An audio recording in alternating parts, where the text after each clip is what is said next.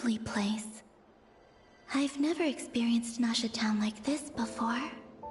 Hey, you old geezer! Your hammer's rusted! Are they quarreling? I'm looking right at him! You've really gone downhill since giving your daughter free rein in the workshop.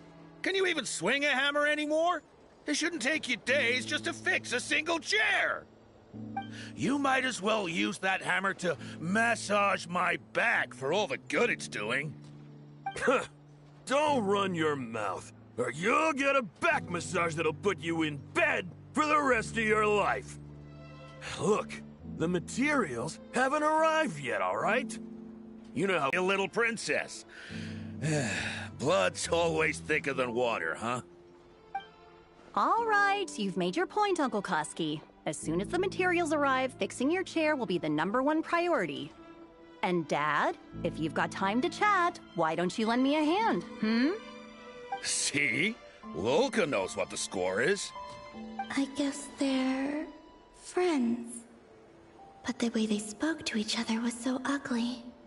Then again, it wouldn't be the first time I've seen something like this. Columbina! Sing outside my door in the middle of the night one more time, and I'll unscrew your vocal cords. You hear me? Oh, Zandrone. So that was her way of trying to be friends with me. What a pity. I won't get the chance to say any ugly things in reply.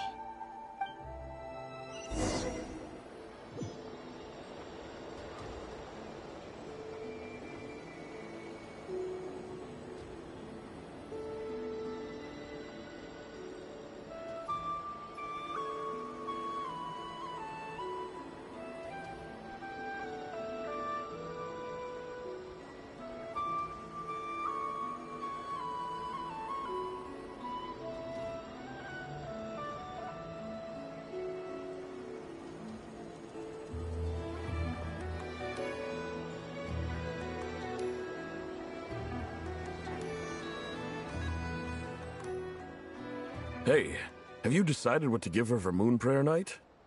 I sure have. She's gonna get the surprise of her life when she's least expecting it. Then I'll whip out the ring and pop the question. The surprise of her life. What a fun turn of phrase. Cool, I get the picture. You can spare me the gushy details. Ooh, looks like we have a customer. Hello there, ma'am. Would you like some Moon Prayer Night candy? Huh? Is he talking to me? Can he see me? Here you go.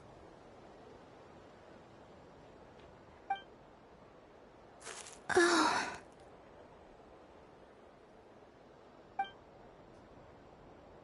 Come back anytime. Right. Now, where were we? I don't know why, but I still held out hope.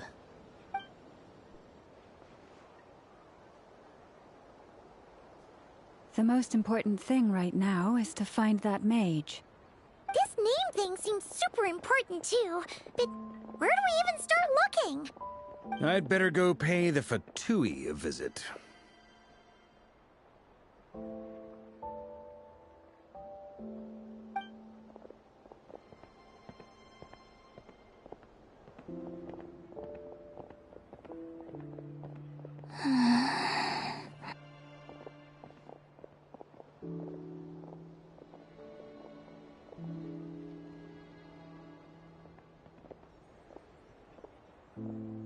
Columbina?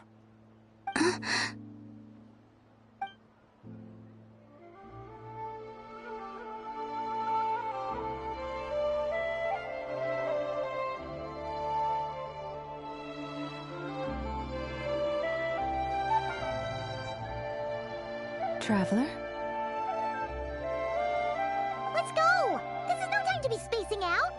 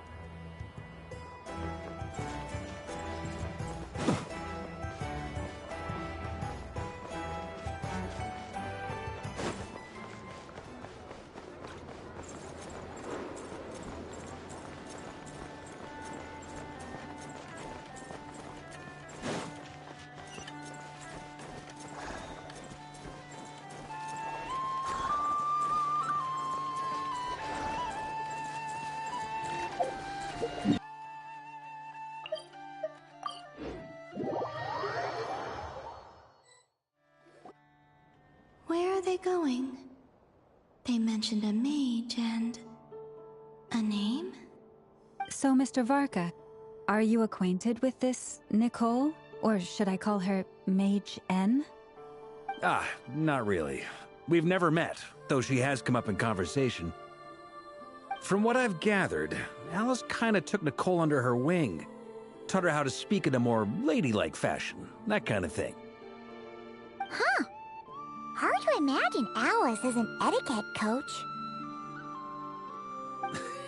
Yeah, Alice is a larger-than-life personality, I'll give you that. But then again, that's why she's able to draw such an eclectic mix of people into her inner circle.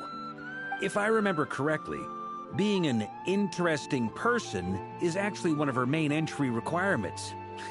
So, if you ever wanted to join the Hexen Circle, I'm sure you'd both be eligible to apply. Hey! Don't go around making promises on Alice's behalf! I wouldn't dare. I'm just trying to paint a picture of the Hexen Circle for you. Okay, sure. Anyway, since none of us have ever met Nicole, how are we supposed to find her? We can't just go up to every woman in sight and ask, "Hey, are you Nicole?" Maybe something she's wearing will give it away? Like, a windbloom pinned to her chest or something. Wait a minute. Alice never said Nicole was from Mondstadt. Oh, true.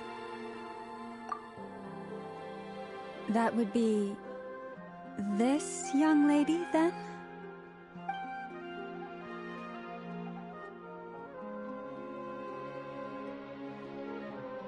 Hey there! Sorry to disturb you, but... are you Miss Nicole? Varka, Knight of Boreas of the Knights of Favonius. Alice might have mentioned me before. Mm-mm. Ah, have we got the wrong person? Sorry. Well, this is awkward. When I shook my head, I meant, no, Alice hasn't mentioned you before.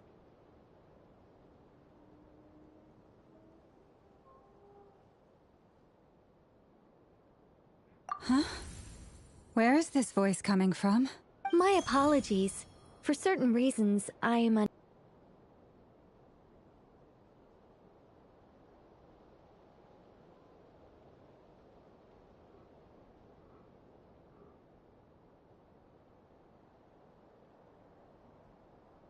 It might take some getting used to, but I hope you can understand. Hey, it's fine. I'm more shocked by the fact that Alice never speaks about me.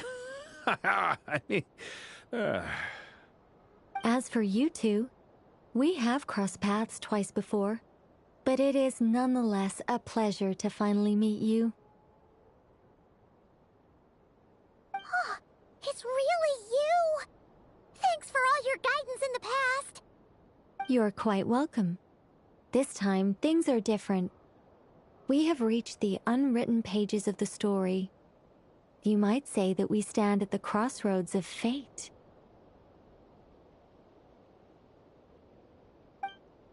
Now then, allow me to formally introduce myself. My name is... No, stop! Alice! I can't believe it! I had a whole speech prepared. I'd agonized over every single word. She always picks the worst moments to ruin other people's plans. I'm so sorry about that. Alice took the liberty of devising some bespoke self-introduction magic for each member of the Hexen Circle. But I could have sworn I deleted all of the triggering conditions for it. How did it bypass everything? Oh gosh, this is so embarrassing. This is a very different side of Nicole than what we're used to. Is she not used to face-to-face interactions? Don't worry about it. We've seen that introduction magic once already, so it wasn't too much of a shock. Please go on, Miss Nicole. We'd love to hear what you have to say, or... well, communicate. Huh? Are they talking to this lady? Will you all promise to forget that horrendously embarrassing introduction? Sorry? Embarrassing? When? Yes. My name is Nicole, and I am one of a very few angels who have retained both their preferred form and their power. The Traveler and Paimon should be no strangers to this concept. There is another of our kind in Natlan. They call her the Lord of the Night. All right! Paimon remembers her! Yes. Well, I have retained more of my power than she. It's because I don't have a long-term duty to fulfill. To be more specific... no. We'll be here all day if I get into the specifics. Moving on. If I'm not mistaken, you are here because you wish to learn how one might reach the moon beyond the sky. That's right. Is that something you can give us any guidance on? Yes, I do know a way. It began with the Hyperboreans, who lived after the War of Funerary Flame. Blank looks. Maybe I should start with the background of the war. Or maybe not. It shouldn't be an issue. I'll fill in the gaps for you when we have more time. Anyway, after that war ended, the three moons retreated to beyond the false sky. The Hyperboreans were humans I once aided. They accepted the civilization and creations bestowed upon them by the angels. But despite accepting many blessings of the angels, many among them still held on to their faith in the moons. They were reluctant to accept the new order. Even after the War of Funerary Flame, they sought to contact the moon goddesses beyond the sky and receive their guidance. But all three had passed away by that point.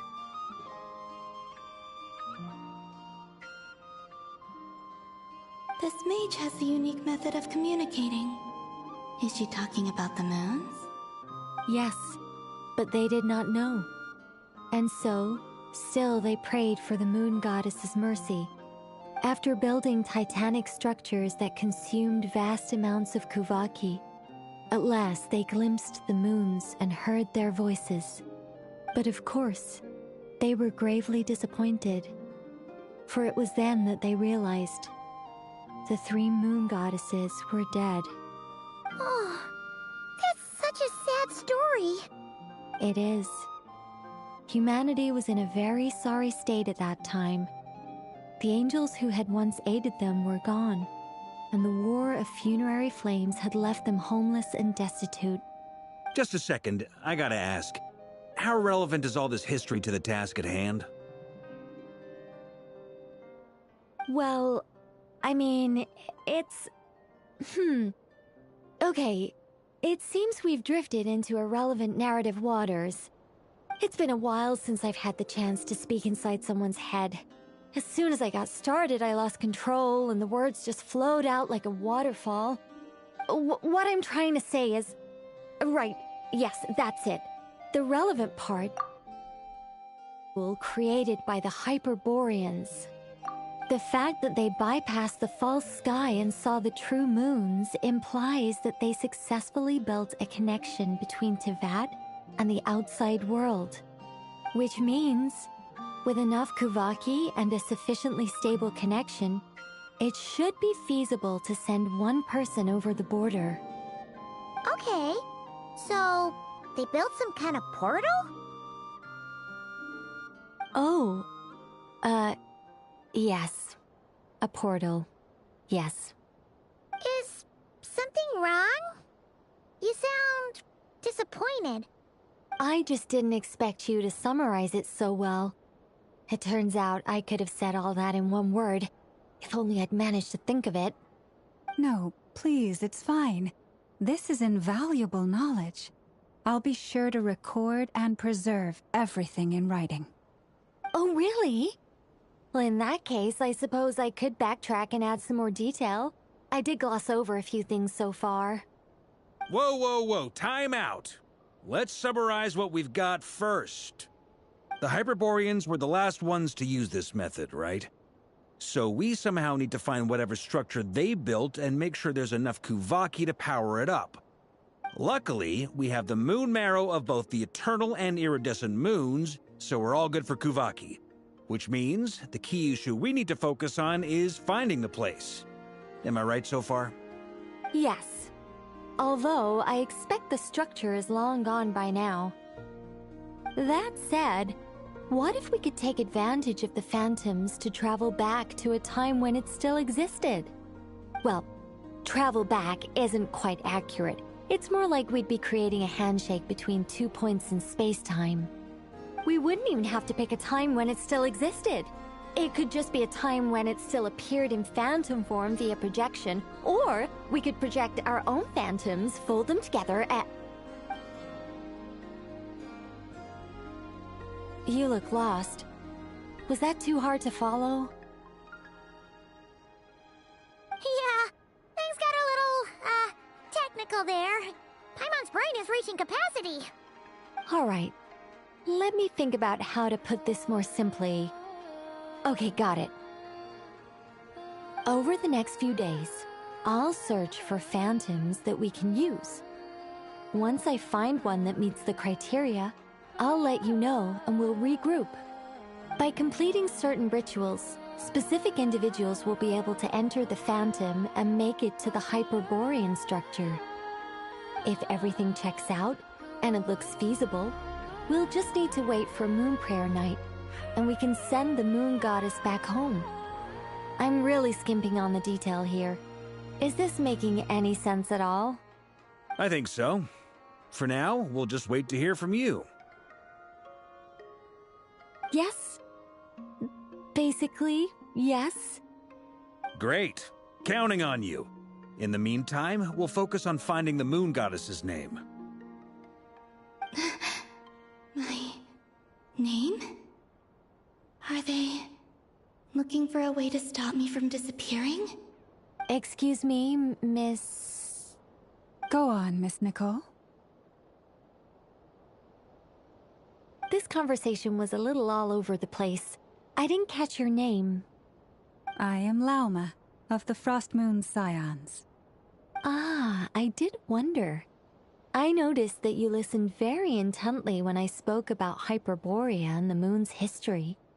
If you'd be interested, I'd love to visit you this evening and go through it again in greater detail. Also, if you were serious about making a record, it would be too risky to simply write down the raw details as is. I would suggest some tweaks. Maybe rewrite the stories as fairy tales or fables, perhaps even prayers. Anyway, we can cross that bridge when we come to it. So, see you later then? Oh, and no need to prepare anything. Just a cup of tea will do. See ya! She seems friendly. It's just... It's so nice to find someone who's actually willing to listen. I've been dying for a chance to finally go through all this systematically from start to finish. Any longer and I'd probably start forgetting it.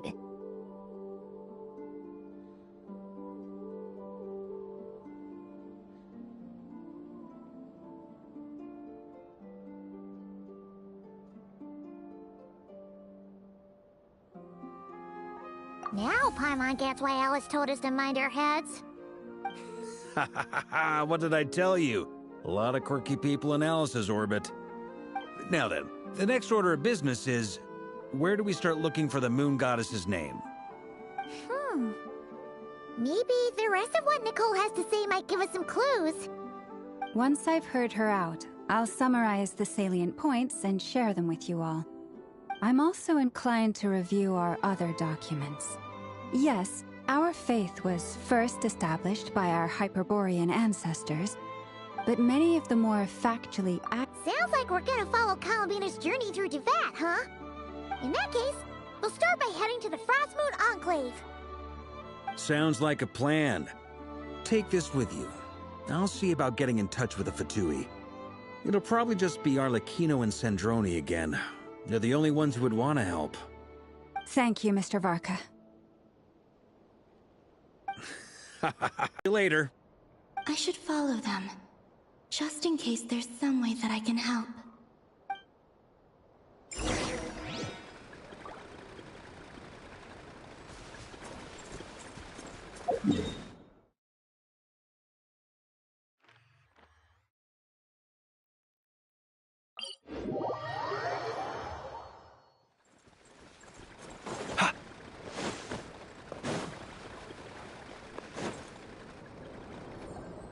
A while ago, I took the time to organize all documents in our possession that pertain to Kutar. What you see here is the material I consider reliable. You're saying there's unreliable material too? Yes. Most of the information we have was transmitted through an oral tradition. Inevitably, some of her stories were mythologized and deified over the years through countless retellings. That's why I organized them into reliable and unreliable.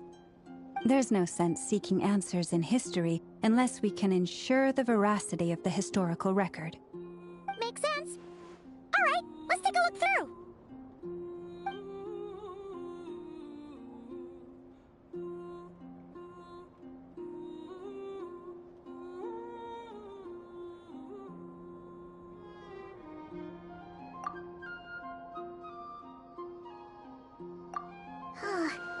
Almost all these records refer to Kutar instead of Columbina.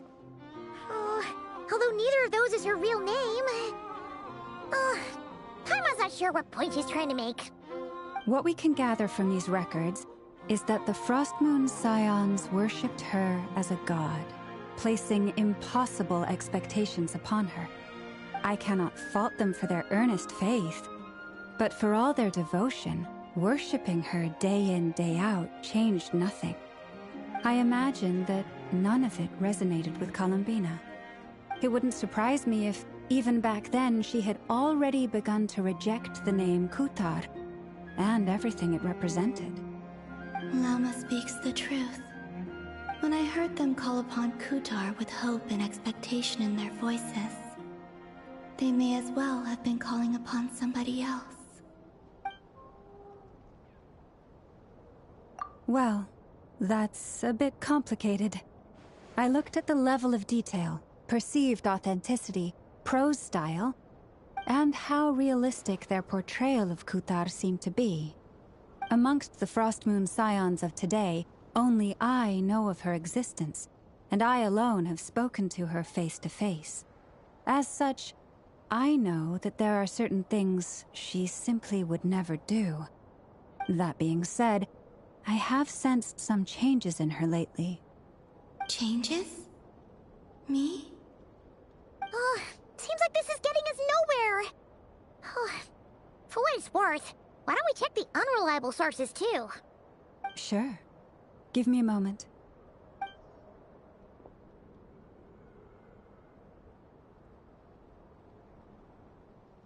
Exerting but a fraction of her divine might, Kutar sheared a great mass from the snow-capped mountain and cast it into the sea, upon whose surface shone the mirror image of the moon. Thus was formed the island of Hisi. Yeah, right. That doesn't even begin to pass the sniff test. The 3 moons are naught but lies through and through. Only one moon has ever shone for us, and Kutar is her name. The vast majority of ancient texts are filled with fanciful tales like these. I trust you understand my criteria a little better now. Kutar did not speak, merely gazing into the distance in silence. And where her gaze landed, this was her prophecy. Clearly, whoever wrote this text never even met Kutar. Otherwise, they'd know that her eyes are always closed. What about you, Traveler? What are you reading?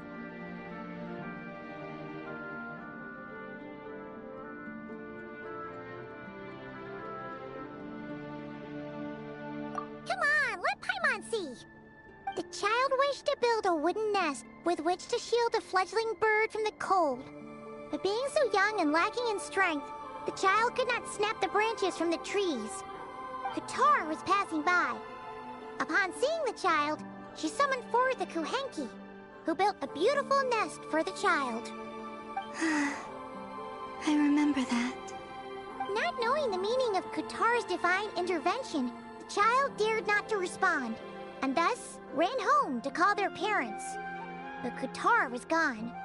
The Moon Chanter declared the event a miracle and took the nest as a relic, placing it on high for all to see. The child was named as one favored by the goddess, and was greatly respected amongst the people. Yet, no further miracles were bestowed, and this matter was forgotten in but a few years. Huh. Any thoughts after reading that? Yeah, Columbina probably just wanted to join the kid in making nests. Ah.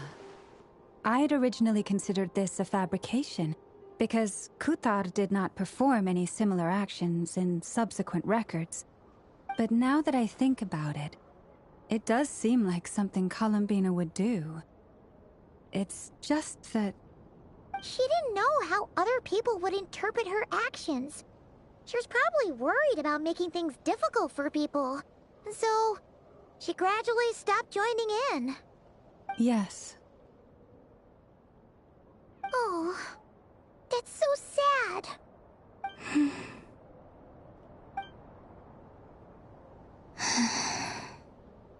And now, I can make no such gestures of warmth, even if I want to.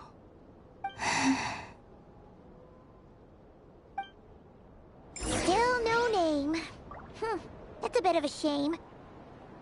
But we did learn some interesting stories. That's gotta count for something. Barca said he was gonna set up a meeting with Arlecchino and Sandrone, right? Let's go back to Nasha Town and see how he's doing.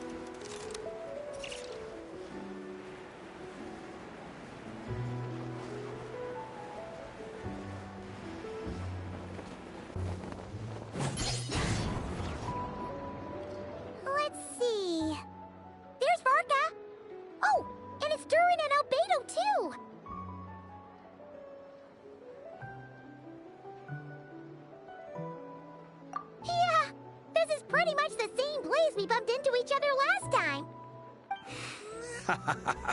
I convinced them to stick around a little longer. We were all waiting on people, so I figured having a little company would help pass the time. Ah, so you've been waiting for us?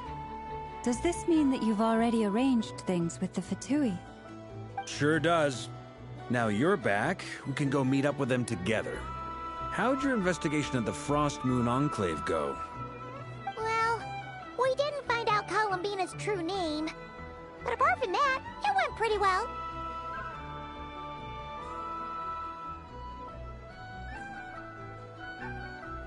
Aha, just as well that I didn't tag along then. I'm sure our moon goddess wouldn't want every man and his dog knowing all about her private life. Still, desperate times, desperate measures, I guess. Someone had to do it. So, Varka was waiting on us, but what about you two? Are you waiting for Alice? Oh, no. We already met with her. We discussed that experiment I mentioned to you last time. Oh, and she also handed me this communication device. That's right. I understand she informed you about the relationship between the Phantom phenomena and Tevat's borders, yes? She wants me to help her with some more experiments on that front. She said that she'll contact me through this device with more information. Ah, I see. Following instructions and making observations. Pretty common research method. Takes me right back to Albedo's lab. Wait, then who exactly are you meeting? Someone you know. Albedo's met him too. But I don't think Miss Lauma or the Grand Master have been introduced. Introductions are overrated, especially in cases like this. It's you! So, it's not like the Academia has prohibitions against going abroad. Also, I applied for leave. I've been writing to Hat Guy since obtaining a human form. I've already brought him up to speed on everything that's been going on in Nodcry. Hat Guy? Turns out, I actually have heard that name before. Oh? Then why did you react the same way I did? I only knew the name, not the fella. But since we're all here, let's do some introductions for what it's worth. I'm Varka, Grand Master of the Knights of Favonius. Lauma, Moon Chanter of the Frost Moon Scions. And I'm a Driosh from the Vahumana Darshan of the Sumeru Academia. Hat Guy. Good to see you again, Mr. Guy. I believe we last saw each other on the boat ride here.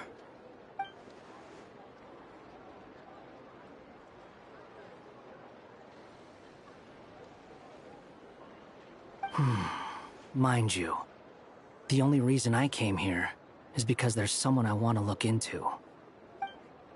Who's that? The Doctor, also known as Dottore, second of the Fatui Harbingers.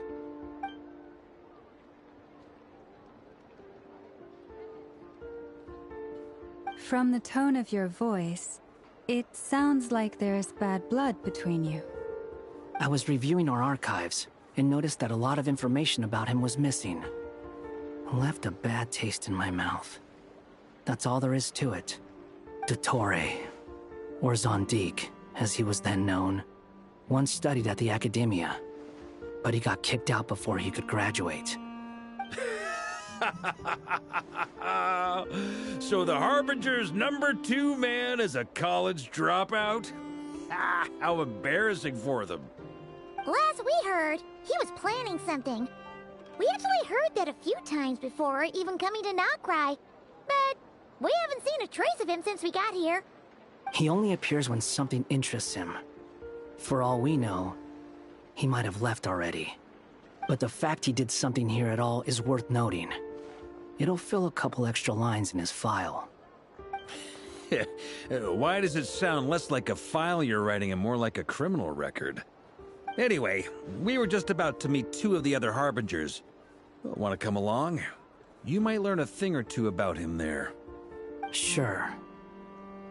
Even though they're Harbingers, well, they're old acquaintances of ours, so, you know, when you talk to them, try to be... I got it. The Frost Moon Scions' relations with the Fatui remain tense. Forgive me if I do not attend. In that case, we'll continue assisting Miss Alice with her experiments. Good stuff. Everyone's having a fruitful time. All right, we better get going. I'll lead the way.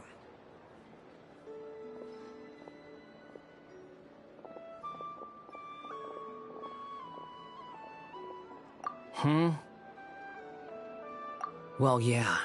That's obviously part of it. But I'm not the only one who has a score to settle with him. Neither you, nor Lesser Lord Kusanali, nor I want to see him meddling with... What's the hurry? Don't worry. Pigeons always know which way home is.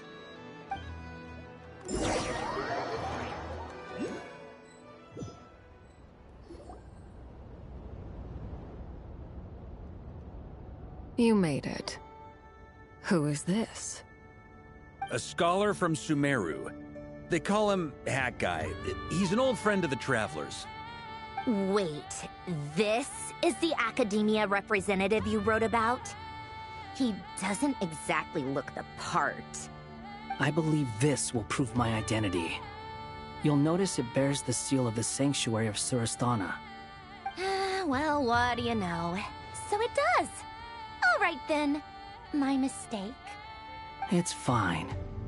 I expected as much. What?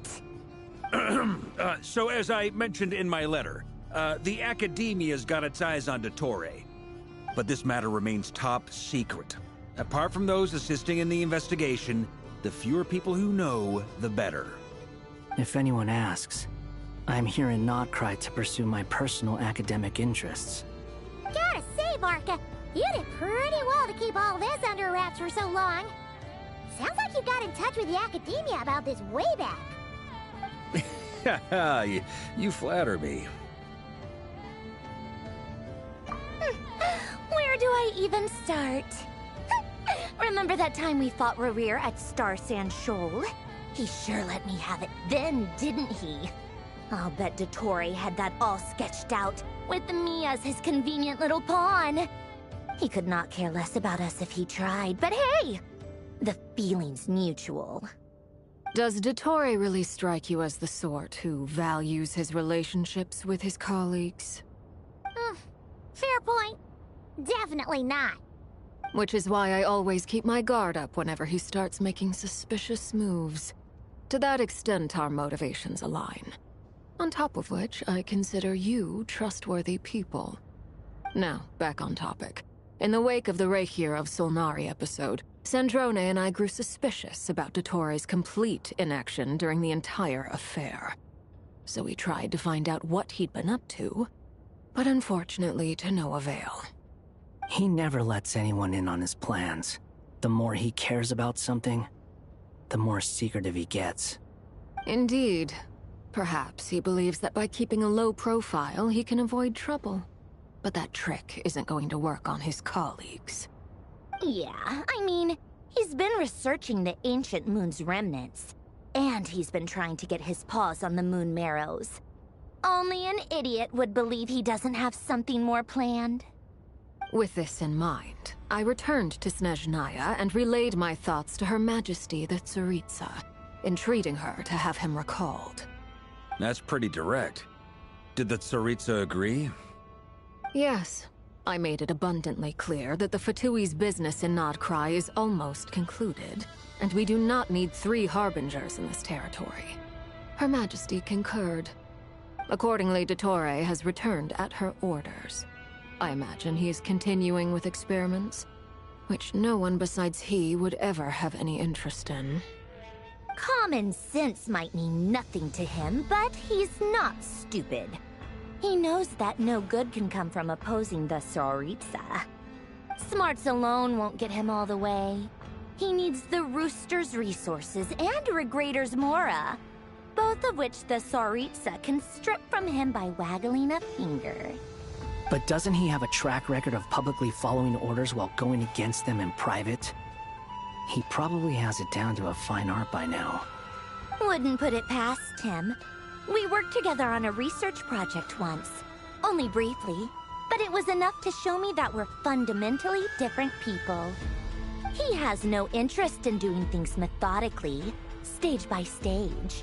His thoughts jump all over the place, and the moment his curiosity is satisfied, or he gets the results he wants, he disappears. The only similarity we share is that, once we set our minds on doing something, we will see it done, whatever it takes. Well, we definitely saw some of that in your battle with Rerir. You got so competitive. Ugh, do not remind me. Then I believe we all concur. Dottore will not simply give up. Fantastic. Now this is turning into a whole day of unpleasant memories. Ugh. Are you talking about the moon marrow stuff?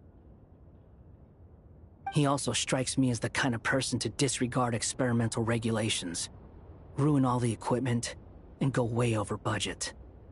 Then leave the first person he can find to deal with the fallout. Exactly.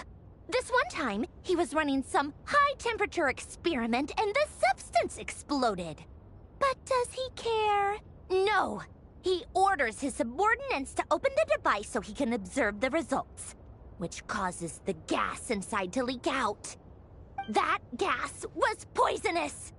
If I hadn't been there, who knows how many people might have died. And after all that, he left while I was still cleaning up after his mess. What a waste of time, he said. Waste of time? The nerve!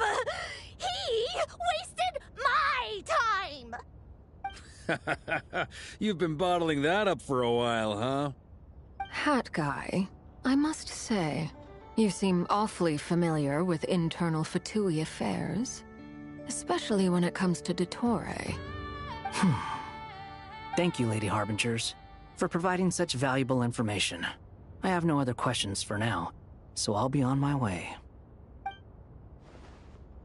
Wait, what? You're just gonna leave? You're welcome to join if you want. Ugh. Just when Paimon thought he'd finally mellowed out. He makes quite the impression. I'll say. I've met tons of headstrong people, but not many of them would join me in bad-mouthing Dottore. Anyway, back to the main agenda. Barca, you said that Columbina has gone missing? Or rather, disappeared. Yeah. We're working on building a connection between her and this world. The simplest method is to find out her real name. I've actually asked her that question before, but she said she didn't know. Considering our relationship, I doubt she was lying to me. As far as I recall, she was never dispatched by Her Majesty to claim a gnosis or anything like that. The Tsaritsa's plans had long contained a place specifically for her. I always thought that was weird. What could she do that the rest of us couldn't? Knowing what we do now, it's probably something related to Kavaki, right? More than likely. When she first arrived, Columbina would often go to Her Majesty and ask when she could start the task assigned to her. But Her Majesty always gave the same reply. The time has not yet come. So she spent her days in Snezhnaya doing basically nothing.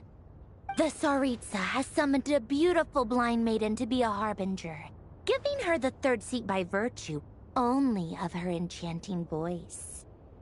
It was a dumb and stupid rumor, but the reality of the situation made it hard to refute. And what happened after that? I imagine she stopped caring. She no longer seemed to care why she had been recruited, and Her Majesty never gave her any missions, so she just continued to sing in the flower garden. For my part, I was busy. So busy, in fact, that watching someone be that idol had me fuming. But still, I got the sense that she had long been used to a life of other people claiming she was needed when she wasn't. I just felt that having a place to stay would cost me something eventually. And so I waited quietly for the day that I would have to pay the price. And on the other end of that spectrum, you had me. Someone once told me that I had the lousiest work and the toughest luck. That's a good way of putting it. I forget who said it, but those words have always stuck with me.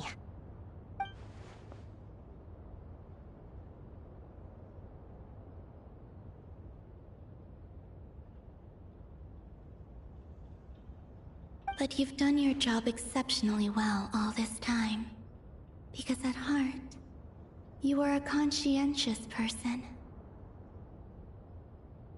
What is it?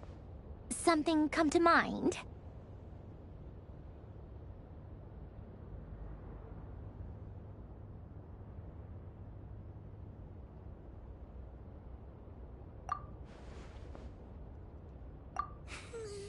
That makes sense. Nothing screams you are needed like your name shouted from across the town. Well, good luck with it. But if you ask me, Columbina is still the most shoutable name. I'm just so used to it now. After all the arguments we've had, I can't be bothered trying to remember another name for her. Nor I. Sandrone. Harlequino.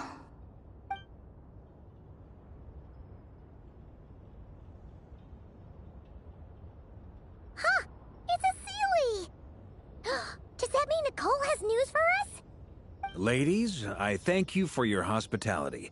If the chance ever comes up, I definitely owe you both a drink sometime. I'm sure it will. You can make your own way out. Heck, you've been here enough times, you probably know your way around better than I do. Okay! Time to do what adventurers do best. Follow that Sealy!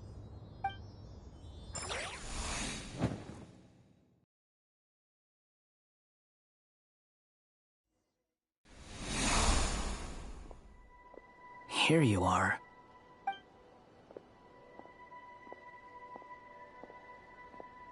Oh, Hat Guy. How come you're back so soon? Did things go all right with the Fatui? Fine. Tottori's been summoned home by the Tsaritsa. Couldn't get much more than that. How about you? Any progress with the investigation? Unfortunately not. We've tried everything. Different phantoms, different locations, different points in history. But the results were the same each time. Abyssal monsters roaming the land. People crying out in despair, with no hope of being rescued. Every time I see it, I can't help but think, is this what it was like in Mondstadt when Dragonspine Durin attacked? And, if I fail in the task I've been given, will I create yet another tragedy? That's just meaningless speculation. When we encountered similar phenomena previously, I tried to interfere with those illusions, using sounds and lights to guide them. However, we could not change their fates. At most, we were able to extend their existences. The events of the past are like fate that has been written into Irminsul. There isn't a living thing in Teyvat that can escape its past. But Miss Alice instructed us to try to find ways to change the outcome that these phantoms face. It's an impossible task. Can't you just refuse? Since she asked us to do this, I feel like it can't truly be impossible. Or if it is, well, mages can make the impossible possible. I could not have been born as Durin otherwise. But you also said that your past 39 attempts were fruitless. That's true. But you're still going. Yes. After this many futile attempts, surely you realize that you're not doing this because you still believe what some mage told you. It's because you want her hypothesis to come true. It's something you wish for deep inside. So, think for yourself about what you want to do. As long as you don't believe it's futile, it isn't. Yeah. Previous experience indicates that we cannot touch the phantoms, which limits the effectiveness of our interventions. If we want to clear this hurdle, we need to break this rule somehow. Same thought here. Following the same rules means repeating the same failures. Reducing ourselves to mere playthings of fate. So you mean we need to figure out a way to make contact with them despite knowing that we can't? Yes, and I suspect that's something only you are capable of. Everything in Teyvat is logged in Irminsul, but the withering that once occurred in Sumeru was a sign that the Great World Tree was being corrupted. This corruption allowed things that should not have existed in Teyvat to appear. This is tantamount to rewriting reality to an extent. You're saying abyssal power might be able to affect those phantoms? No one's ever tried it before. If you're gonna try it, it'll take courage. And you have to be confident that you can control it. Is anyone there? Has anyone seen my daughter? She's missing. I have to find her. I hear someone inside. Spargana? Are you in there?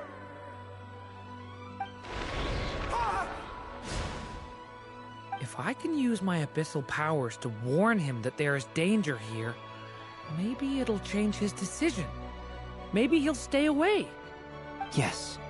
The important thing is not the nature of the power, but rather how you use it. To intimidate and obstruct. Sounds about right for the Abyss. Well, let me try. I should be able to influence that thing. Have you seen a little girl? What? This isn't the time for that! Just run! Where are all these monsters coming from?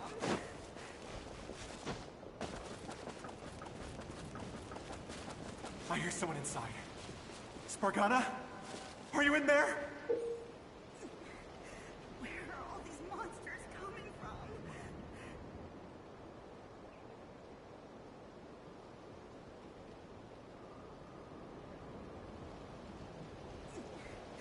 Where are all these monsters coming from?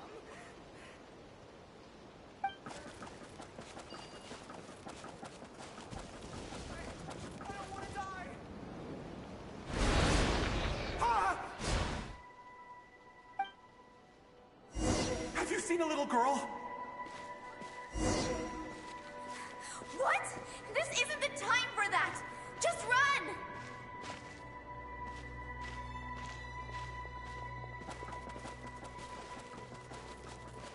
I hear someone inside. Spargana? Are you in there? Where are all these monsters coming from?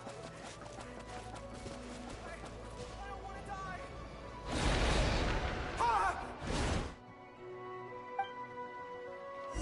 Have you seen a little girl? What? This isn't the time for that! Just run! I don't want to die! I hear someone inside. Spargana? Are you in there? What is this? Looks dangerous. I should get out of here.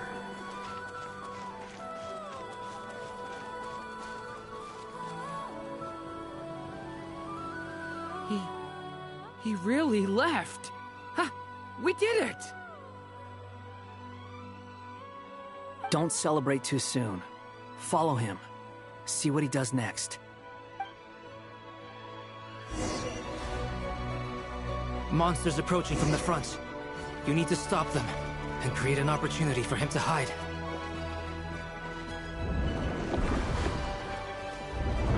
No! There's monsters ahead!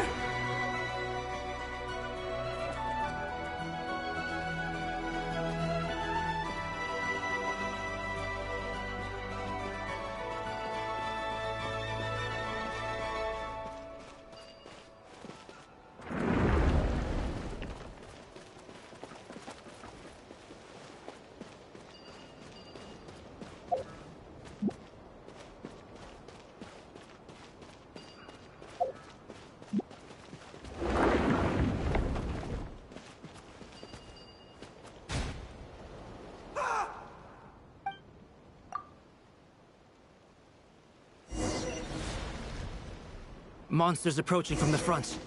You need to stop them and create an opportunity for him to hide.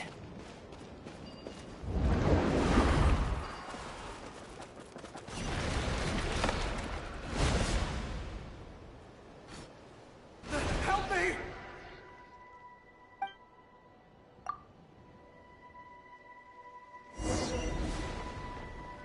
Monsters approaching from the front. You need to stop them and create an opportunity for him to hide.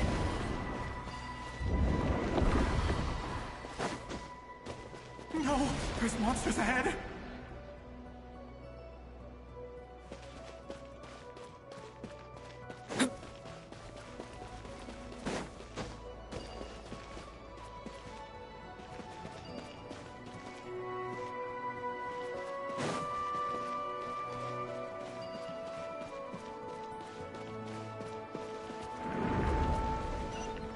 Wait, is that the barrier I saw earlier?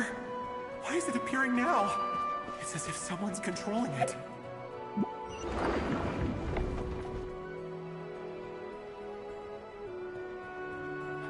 are gone. Is it safe now?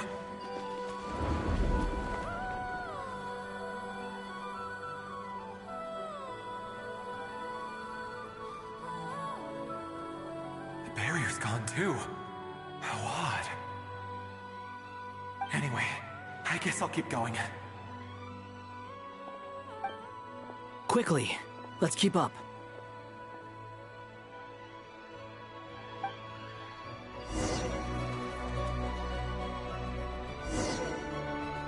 Wait, there was someone else here? Don't go any further. We've got anti-monster traps laid out everywhere. But my daughter must just be up ahead. I have to go. This way's blocked.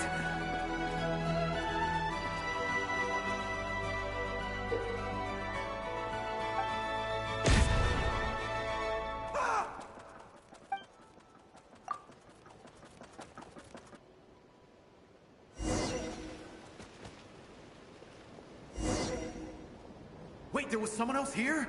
Don't go any further. We've got anti-monster traps laid out everywhere. But my daughter must just be up ahead. I have to go. This way's blocked.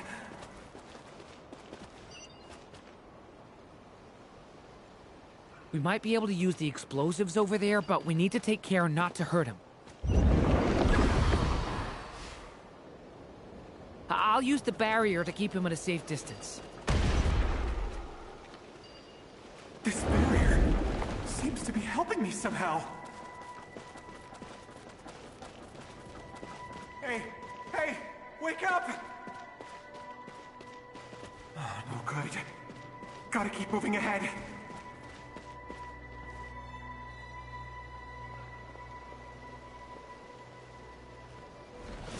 So many monsters!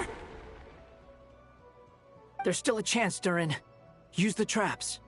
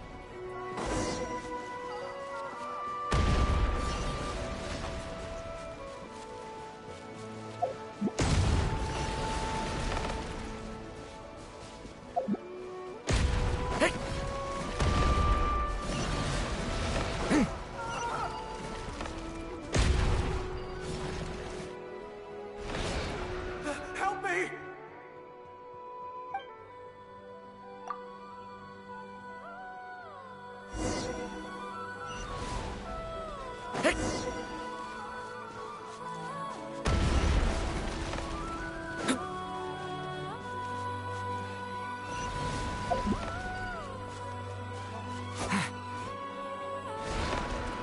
Help me!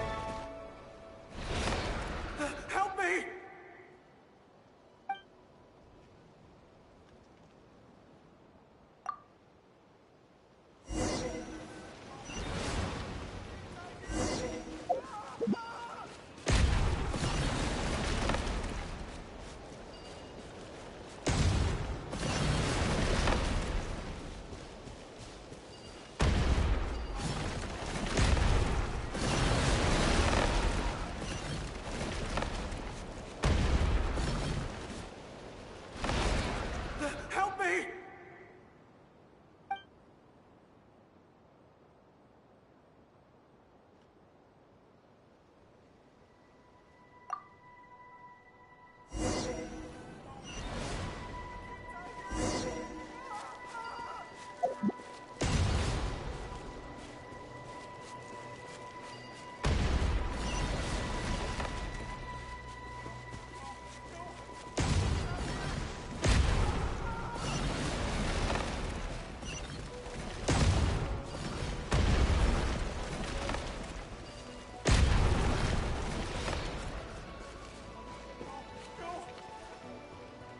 This is a new development. I've never seen this happen before.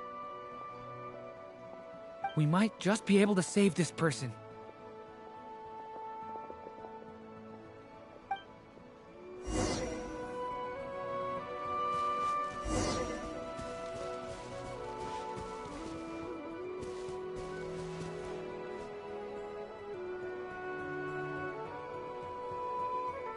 Hello there. Have you seen my daughter? Spargana's her name. She's carrying a large backpack. Get out while you still can, you fool. You won't find any survivors here. But I can't just leave her here. She must be so scared right now. Sorry. Wish I could help, but I haven't seen her. You'll just have to keep looking. Okay, thank you. If I do find her, I'll get her to shelter and come back for you. Don't bother. I've got nowhere left to go.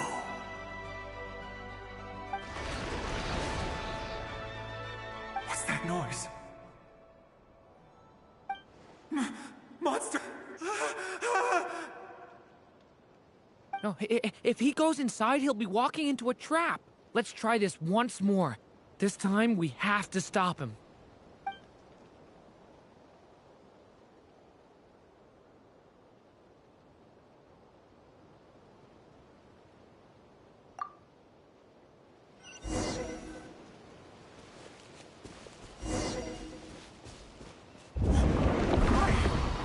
How will I know where Spargana's gone like this? You know what? I'll trust this strange barrier. It's gotten me this far after all.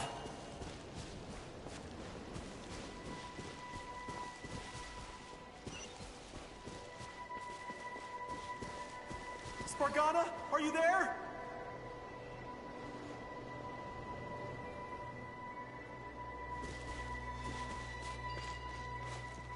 What? What's this? Hey! Let us out!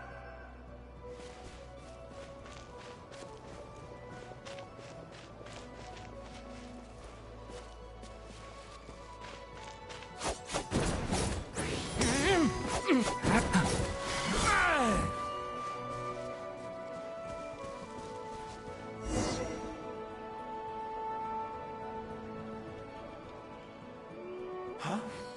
That looks like one of my daughter's books! Thank you. Thank you! Yes, it's one of hers for sure. That's her name on it right there. She left her backpack here.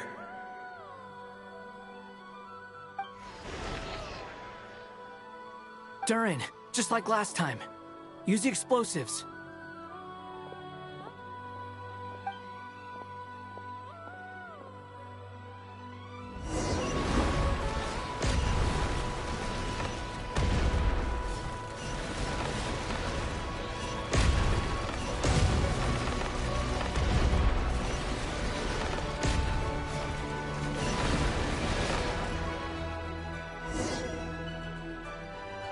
It won't work.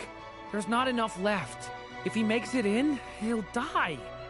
But then, this clue could be the key to him finding his daughter. It might not be the only one. Better he misses that clue than loses his life. I guess so.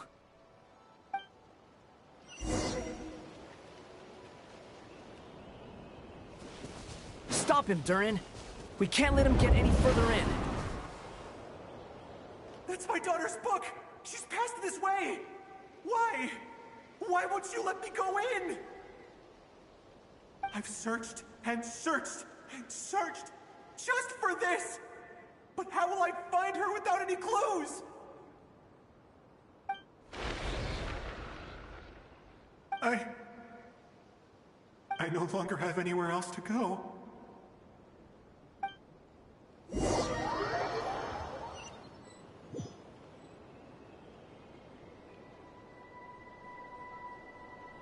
I'm sorry.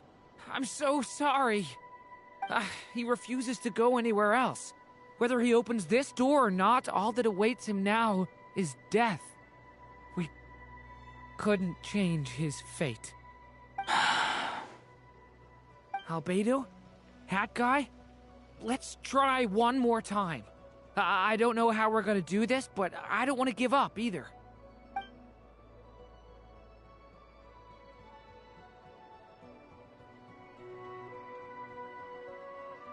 Why am I here? What's going on? All these scenes running through my head. Where are they from? Huh? What's going on? His reactions have changed. How many times have I... What's happening to me? Huh? Wait. Who are you? You can see us now? I feel like I always could, but that I only just realized you were there. I'm sorry, I don't know how to describe what I'm feeling. But you were the ones guiding me using that marked barrier, right? I haven't done anything yet, but those monsters, those deaths, they feel like memories. Like things I really did experience. I won't find my daughter. In fact, I'll ultimately die trying to find her. Isn't that right? Well, no, it isn't. Yes, it is. Even so, we're trying to find a way out of this. You've not seen my daughter either, have you?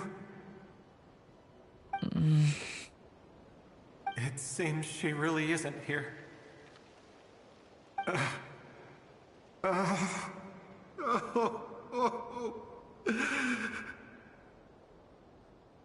I'm sorry we couldn't help you.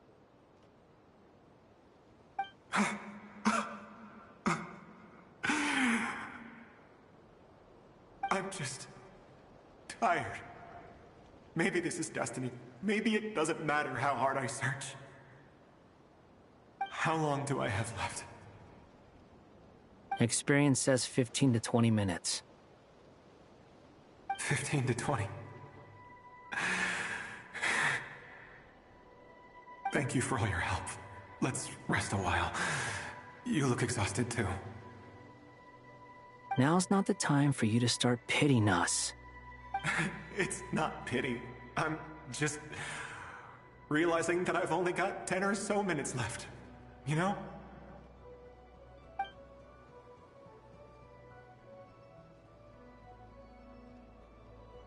You say you're from Mondstadt, yes? A place with windmills, where people enjoy limitless freedom?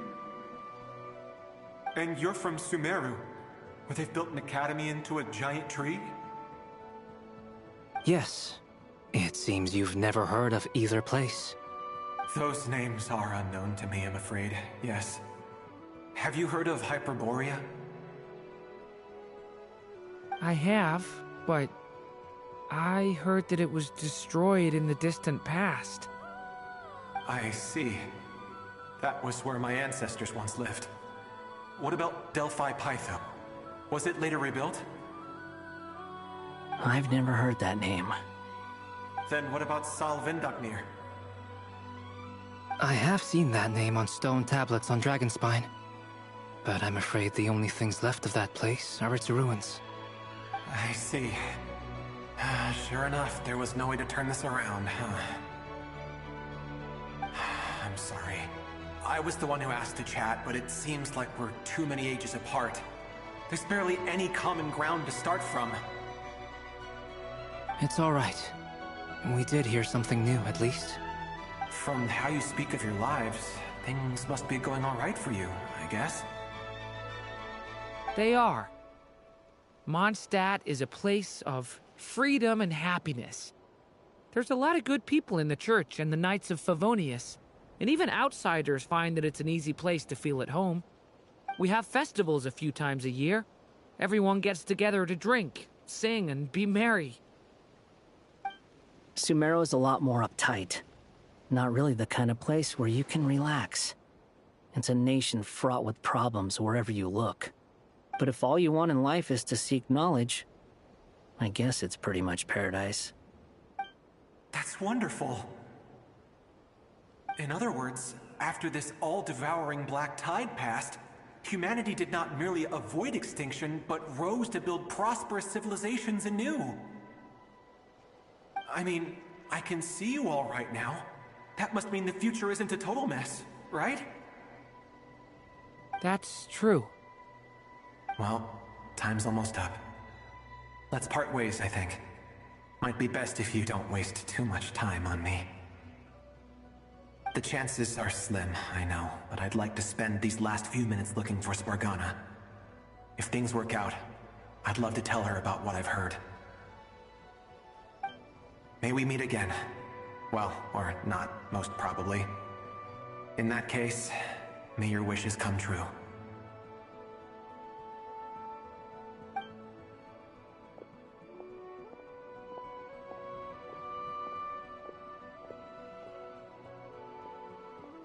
He's gone. In a few minutes, he will meet the end that was his to begin with. The ending of this tale did not change, but I believe that we've just made the most progress we have yet. May your wishes come true. If only it were so simple. Hat Guy, could I ask you a question? You've never talked about your past. It seems complicated, and it weighs heavily on you, too. Would you be willing to tell me about it? I mean, sometimes it's better to get things out in the open. Take that guy we try to help, for instance. At least he said goodbye with a smile, right? I know about Albedo's past. Our experiences are very similar, and he created me. As for you, you're my first friend, and you've witnessed every step I've taken. But by comparison, I know nothing about you. Either way, I mean, we're still best friends. But if I knew more about you, I might understand your thoughts a bit better. I've told you about myself. I'm a student at the Academia. And what did you do before that? Prepared for the entrance exam? All right. If you really don't want to talk about it, I won't press you any further.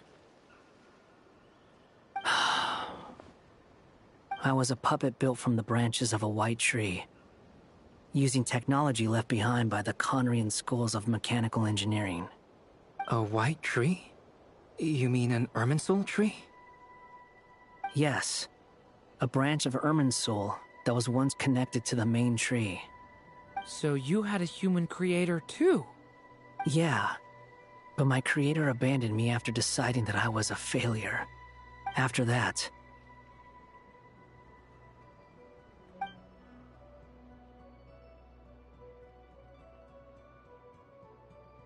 Durin.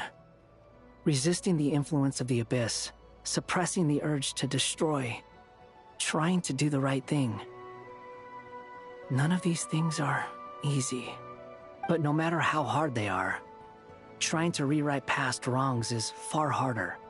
You asked me if you would create a new tragedy if you failed. I told you there was no point speculating about that.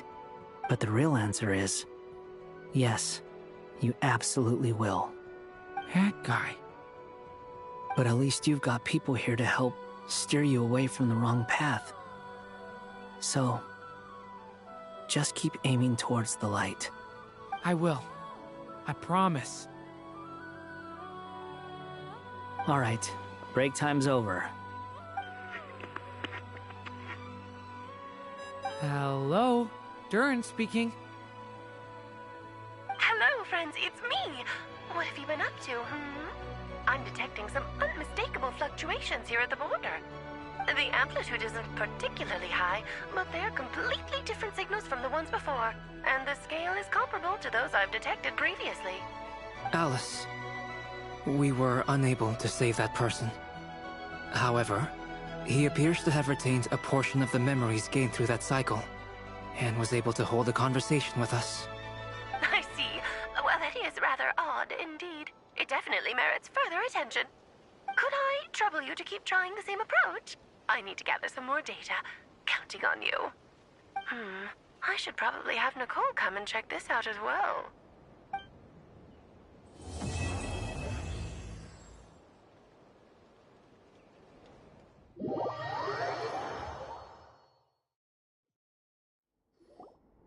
There you are. I was worried you might stop to collect treasure chests opened by the Seelie along the way. It would have taken you so much longer to get here. Another conversation I cannot hear. I am delighted to see that you understand what takes priority, and that your adventurer's instinct has not swayed your resolve. Really, I must applaud you for it. You should know.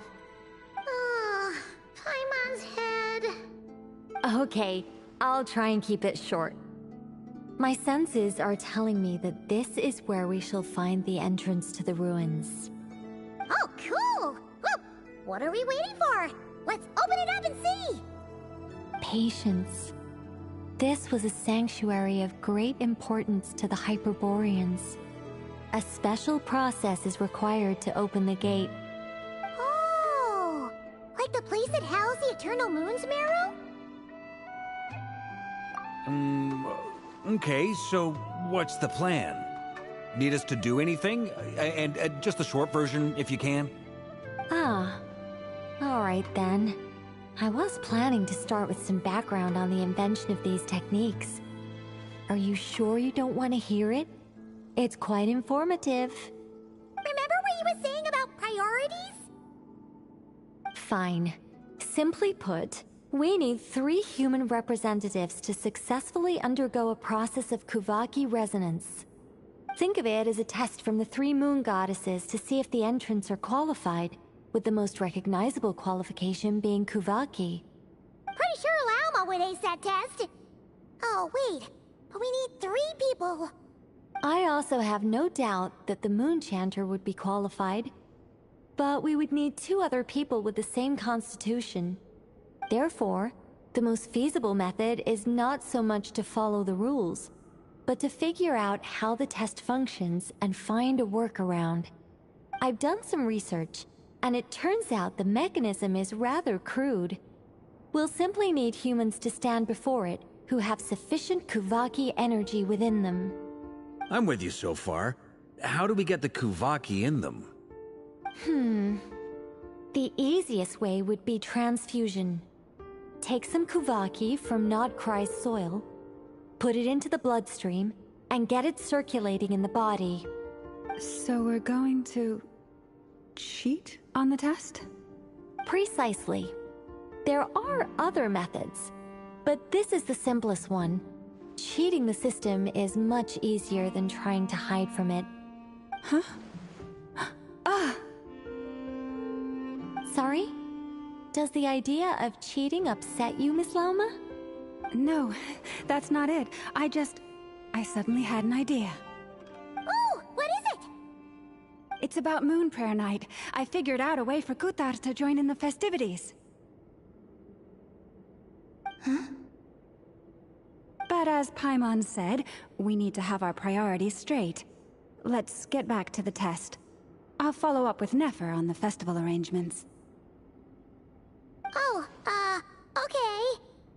Anyway, is this really the best method we have? A Kuvaki transfusion sounds dangerous, no matter how you slice it. If you think that's dangerous, wait till you hear the other methods. I'd be more than happy to go through them if you'd like. There are several. No need, we're good. Let's go with this one.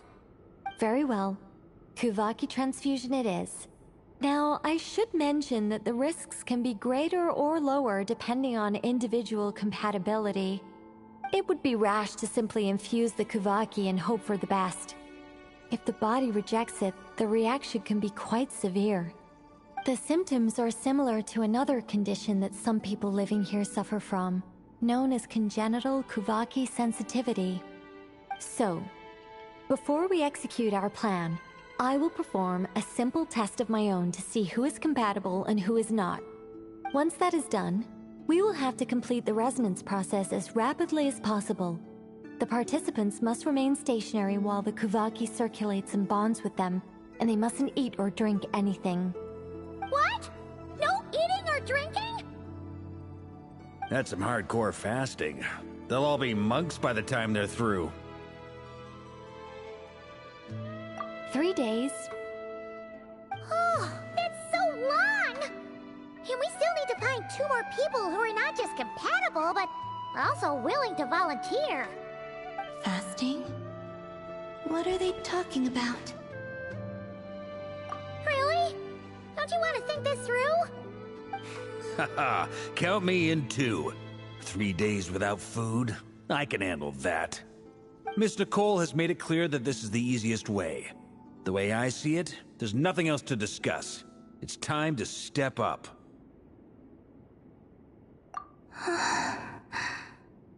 Yeah, you're right. In that case, Paimon volunteers to be Captain of Logistics. She'll keep the fires lit and grab some spare clothes to keep you comfortable.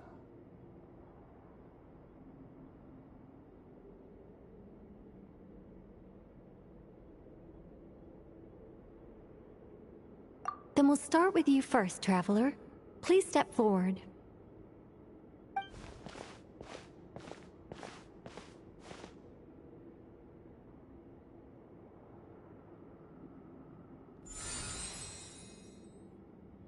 How's it going? Do you feel anything? How about now?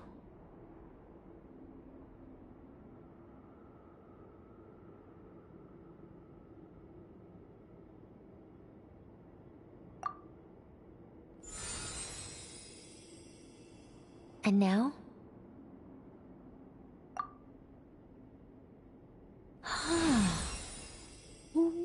What about now?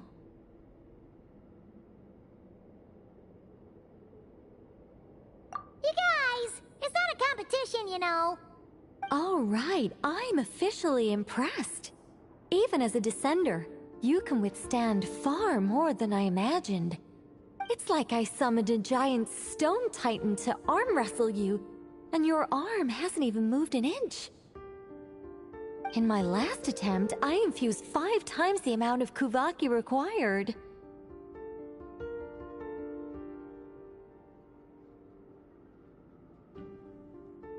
Yes, safe to say, compatibility won't be an issue for you. You're eligible to join. You're next, Mr. Barca. Sure, here goes nothing. All right, I'll start where we left off. 5 times the required Kuvaki dose, Whoa, whoa, whoa, hey, wait a minute. How's it going? Ooh, no, not great. I kind of want to puke. Feels like I've been drinking too much. A few bottles of wine, then a big stein of Dark Horse. Some hard liquor from Leo I mixed in. You think this is funny? I just lost to a young lady in an arm wrestling contest. I'm never gonna live that down. My apologies. I'll lower the concentration and try again. Oh. How's it going now? I'm not as dizzy as last time, but I can still feel it pulsing around. In that case, you wouldn't be an ideal choice, Mr. Varka. Let's try someone else. Okay.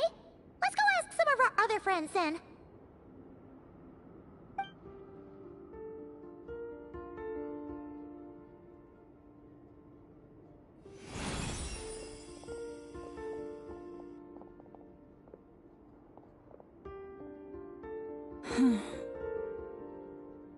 No surprises here, Miss Moonchanter. You're perfectly compatible. You may join.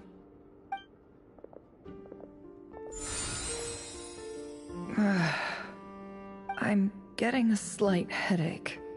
Shame. You were so close. Whoa, I'm itching all over. Allergic reaction. We can't have that. Huh? Well, are you gonna start a what? The Hexenzirkel is an organization that cares for and protects children. We will not have them do dangerous things. Not even tests.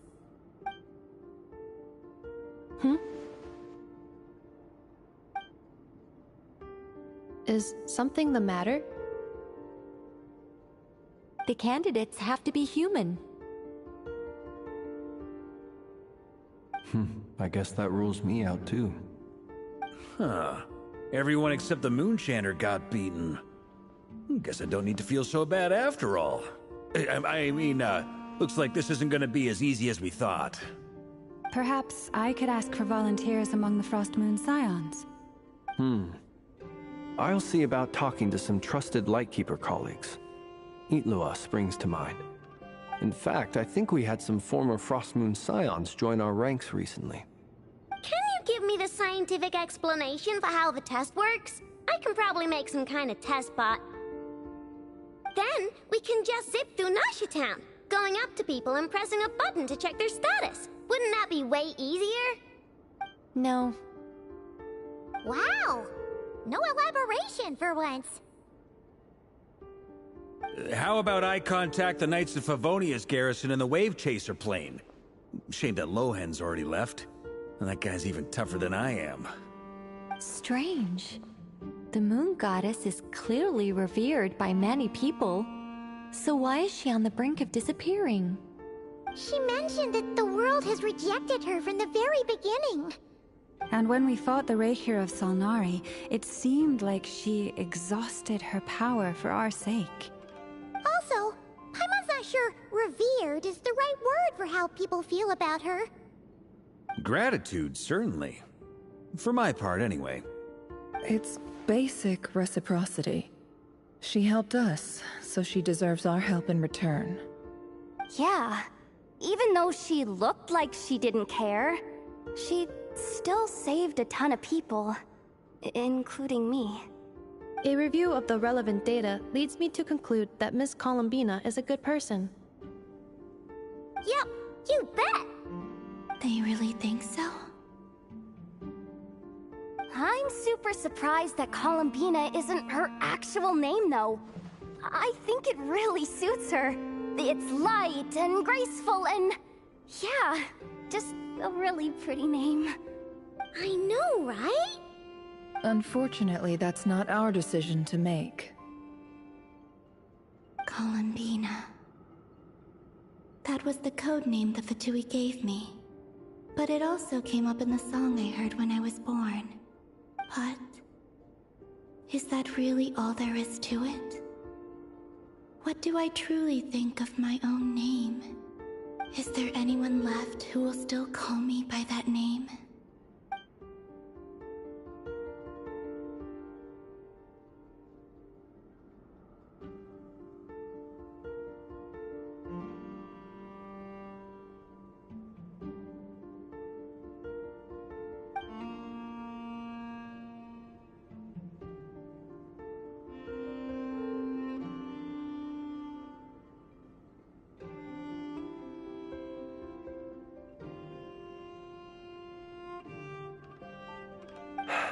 Moon Prayer Night is getting closer by the day.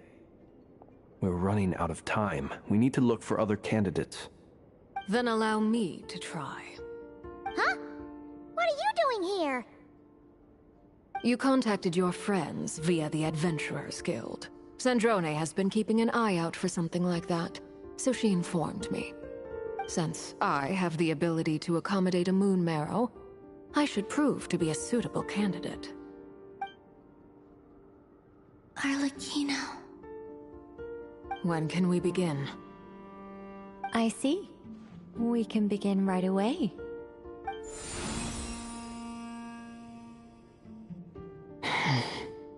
How was it? Did you feel any discomfort? Not at all. Then it seems we shan't need to look for additional candidates after all. Great! Cool. Alright, like Paimon said, the rest of us can take turns making sure the three of them stay warm and comfy. Then, my job is to take care of the caretakers. I will ensure everyone receives food and accommodation.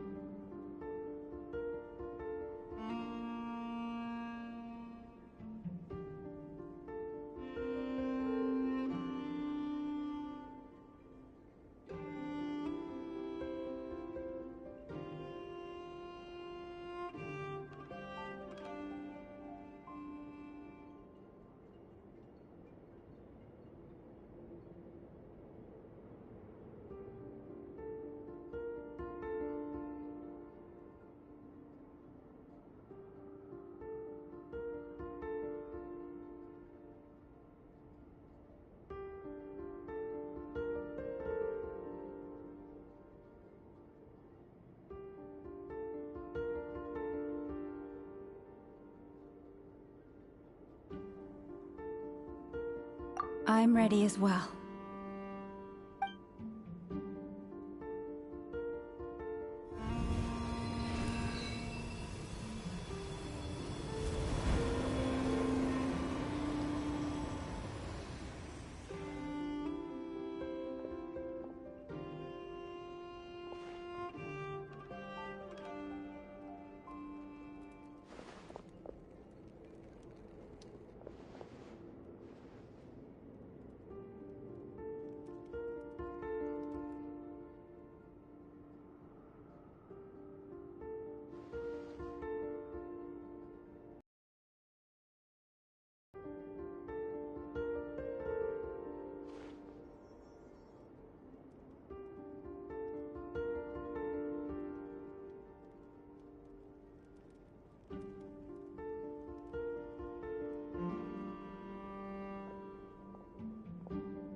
The work is done. The sacred scroll shut. The stars grow dim, the people silent. The white sun sets, the silver moon rises. O path to the temple, appear now before us.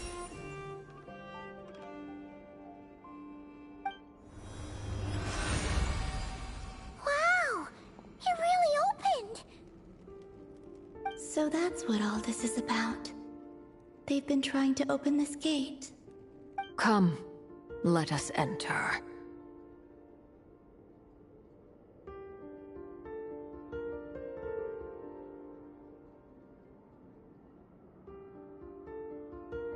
it might be best to eat something first. Take care to chew properly and swallow slowly. It will give your body time to readjust to the digestion process. They will head in soon. They will need to enter this gate.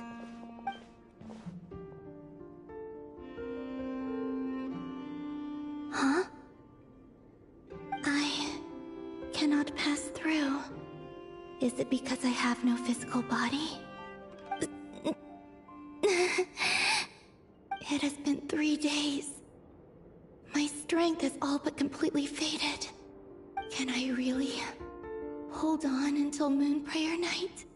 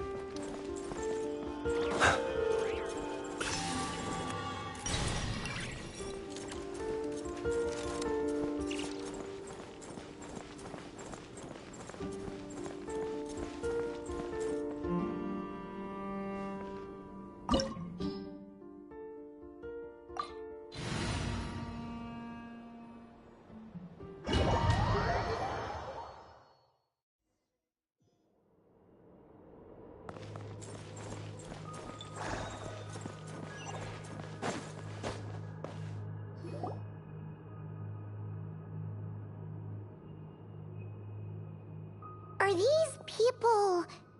Judging by their clothes, they appear to be phantom Hyperboreans from the distant past. That could mean they have some clues about the moon goddess's name, right?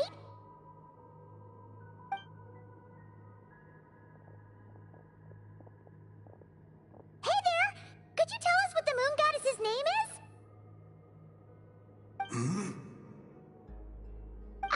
Sorry. That's probably a weird question, huh? How do we explain this? The moons are long gone, and their goddesses are dead. Their names no longer mean anything. When a new moon goddess is born, we will surely know her name. We have used every last resource at our disposal. All that remains is to wait, patiently and quietly.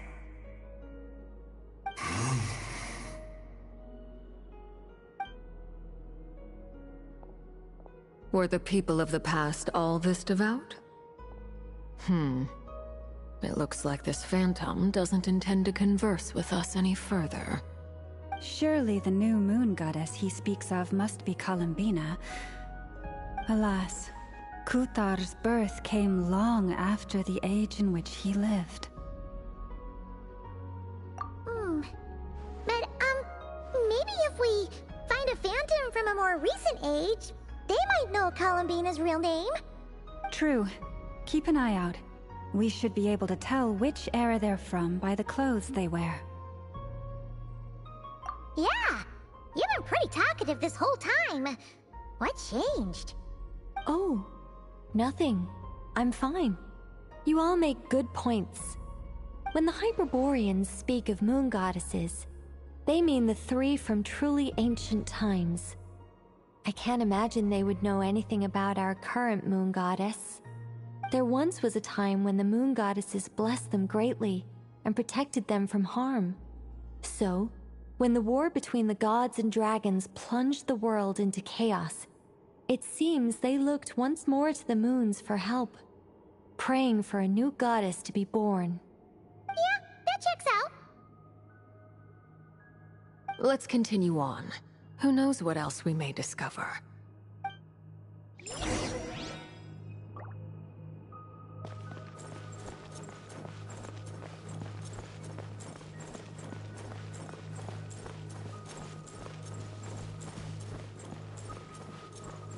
There's a door blocking this path. Not a problem. Try this.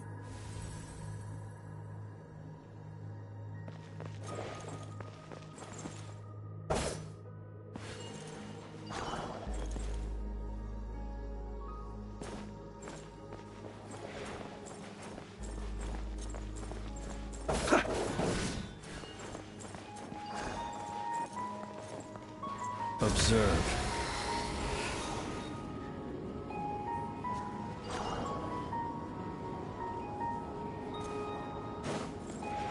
Close your eyes.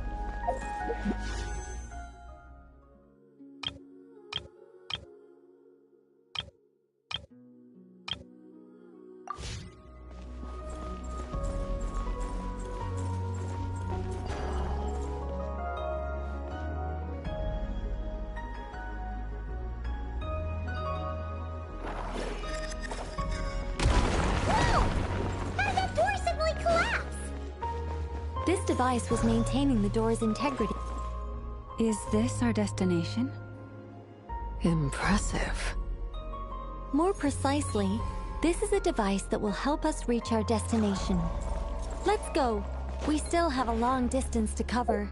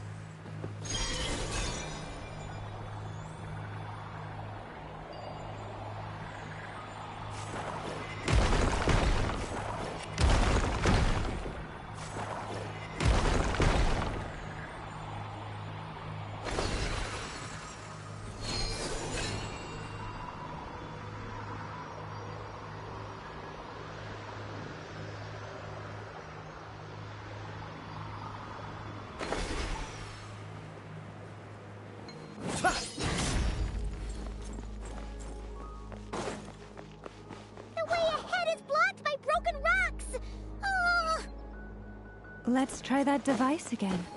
Remember the door from earlier?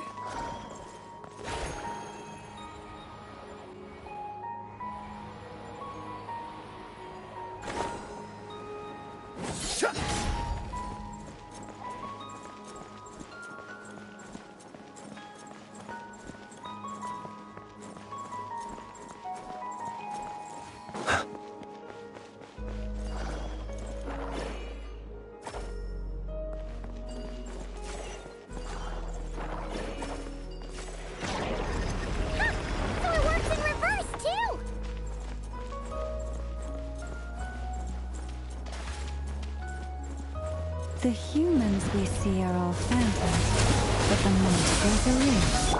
What a fascinating place. There'll be plenty of time to admire it later. Attack! That's the way, coming at ya!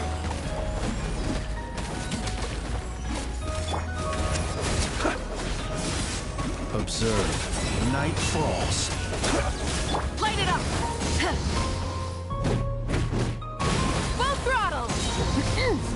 Wrath from the sky!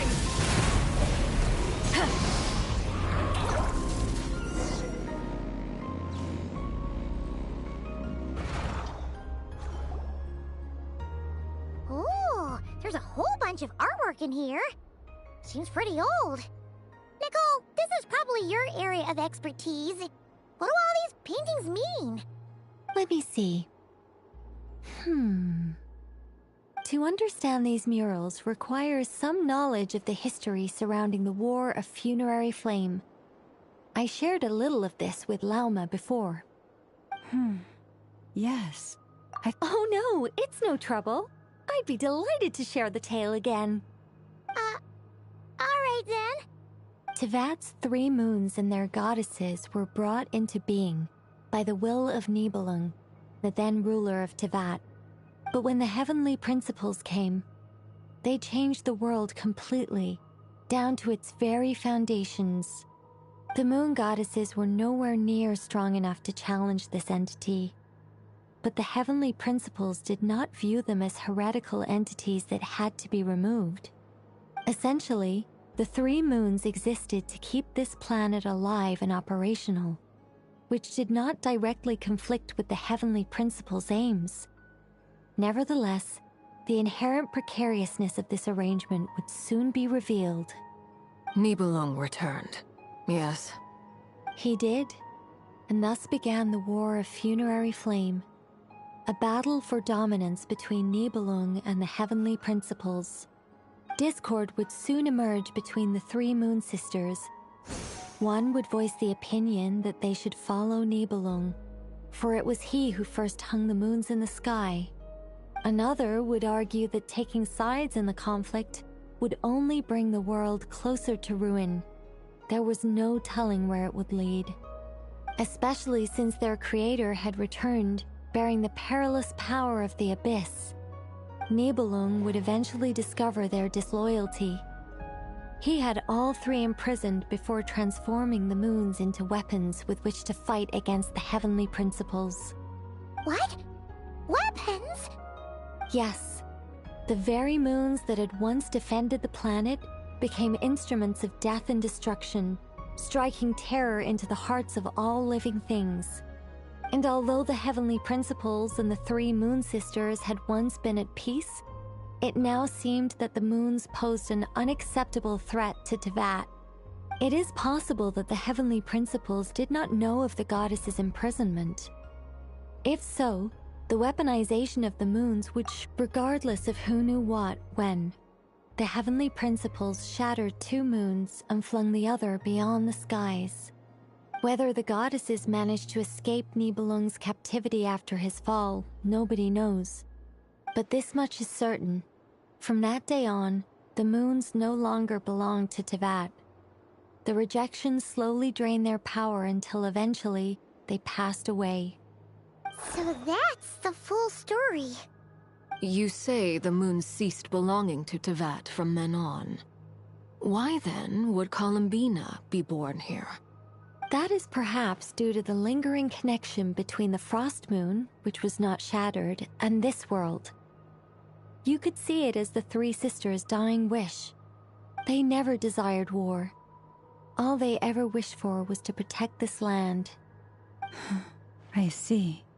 If the final fate of the 3 goddesses is as you say, then Columbina faces the same grave danger. Our investigation has yet to bear fruit. We must hurry. Yeah, you're right! Let's keep going!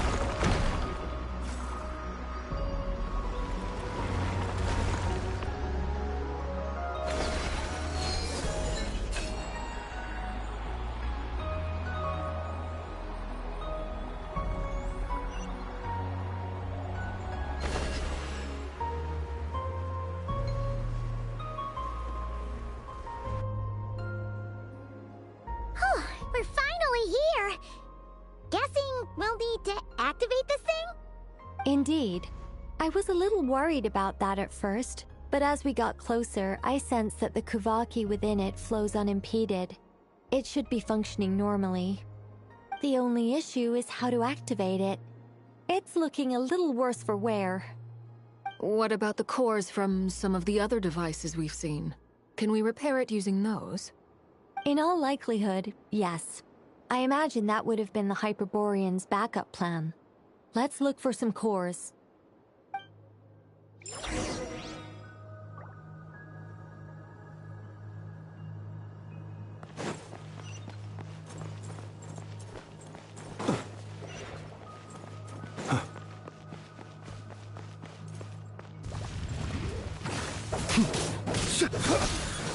Rise with the sun! Coming at ya! Coming at ya! Ha! Force one! Barbados, guide us. Pyroclastic surge!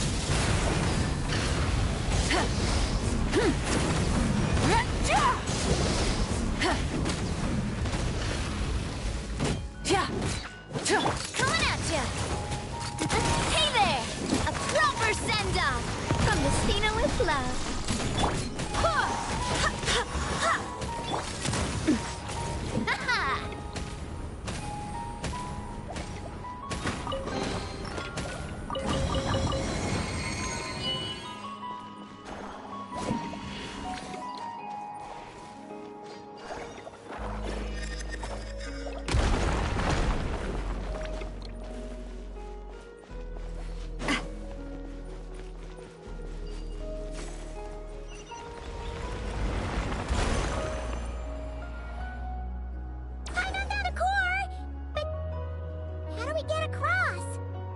Walk up, then jump down.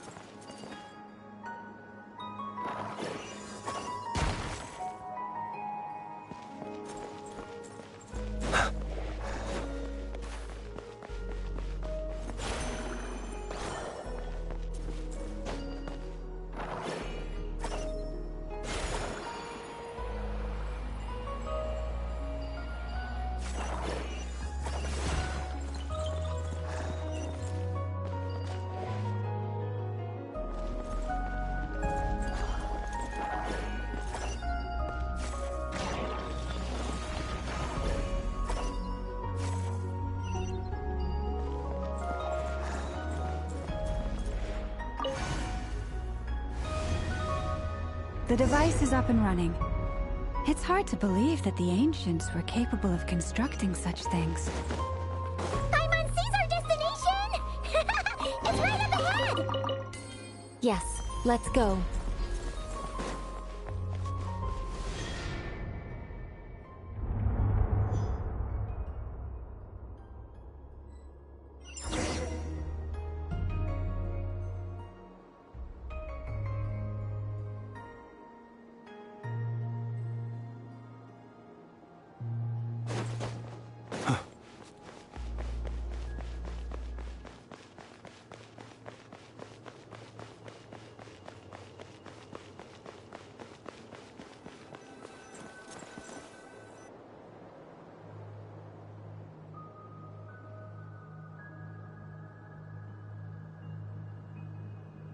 This is where the people of Hyperborea communicated with the moons.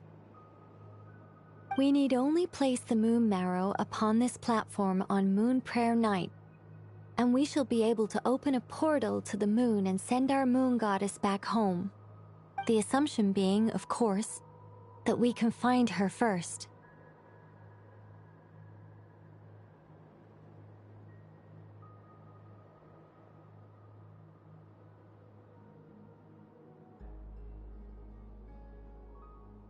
That's right. You want to know if it's safe there, don't you?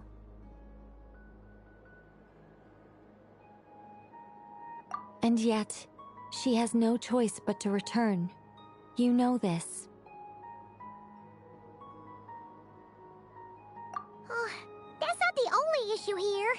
This is the end of the line, right? We've explored everything we can. And despite looking at historical artwork and talking to people from Hyperborean times, we're still no closer to learning Columbina's name. If it's not too much trouble, could you tell me exactly what Alice said to you about finding her name? Oh, sure. What she said was... Then your first job is to find it. As a moon goddess, I'm sure she must have a name she identifies with. Neither Columbina nor Kutar is her true name, and she's never really accepted either of them. Is it not also possible that she has never had a true name? Not at any point in history? That would be a hard pill to swallow. But at this point, we may have to accept that that is the truth. No one knows how she came into being, and she certainly doesn't have parents in any sense that we're aware of. Perhaps she was never granted a name at all.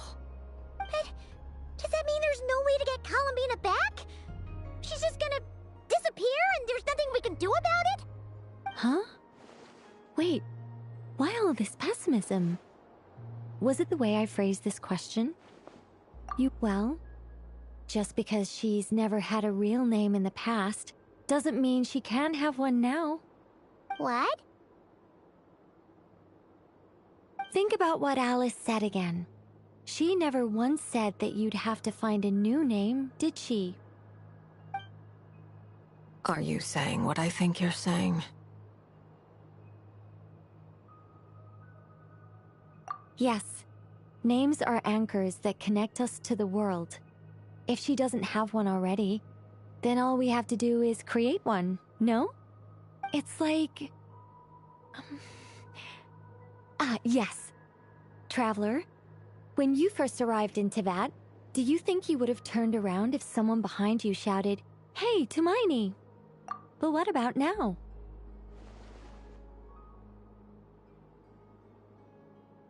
I understand what you mean. Life is a long journey. Even the friends and family by our side can change over time. When people call you by different names, what matters isn't so much the words themselves, but what they symbolize. And of course, whether that resonates with you. Lumine. So, close your eyes and picture the moon goddess in your mind. If you were to call out to her in this moment, what would you say?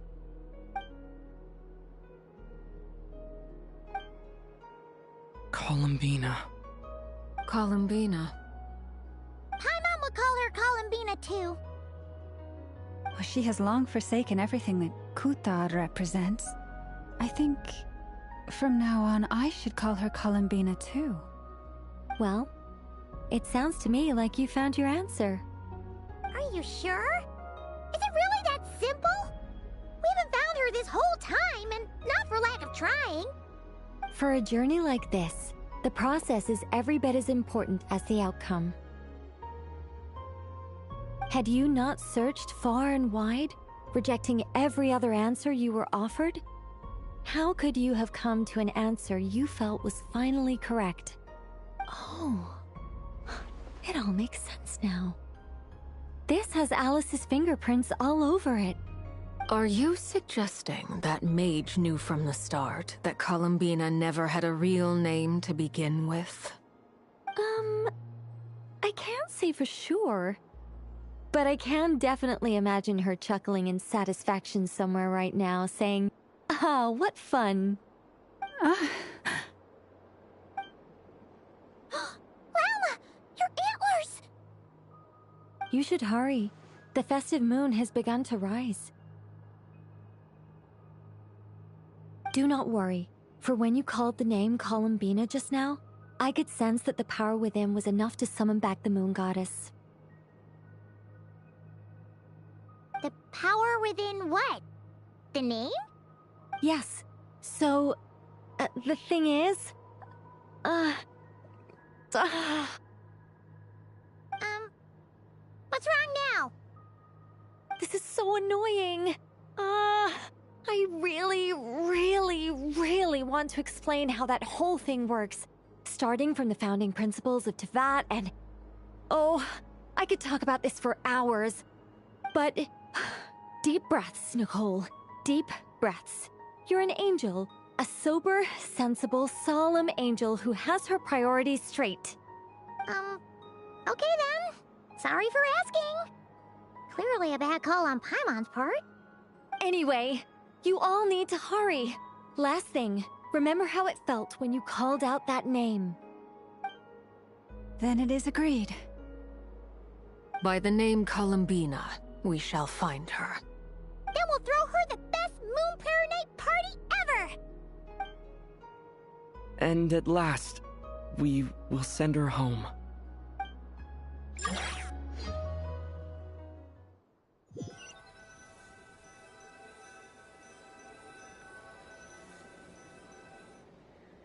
I can barely move anymore.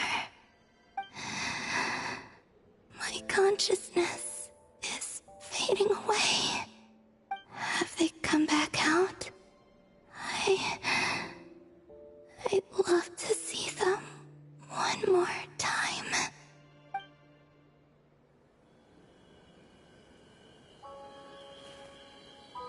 They didn't make it.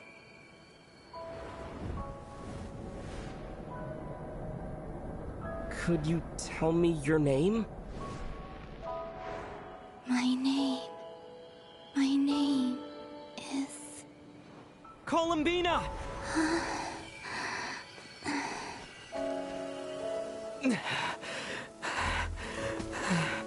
Columbina! Are you here? Columbina! That's the name you gave when we first met. And it's what I've called you ever since. Columbina. It's a fine name. I have many fond memories of Columbina, and so do all of your friends.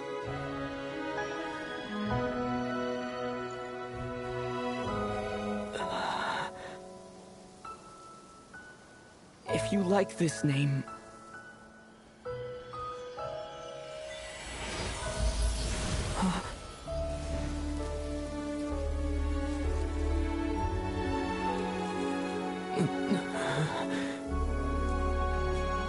Looking for me?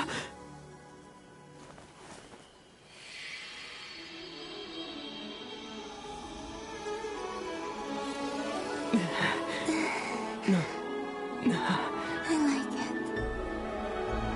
You can carry on using it.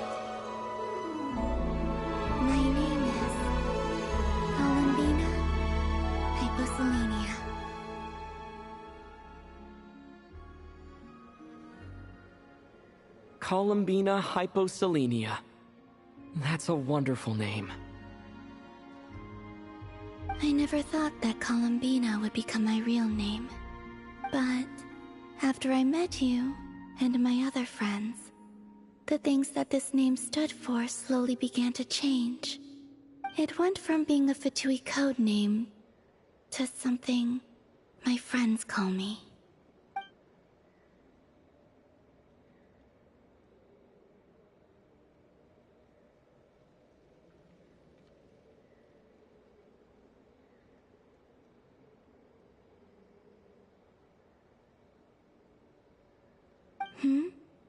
What is it? Why aren't you saying anything? I'm just so happy for you. Thank you. So, where's everyone else? We can go and meet them very soon. Everyone went to different places to try calling your name. Great. I'd like to thank them as well. Everyone's done so much for me. Searching for my name, entering those ancient ruins. Huh? Wait, so you were... Yes, I was there. Not physically, but my consciousness was still holding on. I followed you the whole way. Starting from when? You turned around and called out my name while you were in Nasha Town. Do you remember?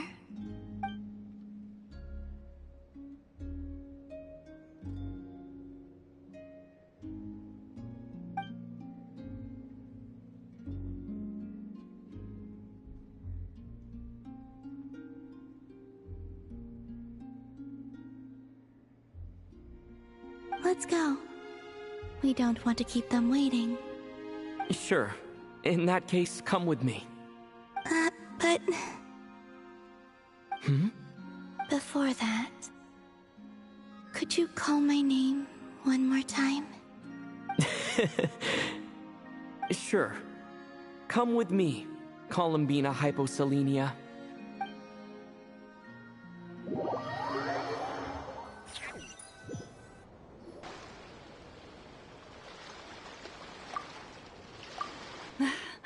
Columbina. Oh, this truly is wonderful. Llama, I can't breathe. Ha ha! Just in time for Moon Prayer Night. It's good to have you back, Miss Columbina. Yeah, we were worried sick. Thank you, my friends. With your help, I now have a name that belongs to me. Columbina hyposelenia. Where's the second half from? You added it yourself? That's right. It means... Born beneath the moon. Yes. And by extension, it can also mean born beneath this world. A fine name. Now, as much as it pains me to interrupt this beautiful reunion, I feel obliged to remind you that the Moon Prayer Night celebrations in Nasha Town have already begun. Don't you want to enjoy the festivities? There's so much to see and do. And some of the ambient lighting and entertainments were sponsored by the kind souls in the Hexen Circle. Nicole? Why have you turned into Dodoko? So you're Miss Nicole. Thank you for helping us, and for helping me find my name. It's nice to finally hear your voice. You're quite welcome. Guiding lost people to hidden treasure is what we Seelie do. And if you ask me, spiritual treasures are far more precious than material ones. Chests are all well and good, but this was what it's all about. Ah, so satisfying. Anyway, I had to go help Alice. It seems like she ran into some trouble. That's why I couldn't be here in person. But don't worry, we're with you in spirit. We'll be celebrating right along with you. Keep an eye out for the Hexen Circle's festive stalls in Nasha Town. I think you'll like what we came up with. Alice said she even managed to rope B in this time. The Frost Moon Scions have also prepared various attractions. I believe Aino, Nefer, and their crew are setting things up as we speak. On that note, Nefer, about that request I made. Ensure that everything goes off without a hitch. Wonderful. In that case, Traveler?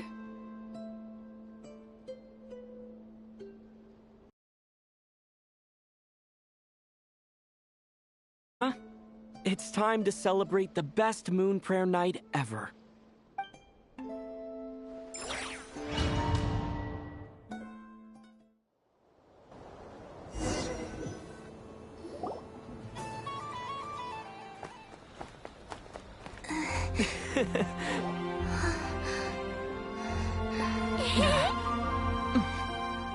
Hey, young lady. Would you like some moon prayer night candy? Happy moon prayer night. Oh, yeah. I almost forgot to say. Welcome home, moon goddess.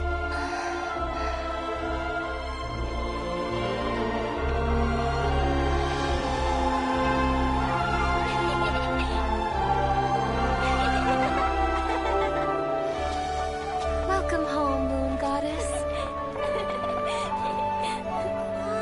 Welcome home, Moon Goddess. Welcome home, moon goddess. Turning Nashatown into her home is a festive gift. A rather brilliant idea. Perhaps this is what Nodcry, Columbina's home, should have been like all along.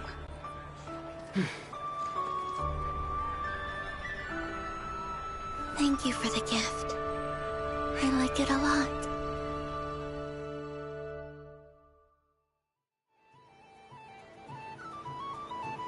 This feels like the surprise of my life. I do. I never imagined I'd ever get to enjoy Moon Prayer Night with everyone so freely. If you're happy, we're happy. Quite a strategy you came up with. Hide the tree in the forest. It's not your usual style, Lauma. Is there something about Moon Prayer Night that enhances what's in your head as well as the antlers on top? Apparently so. It even inspired a perennial penny pincher to use their resources for a greater cause.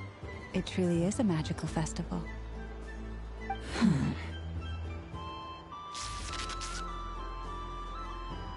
I see it now. This bickering is actually a sign of a strong relationship. Huh? What's everyone doing here? Oh! Miss Columbina, you're back! Yes, I'm fine now. Thanks for your concern. How's your progress with Alice's assignment? Very well indeed. I've never heard her sound so excited. Not like this. This time her excitement seems more serious. Seems like she's had a major breakthrough. She said she'll contact us once she knows more. In the meantime, we're free to relax and have some fun. Enjoy the time off while it lasts. I have a feeling that our next task won't be so simple.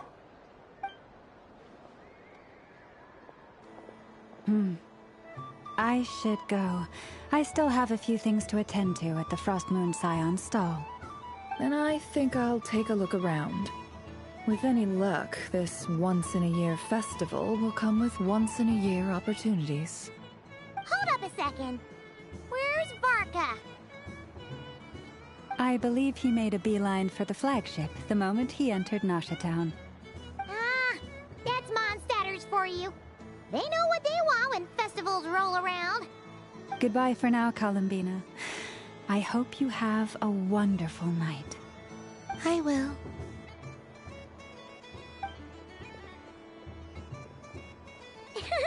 Well, in that case, don't just stand there. Get out there and have some fun. You'll definitely get a warm welcome at every stall.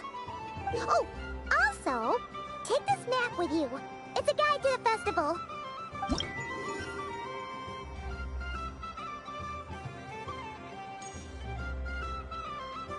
The Frost Moon Scion stall is over here. Lauma's invited a whole bunch of cute animals to celebrate too. Over there is the Hexencircle section. Alice seemed more excited than anyone about this festival, so she insisted on making it a grand affair.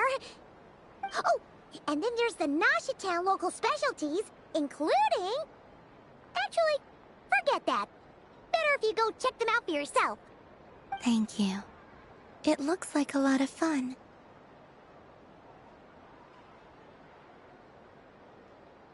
You're not coming with me? We'll be around. But don't you want to browse by yourself for a bit first?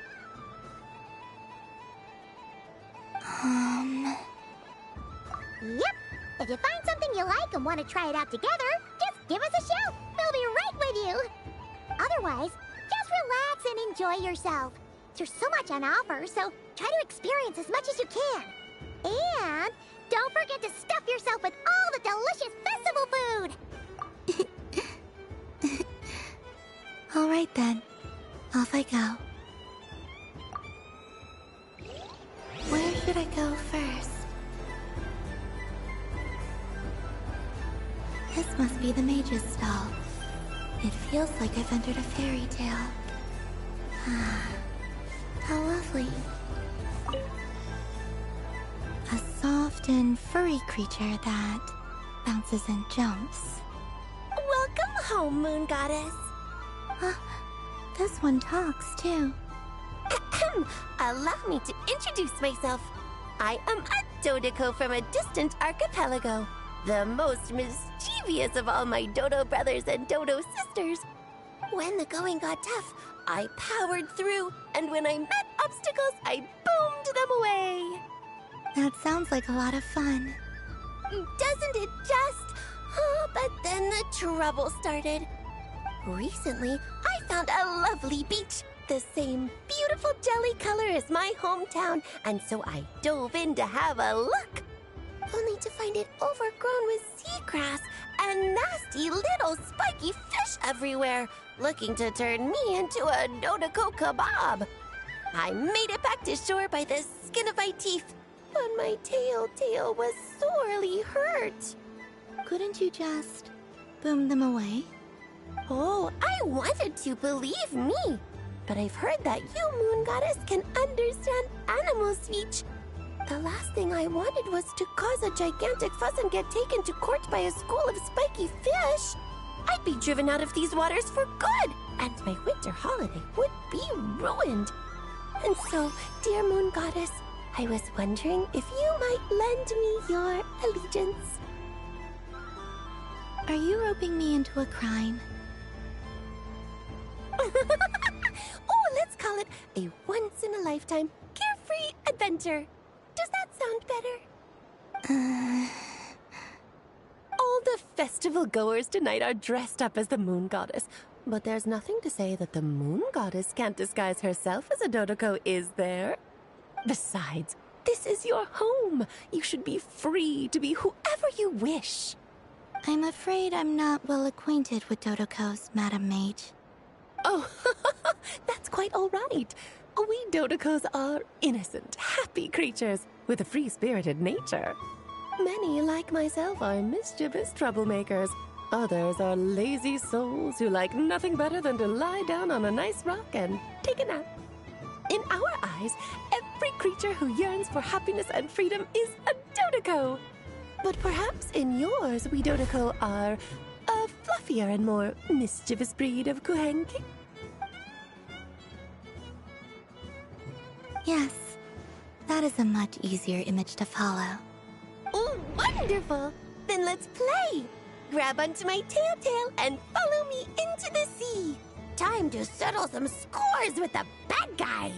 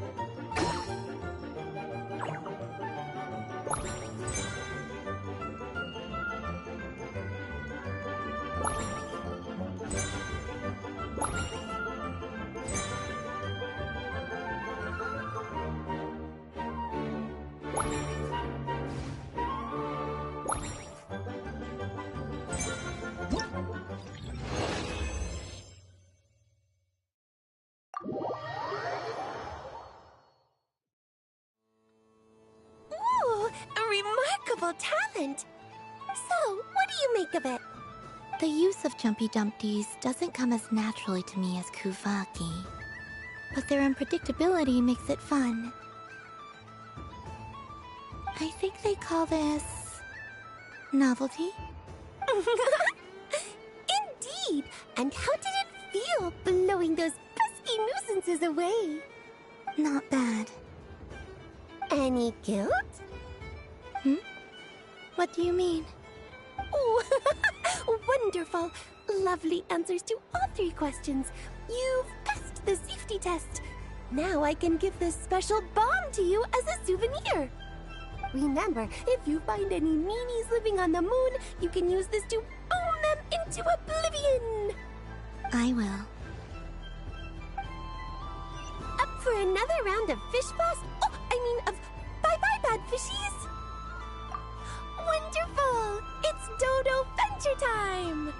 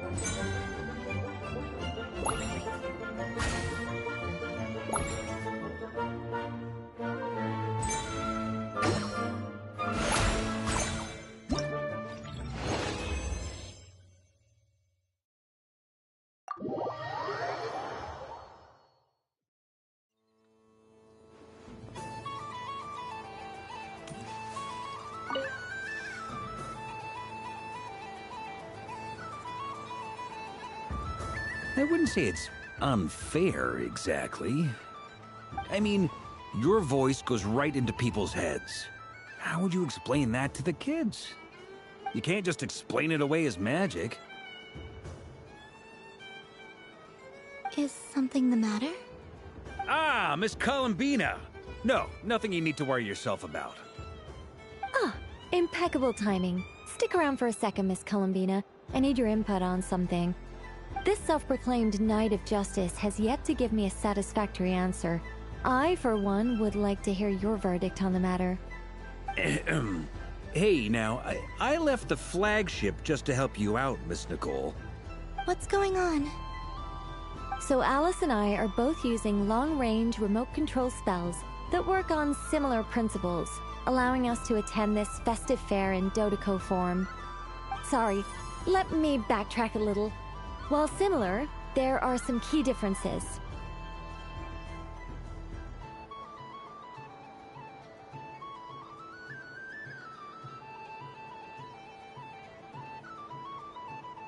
Alice, being a great mage, wanted her Dodoco to reflect something of her own charm and mystique. So she adjusted the way its tail moves when it spins around. An entirely gratuitous move, in my opinion.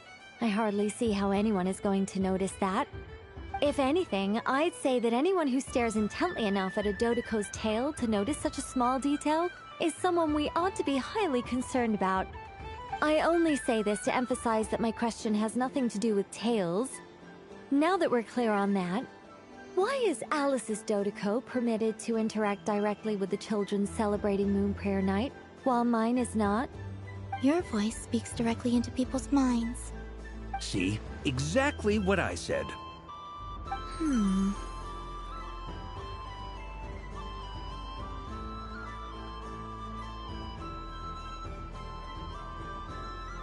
Miss Nicole? Ugh, I can't stand it. I know that probably makes me sound like a whiny child acting out in front of their parents. And it's a little embarrassing now that I think about it. But hey, I've said it now, I can't take it back. That would be even more embarrassing. Also, don't go reading too much into that analogy. It was off the top of my head. I'm actually an awful lot older than either of you. Miss Nicole, are you saying that you'd like someone to play the game you've prepared? I'm not so invested in that. It's just something cobbled together using items I borrowed from Alice. She probably didn't even make them herself. The point is, I want to know everyone's thoughts after they receive their prizes. But as you've said, I can't just ask. I've been biting my lip for so long, and I've had no one to vent my frustrations on. I thought this was going to be a nice, straightforward festival where I'd get the chance to guide people to treasure. Well, can I play? I can't guarantee that I'll win a prize, but... You will? I'd like to try. Then what are we waiting for? Let the game begin! It's like they forgot I was ever here. Ha ha ha ha.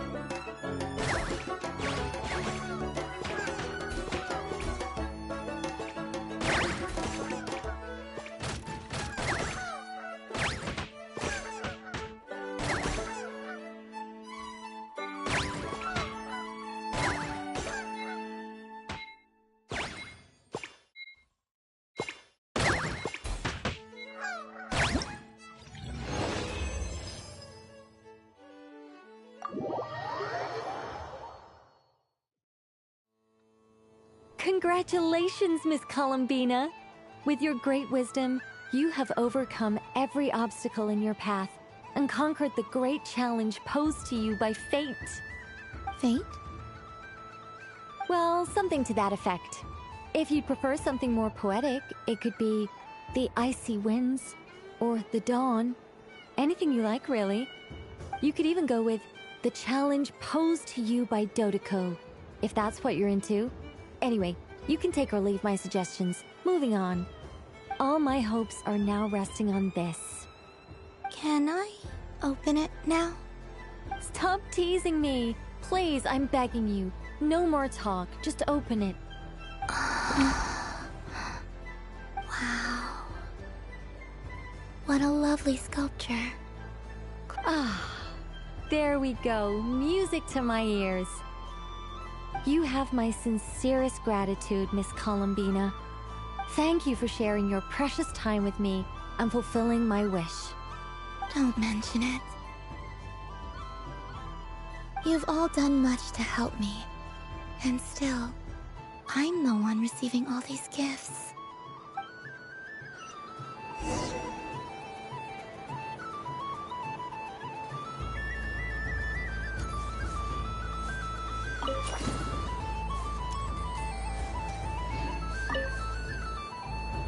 Welcome home, Moon Goddess. Oh, you're the genuine article. Alice was right. This Moon Prayer Night was worth watching after all. Another one that talks. Greetings. Pleased to make your acquaintance. I am the Hexenzirkel member they call B. Barbeloth Trismegistus. Columbina Hyposelenia. Pleased to meet you too. Hyposelenia. A fine name indeed. Now then, Miss Columbina, do you wish to hear a mage's divination? Divination? The Frost Moon Scions used to ask me what would happen in the future. Is this like that? From the perspective of the one seeking answers, perhaps. As you look to your journey ahead, if you seek to understand the unknown, resolve your doubts, and soothe the confusion in your heart, divination could be for you. The unknowns on my journey. Of course, if one wishes to peer into fate, then hydromancy is the more precise option. But that is a complex affair, and to relegate that majestic art to the status of a festive amusement would seem somewhat uncouth. Besides, it is sometimes better to not know fate with great certainty. Hence, I shall use the suitably festive Luna Arcana to tell your fortune instead. It is more popular with the youth in any case. Lunar Arcana. Indeed. Unlike hydromancy, this will only display possibilities and trends. People like to think of themselves as creatures of agency and free will.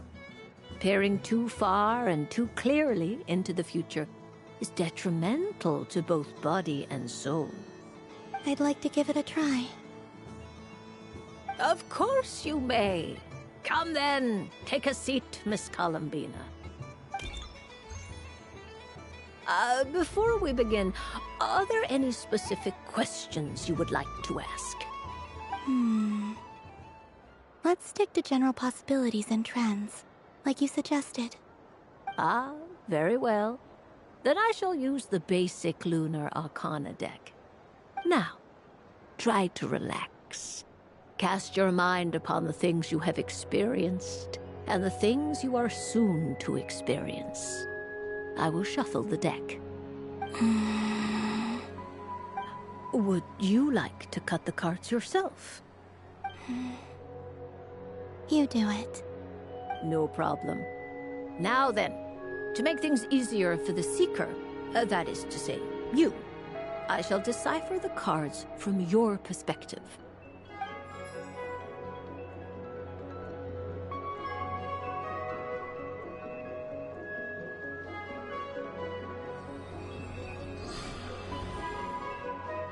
Please, draw the first lunar arcana. This represents destiny and is the foundation for the divination as a whole.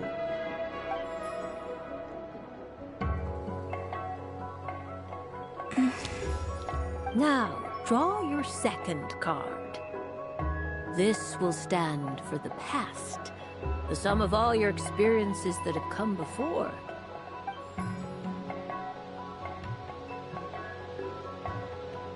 And now the third arcana. This is the present, your interpretation of the current moment.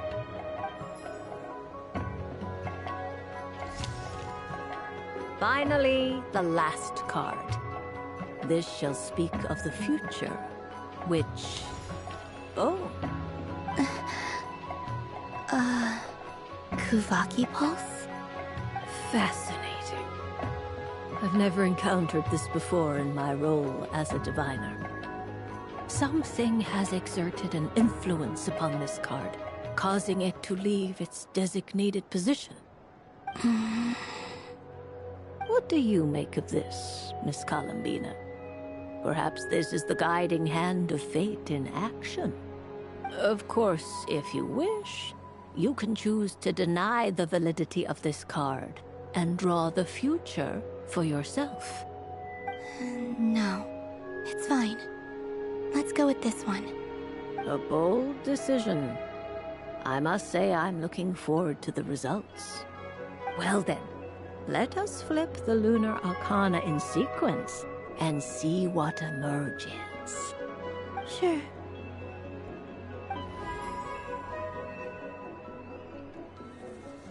First, destiny. No surprises here. The card that represents yours is the moon. The moon. Indeed. The moon can represent the truth at some times, but deception at others. False peace, destructive calamity, and the world-changing power that lies within. When the moon is placed on the destiny tile, it indicates that your destiny is not what it may appear on the surface.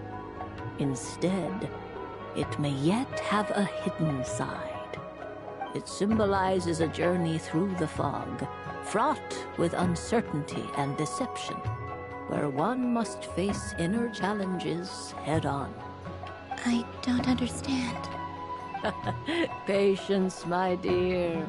This is but the first card, which serves as a basis for the interpretations that follow. Our divination will only grow clearer from here on out. Now then, flip the second card, the one that speaks for the past.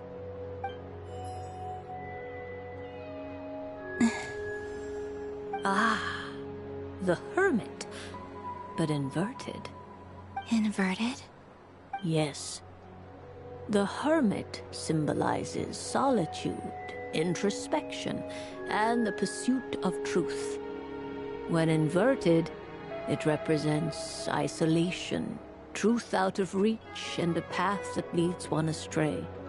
Combined with the moon as one's destiny, the Hermit inverted represents a choice you made to stand alone in the past. It was a choice made not out of fear or arrogance, but for reasons that others could not perceive. You fumbled through the darkness without a guide, but you did not find your way. Rather, you went astray. More than once, it would seem. Is this about how I became Kutar despite not wishing to become a god? For a place to belong? I suspect only you know the answer to this question. All is not lost. The past is in the past, and so it shall remain. Shall we look into the present now? Oh my. The Lovers. One of the most interesting Lunar Arcana. What does this one mean? This means that you have had an unprecedented emotional experience. The joy of finding your soul becoming intertwined with that of another. A precious and wonderful thing indeed. It's true. I've made a lot of friends recently, and they are very good to me. I like them a lot. That sounds lovely. I am most delighted for you. The lovers can also represent important decisions, perhaps related to a parting of ways. Now, if I were to guess... Yes. My return to the moon. I understand. Parting with friends is never easy, Columbina. But rest assured, this is not the end of your journey. There is always another story waiting to be told. The future always lies ahead. The future. Well now, it's finally time to flip this most mysterious of cards. Why did it appear? And what does it wish to tell you? I'm ready. Very well. Flip this card and see what lies on the other side. Oh. Miss Barbeloth? What is it? This card is death. That doesn't sound very good. It depends on how we interpret it.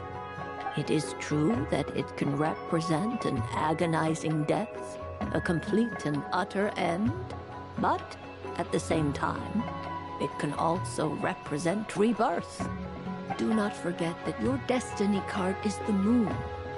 That lends your future many different potential meanings. If death spells the end, is it unavoidable? As I have said, divination can only display general trends. It is a rough guide, but it does not show predetermined outcomes. Allow me to summarize it for you. In the past, you may have lost your way, but now you have gained new connections and new strength. You now face an important decision, one that may bring about a great change in what is yet to be. This change might, in turn, be the end of all things, or their beginning. But remember, everything is subject to change because of the moon present in your destiny. You must see the truth clearly and face your innermost thoughts. The truth. My innermost thoughts. Thank you, Miss Barbeloth. Don't mention it. Some people dislike divinations, the fear of glimpsing an ending to their story that they wish was not so. But I can see that you're different. The result of this divination will not sway your decision. This is a rare quality, and one that diviners always hope to see in the seeker. We are here merely to guide, not to exert undue influence. I understand. Go then and illuminate your future, Miss Columbina. The moonlight that shines from you now is most captivating.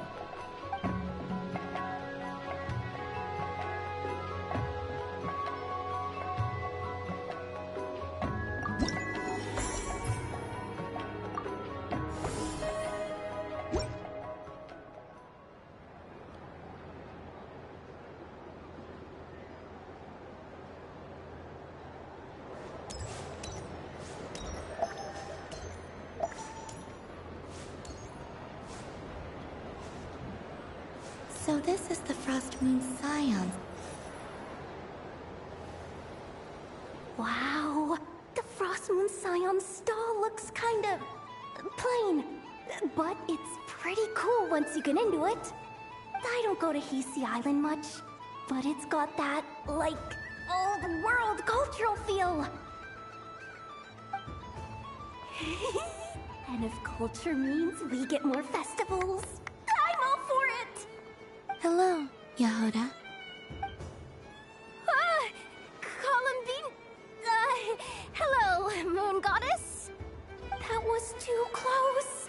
almost gave the game away in front of the staff. Oh, wait, what's the deal with her shoes? They don't make a sound when she walks.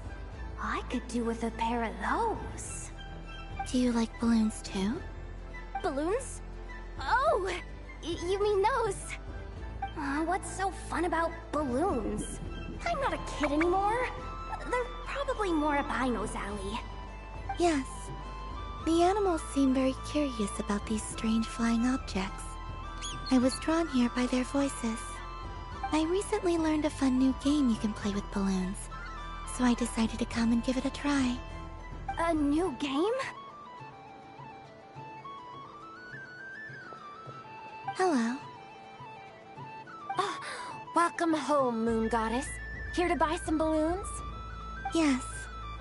Could you give me a few that haven't been inflated yet? Are you sure? I guess it's not a problem, but... Yes, please. Thank you. Uninflated balloons? But those are just little rubber pouches. What does she want with those? Would you like to play the balloon game, Yehoda? Huh? Sure. I guess. How do you play it? Wait here a moment.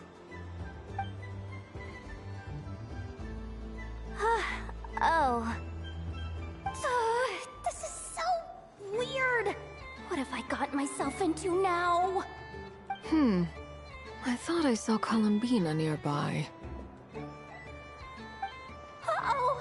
That's the Fourth Harbinger! Although she's helped us out quite a bit, she's good people, right? Is she looking for Columbina? Oh, guess that's my ticket out of here. I'm not sure my heart can take being sandwiched between two Harbingers.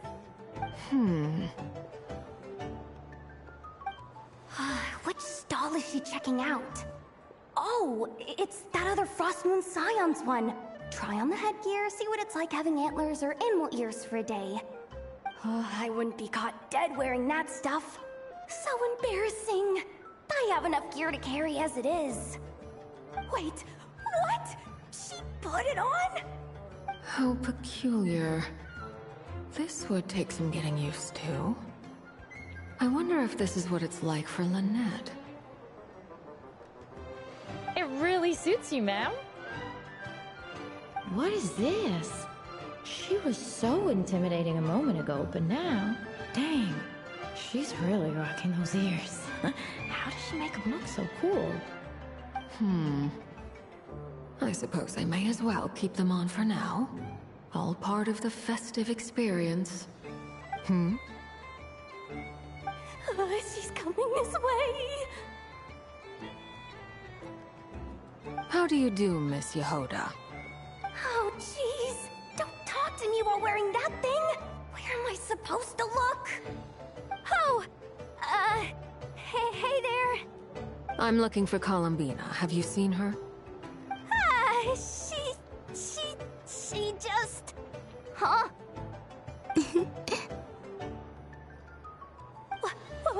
Wait, is that what she meant by balloon game?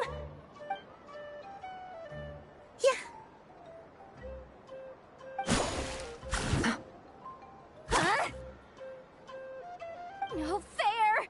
How come I get caught in the crossfire? An ambush from the rear? Is this a declaration of war, Columbina? Would you like to play too, Arlecchino? Seriously? Are they gonna start some beef right here, right now? Gladly. That said, I believe there is another who would like to join. Boss Nev! Thank goodness! You've gotta get me out of here! Things are kicking off big time! Hello there. I'd like 10... no, make that 20 balloons, please. Uninflated. What? Miss Moon Goddess, I hope you're prepared to pay the price for assaulting my employee.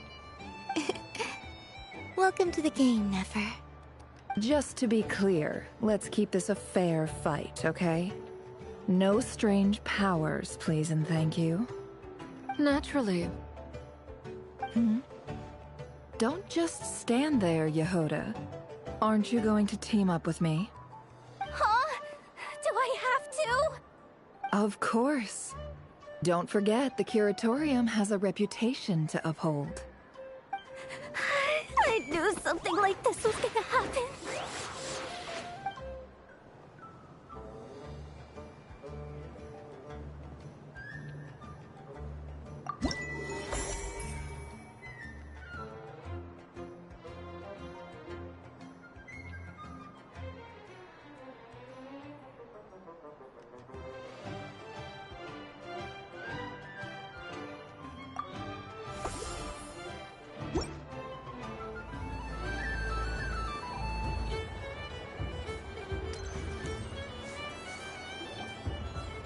Days.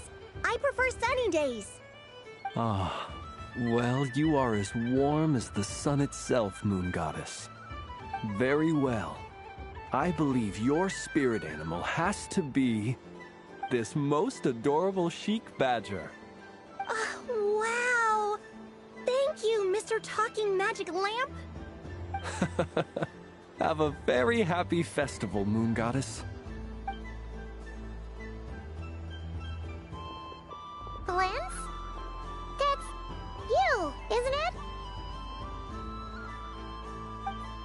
Shh. It's our little secret, my dear traveler in Paimon. Okay, sure, but why are you here selling sugar sculptures? Everyone celebrates in their own way. After gazing into the abyss and spending time around gravestones all year, what better way to relax than to see sunny smiles on the faces of the living? Besides that, I like to think of myself as a fair judge of character. I dare say matching personalities to confection suits me rather well. That's not what Paimon was talking about. Aren't you afraid that your true identity might be exposed? Should I be? There is all manner of magic in the air this moon prayer night, thanks to the work of the great mages. I see Miss Columbina is hiding in plain sight. Why should I not do the same? Why miss this rare opportunity to enjoy a special evening in my true form? Fair enough. You got a point there. People who don't know you will probably think you're just a talking lantern. Well, now that we see eye to eye, what brings you here?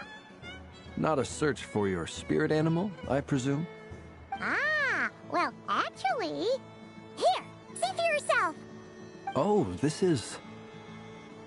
How wonderful. A beautiful idea. Yeah, we just met Varka, and he said that having everyone draw their own section was kind of boring. So, he did your bit for you. Ah, Varka. Ever the maverick. I see his artistic skills are truly one of a kind. In that case, I shall paint something on Mr. Albedo's behalf in a short while. What? Why not now? Ahem. Welcome home, Moon Goddess. Phew, that was close. Hello, Flins. She recognized you right away! What keen eyes you have, Miss Columbina. Especially considering they are shut. I did not see you. Rather, I sensed you. I can sense the fluctuations in Kuvaki all around me. One would expect no less of the Moon Goddess. Might I interest you in some candy? Yes, please. Excellent. I shall make some for you right away. Something the matter, Miss Columbina? What about my spirit animal? All the other children carrying sugar sculptures are talking about it. Wait, is she taking the test seriously? Ah, my apologies. How could I neglect that? You are quite right, Miss Columbina. Every one of us has a magical creature living in their heart. Would you permit me to help you find yours? Yes, please. Do you prefer the day or the night? Night. Which of the 4 seasons is your favorite? Winter. Think of a perfect day. What is the weather like? Sunny? Rainy? Or perhaps cloudy? Rainy in the morning, sunny at night. What kind of answer is that? Forests, lakes, and open seas. Which do you prefer of these? I like them all. Imagine you opened your very own shop. What would you sell there? Moonlight, I think. Wow! Paimon would totally shop there.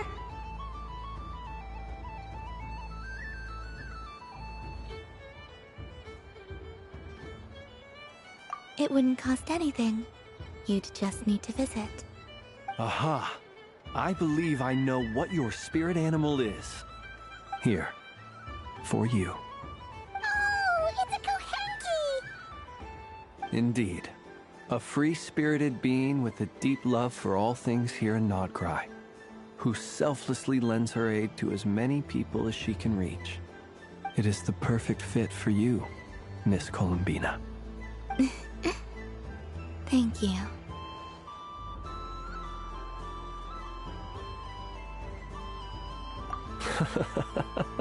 It would be my honor. But you shall have to forgive me. We have known each other for quite some time. I doubt there is any answer I could give that would come as a surprise to you. So instead, would you accept this sugar sculpture as a token of our friendship? It's a lantern. Hey, why don't you two go enjoy your candy over there? Paimon wants to try out this spirit animal thing too. Right, Blintz? Come on, play ball. I get this drawing done. But I want to hear Paimon's answers. Ah, but it'll probably take ages. Paimon's a complex soul. And we don't want your candy to melt while you wait, huh? Oh. Okay then.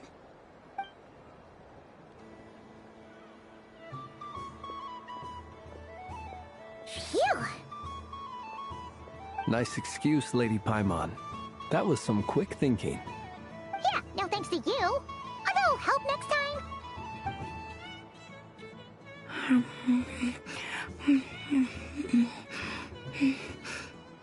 It's sweet. Is that Lockaberry? I wonder what flavor the Traveler got. This way, this way! It's the candy-selling lantern! I'm coming! Of course. Traveler, maybe we can share? Yes. I found out recently that people share their food sometimes, so I'd like to try it. Or... is that a no?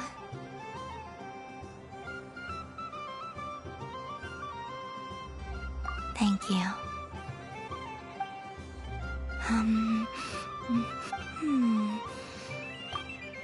Are you sure? Amazing.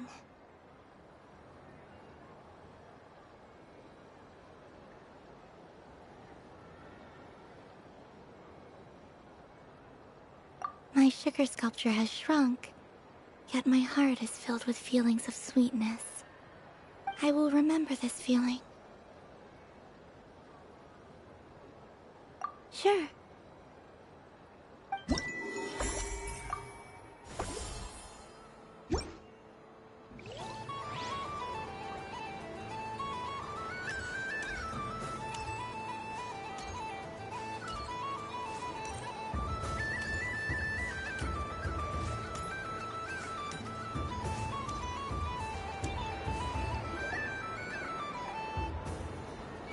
Dodoco's Whirligig!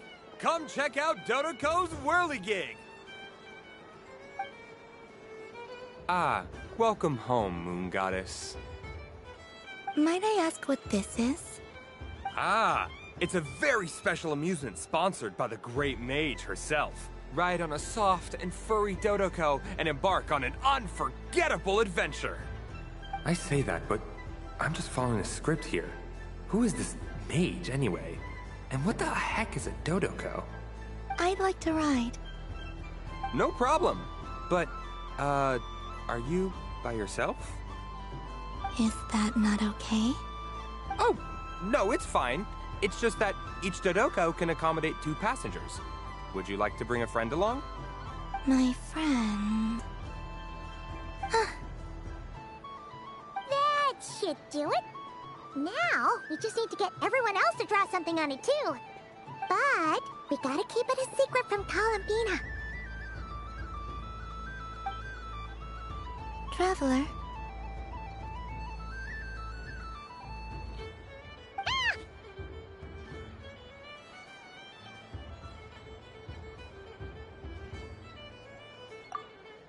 I want to go on that ride.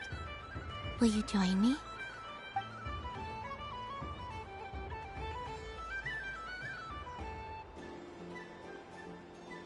Let's go then.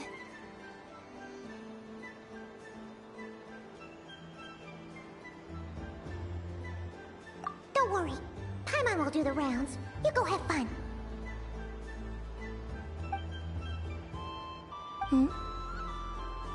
All right. I think we have to wait in line over there. Please take your seats. For safety reasons, you mustn't try to leave the ride before it comes to a complete stop. All right, you're all set. I wish you both a wonderful journey.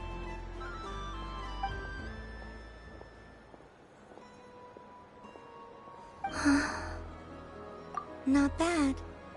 It reminds me of riding a moon lane. Sometimes, the Kuhenki circle around me like this, playing their beautiful melodies. Yeah, I'm going to miss them.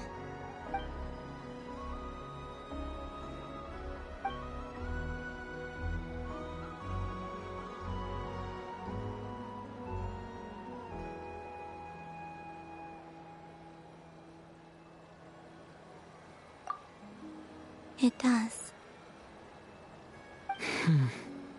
I've felt scared in the past, too. But this is a little different. You know something? I got to see a lot of fascinating things during my disappearance. I saw how the Frost Moon Scions act around their families. So different than how they used to act in my presence. And I also saw how they interact with their friends. It made me curious at first. Why do people act so sincere when they're worshipping gods, but save their truest, warmest feelings for each other? Slowly, I came to realize that. I know. I knew it the moment you started calling out my name. What I fear now is the end. I fear losing...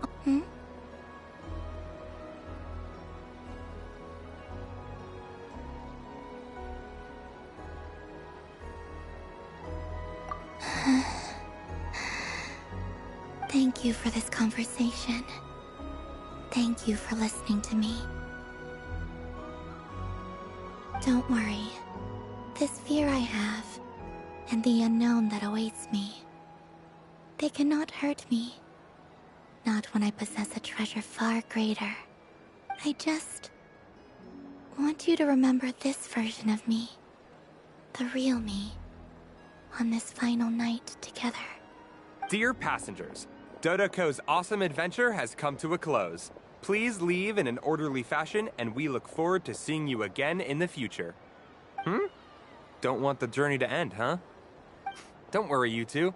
There's always another adventure waiting just around the corner.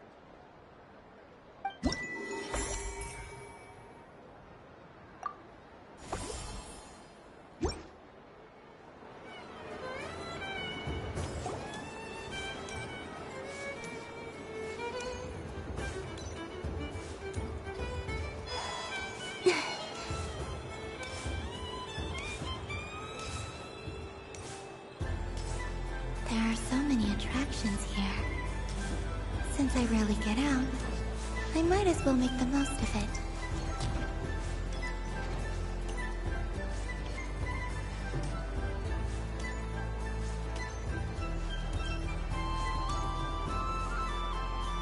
Moon Prayer Candy! Beautiful, tasty Moon Prayer Candy!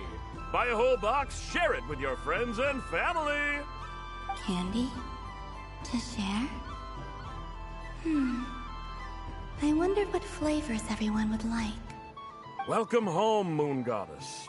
Fancy a box of moon prayer candy? Sure. I knew you would. Now, what flavor would you like? I'm not sure. What flavors do you have? Is this for yourself or as a gift? A gift for my friends. Ah, I see. In that case, I'd recommend apple, lockaberry, or midsummerberry. Those are the most popular. Do you have nocturnal blossom flavor? Huh. I've seen couples give those as gifts before, but I did not know they were edible. No? Okay then. Moonfall silver? You did say this was for friends, right?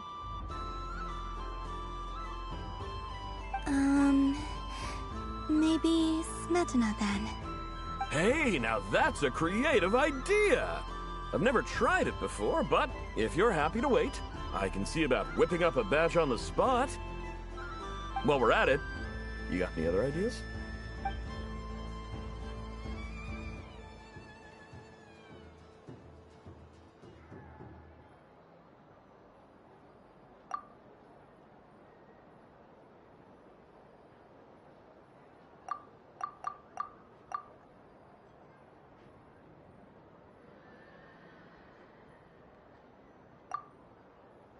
Here you go. Every flavor you asked for is in there.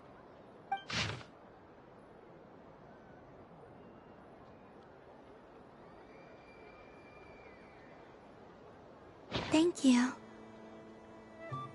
I should be the one thanking you!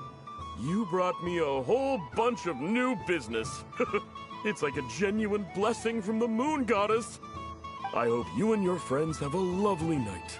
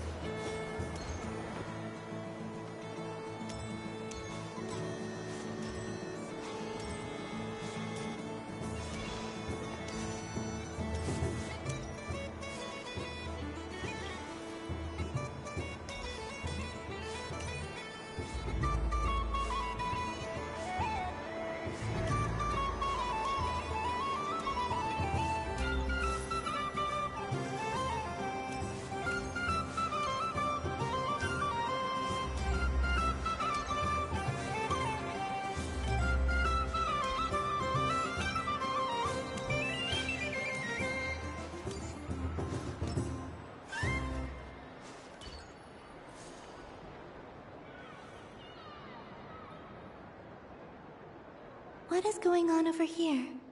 It looks like fun. Hold it right there! You can't run away from me, Moon Goddess. Are you talking to me? Of course. Do you see anyone else here dressed up as the Moon Goddess besides me and you? Hey, come on! Call me by my title. Happy Moon Prayer Night, Moon Goddess. And the same to you. Anyway, there's no time to waste. Get ready for the duel of a lifetime. Duel? Meet my partner, Stacko. Come on out, Stacko! Well, don't just stand there. Let's see your partner. Partner?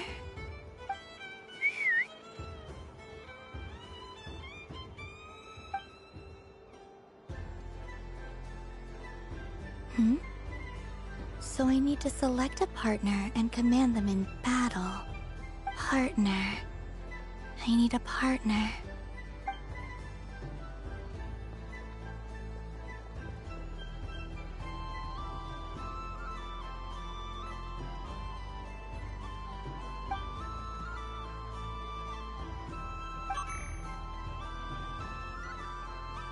Whoa!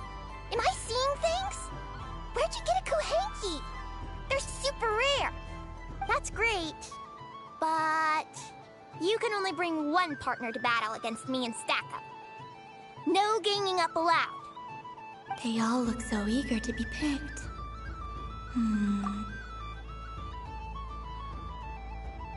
This one usually lives in Nasha Town. She likes falling asleep to the sound of striking hammers. And I bet they all look so eager to be picked. Which one should I choose?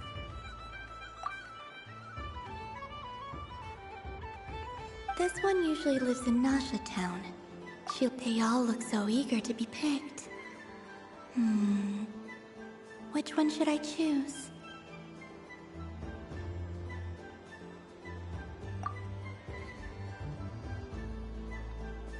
This one usually lives in Nasha Town. She likes falling asleep to the sound of they all look so eager to be picked. This deer came to celebrate the festival with the Frostmoon Scions. It wants to help me with its antlers. They are its pride and joy. They all look so eager to be picked. I'm not sure what this bot is trying to say, but it seems very happy. That bow. Does it want to dress up as the moon goddess too? Testing! Testing! Oh, this is an emergency broadcast! An exciting battle is about to take place right here at the Nasha Town Special Arena! In this corner, we have the moon goddess and her robot partner. And in the other, we have the moon goddess and her other robot partner. This announcer stuff is harder than I thought. Why does everything I say sound so dumb? If I could cringe any harder, I'd fold in on myself. Only one moon goddess can be victorious in this ultimate battle of destiny! But who will it be? There's only one way to find out! Now, without further ado, let the Battle of the Moons begin!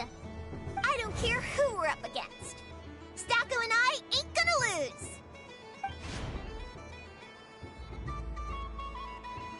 Let's strike first! Stacko, formation shift! Ho ho ho! The robot has kicked things off with a change of formation. But how will this affect the battle? Nobody knows! Cautious play from the opposing team! This moon goddess has come prepared! Where will it go from here? Okay then. Stacko, maintain formation and enter your empowered state.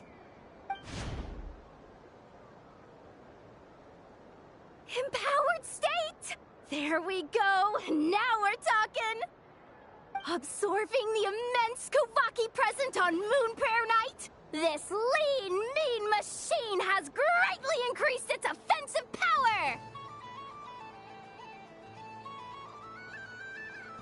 Good choice! Buffs count for nothing if you beat them before they can use it! Oh, it's a hit! But Stacko stands firm! The battle is heating up fast! I'm about to start sweating machine oil over here! Go for it, Stacko! Set Kuvaki to maximum! Can their opponents withstand this blow? And what will this moon goddess do? Don't be afraid. Fight however you wish. And it's the empowered state! Both robots empowered now! The attack comes in, but oh, attacks repelled! Opposites attract, but likes repel. And now you've seen it in action! What a powerful repulsion!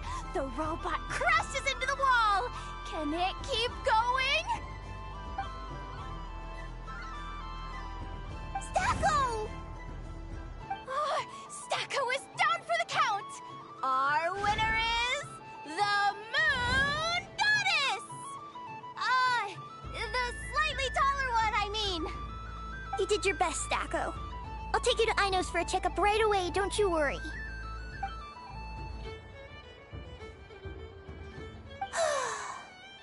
Well, you beat me fair and square, I guess. Honestly, I underestimated you. Won't make that mistake again. I think my partner deserves most of the credit. Just you wait. When I'm a little bit older, I'm gonna come back a whole lot stronger. Be ready for a rematch.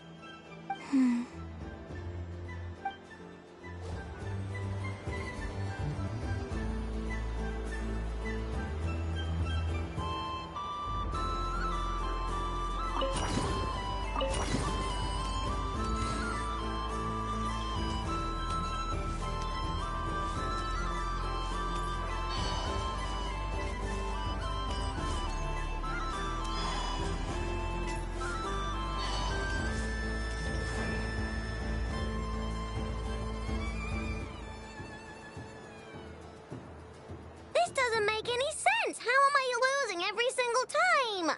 Wait, Inefa, you're cheating, aren't you? Yeah, that must be it. I am not cheating, Aino. Uh-oh, sounds like Inefa's turning into a big baloney bot.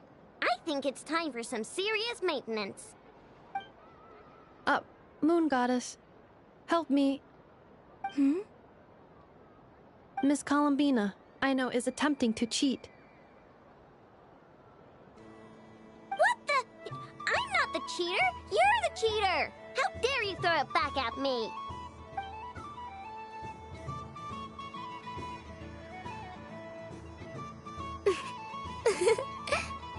All right, fine. Let's all laugh at Aino. Just you wait till I get home, because I'm gonna make a game bot that can win 100% of the time. Let's see you laugh when I come back and beat your butts. You'll all have your heads covered in stickers when I'm through with you. We came to check everything was okay after all that yelling, but,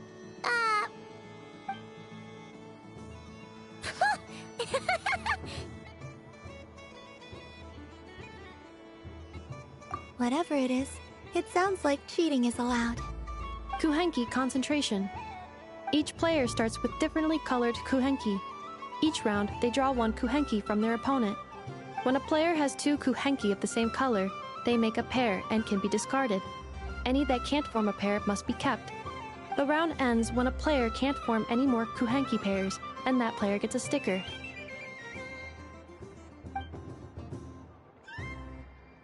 ooh, can 4 people play as well? That is fine, so long as the turn order is fixed beforehand. Alrighty then. In that case, the 2 of us will join as one team. Okay, but if you lose, you're both getting stickered. I don't want to hear any excuses. Sure.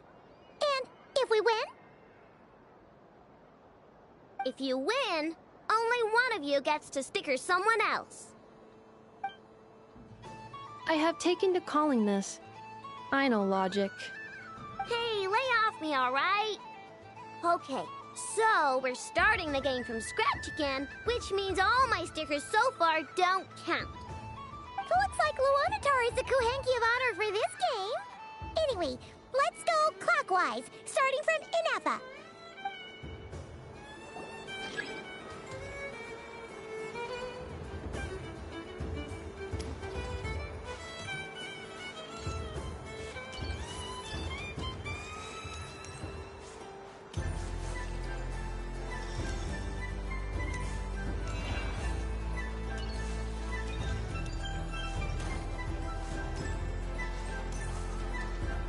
Nice! That's a pair!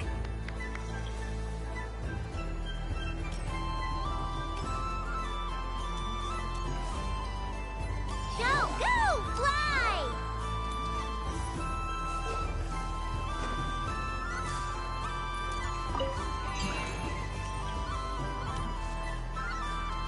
Go on.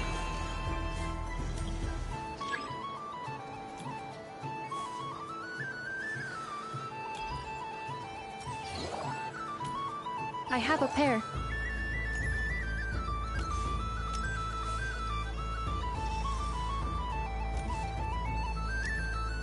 Uh-oh! We gotta pick up the pace!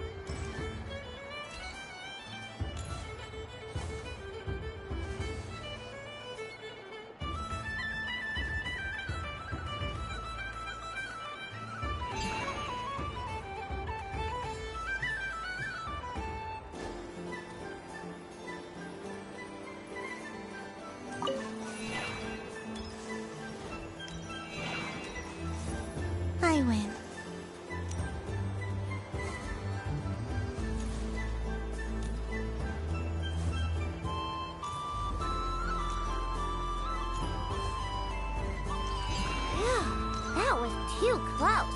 I thought I was gonna lose. Good luck, everyone. Oh, we're out!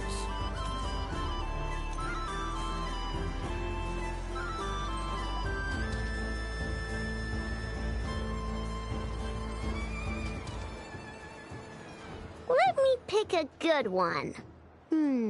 What's it gonna be? You're looking very pleased with yourself there. What happened to being a huge Grumposaurus? I won. Duh.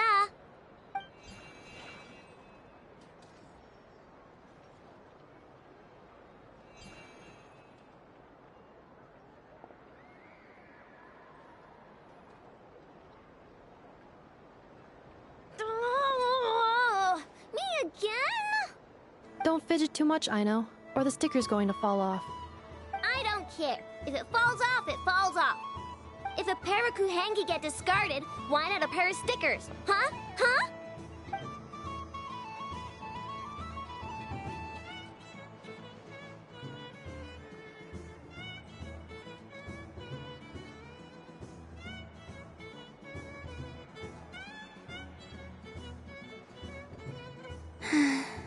I've lost.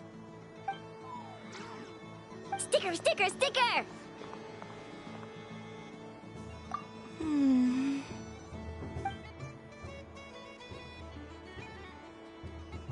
Cute! You think so? Shame. I can't see it for myself. What did Luanatar say? She said it looks so cute that she wants me to lose a few more rounds.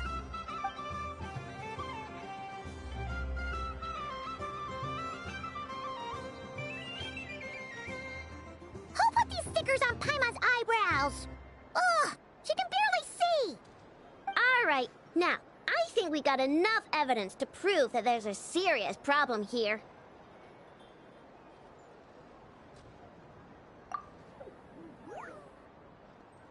Yes, I agree as well. The culprit is... Ineffa! Culprit? What did I do? Quit acting dumb, Ineffa! You're not wriggling your way out of this one. I've been watching you. Not only did you remember whose side Luanatar started at, but every time someone drew a Kuhenki, you were logging it and calculating every last possibility.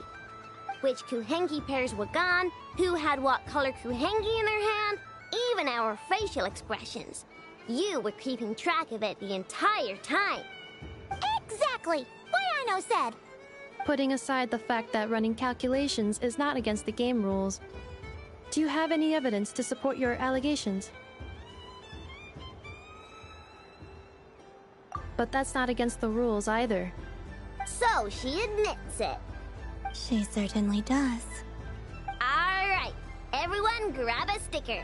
It's time to get Ineffa back. But... Take that!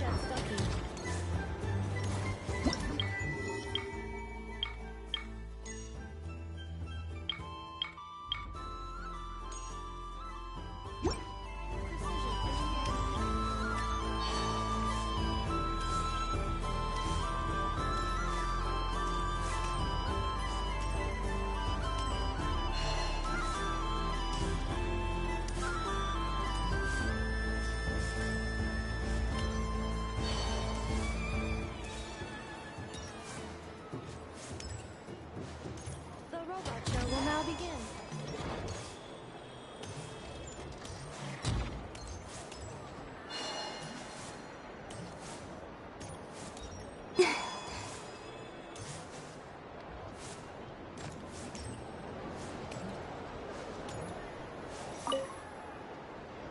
If this were any other day, I'm sure it would make for a great photo opportunity.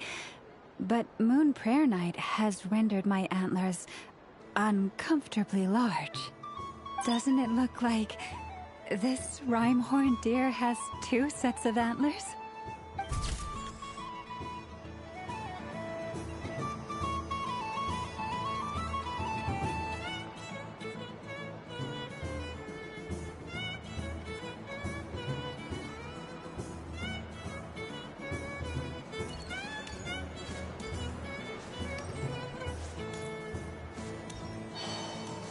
What's this? Should I give it a try? I just had a water fight with 2 Fatui Harbingers. Pretty scary, but also surprisingly fun. Aw, man, this feels kinda wrong. Like, shouldn't we be the ones giving you candy rather than the other way around? I guess I'll just take one. What flavor is that? It tastes like getting a mouthful of muddy grass. After being rear-ended by a blunt-horn rhino, then face-planting the ground. I'll never get this taste out of my mouth. It's delicious.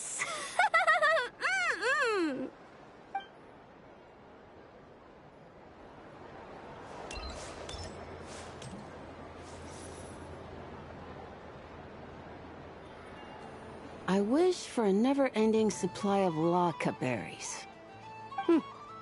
What a humble wish. Probably written by a child.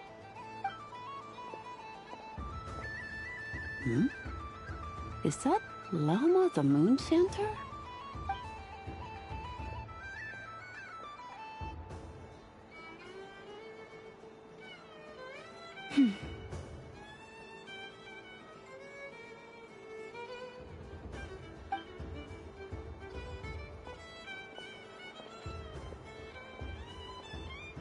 I wish that the long plume ibises would stop biting me. Oh dear, poor Lauma. All right, I'll write that one down for you. I got it. While everyone else is celebrating Moon Prayer Night, you're as busy as ever.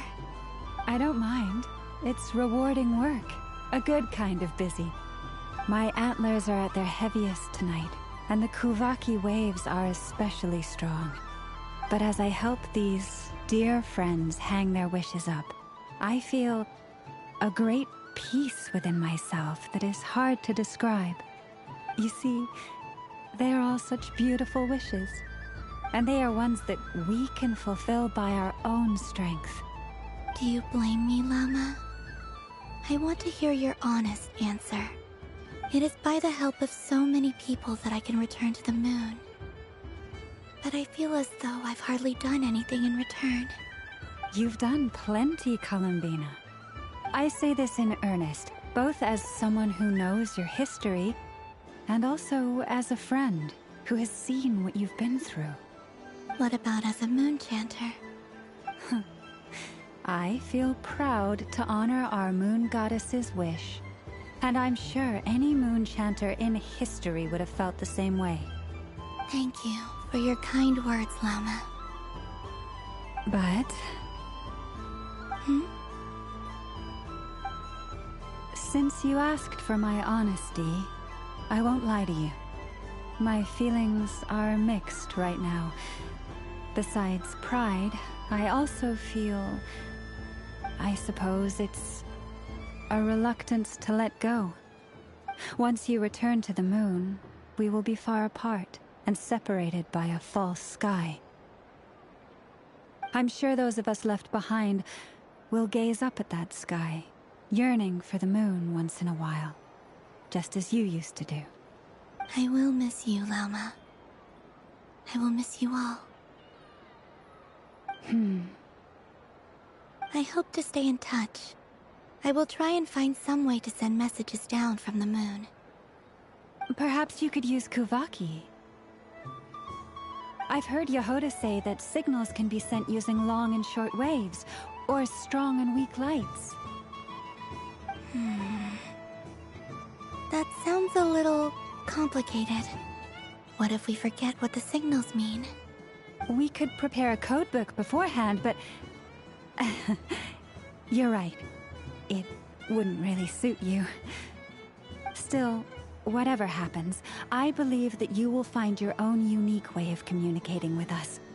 And now that I think about that, my heart feels lighter. Because you trust in me? Yes.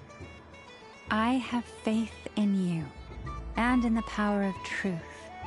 In my experience, the truth tends to be difficult. But that's what makes it stand out from what is false. So I'm confident that your thoughts and your love will shine through the curtain of lies. We will know it when we see it. Thank you.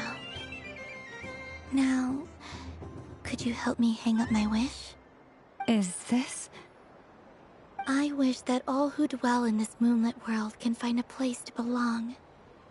And I wish that I shall one day see my friends again. It's 2 wishes. I hope that's not too greedy of me. Not at all. And I think you speak for us all with the second one.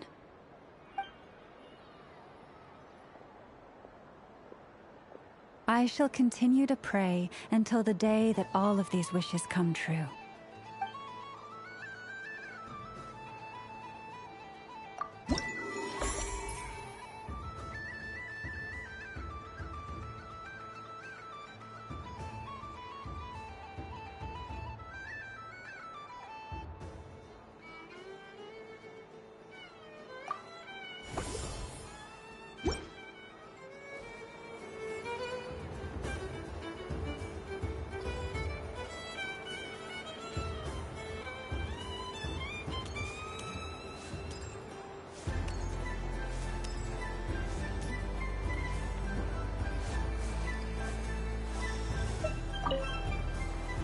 I've seen Linny and the other children play this game before. It would seem that it's not a bad way to relax, once in a while. Candy? Would you mind if I took a handful extra? I'm sure the children will enjoy them. I must say, Columbina, you really have changed. You never used to show this much consideration for other people, even when prompted. I'm sure Sandrone would agree when I say, I like the present version of you better.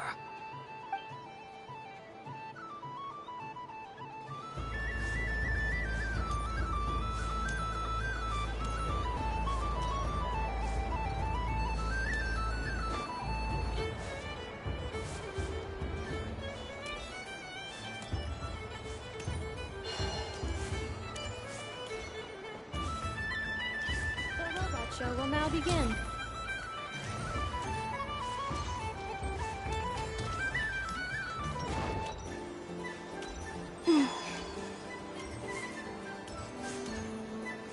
What's this?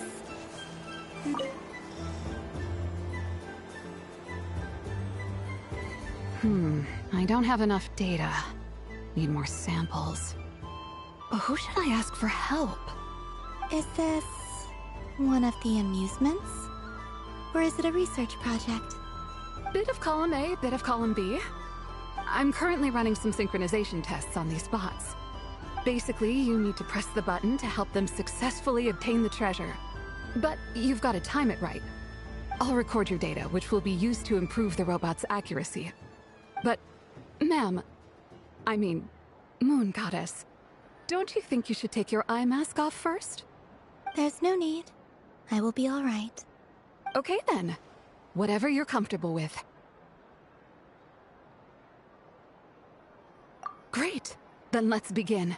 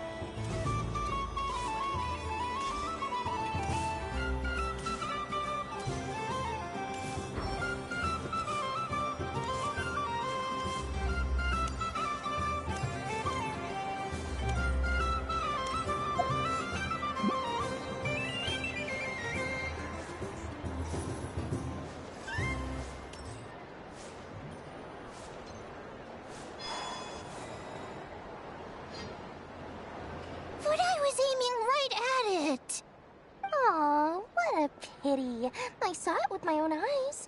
You were so close. So very close. That's not true. It dodged out of the way right as I was about to snag it. I'm sorry? You heard me. This paper frog can move. I swear. Dear, oh dear, what are you saying? How could a paper frog move? Unless you believe there really is magic in this world. But even if I, the mere humble merchant that I am, knew such magic, surely I would not use it on a paper frog.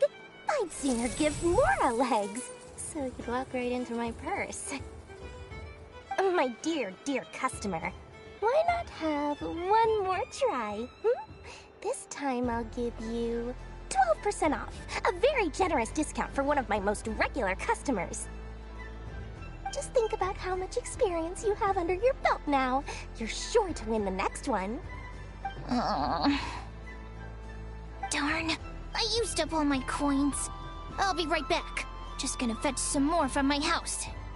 Take your time, but don't take too long. This event is Moon Prayer Night only. Miss it, and you'll have to wait a whole year before I'm back. Next customer, please. Welcome.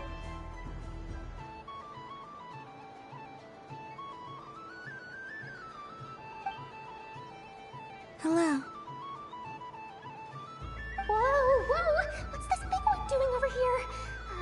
How do I tell my employees not to go running around this time? Shooting them a glance won't work. I haven't known them long enough. Dory? Why, hello there, Miss Columbina.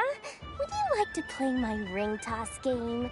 The rules are very simple, and it's easy to get the hang of. How much for a round? Oh, first time's free. Not a single Mora. After that, well, we can cross that bridge if and when we come to it.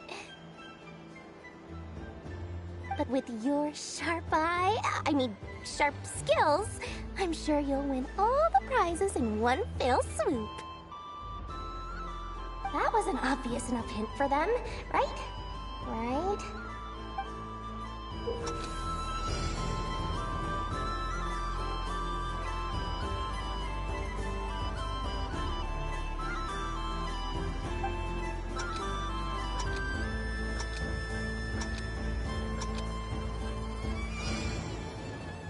Here comes the ring! Oh, peanuts.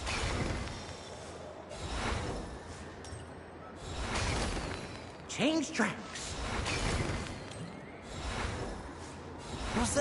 Roselle, should we move or not? Just a tiny bit. All right, then I'll... Oh, sugar plums, not the clock hands. How do I move the legs again?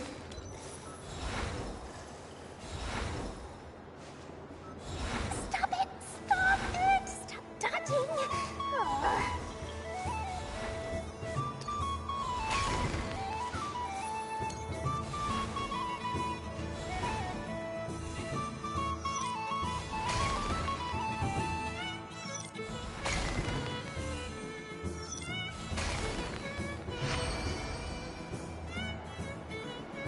Let's see now. Let's see. Wow, very good. That's the highest score we've had all night. And here's your prize. Now, how about another round? As for the cost... Happy Moon Prayer Night, Miss Columbina. Happy Moon Prayer Night, Durin and Hat Guy. Are you here to play the game? Yes.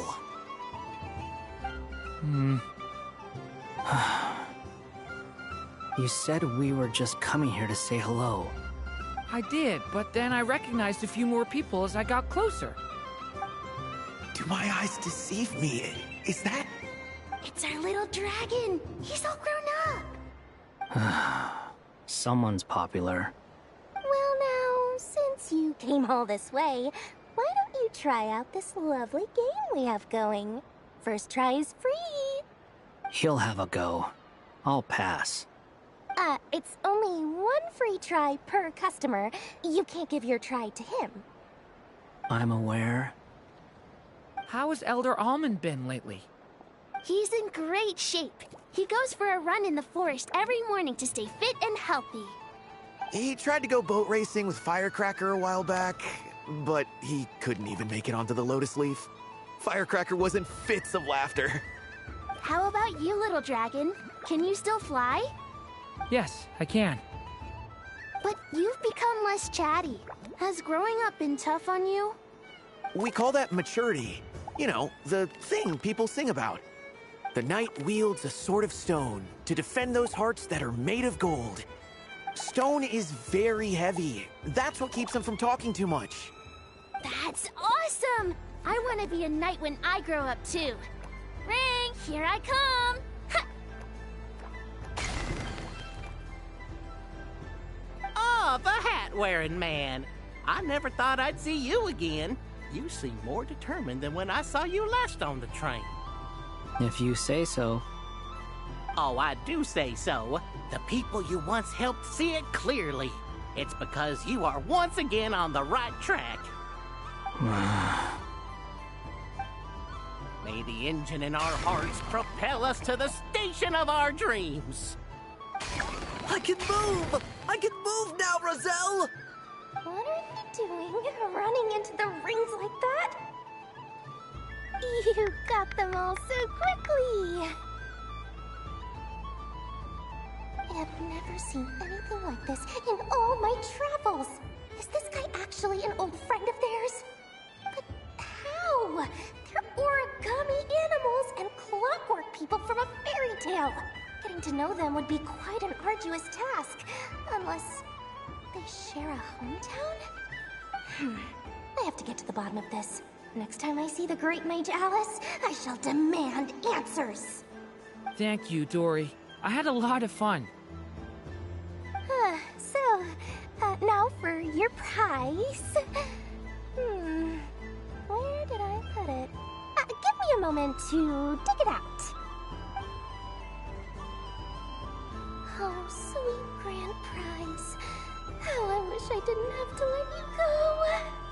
Good thing I had already turned a profit from the customers earlier in the night. Otherwise, I'd have wasted all my hard work. Okay, I'm back.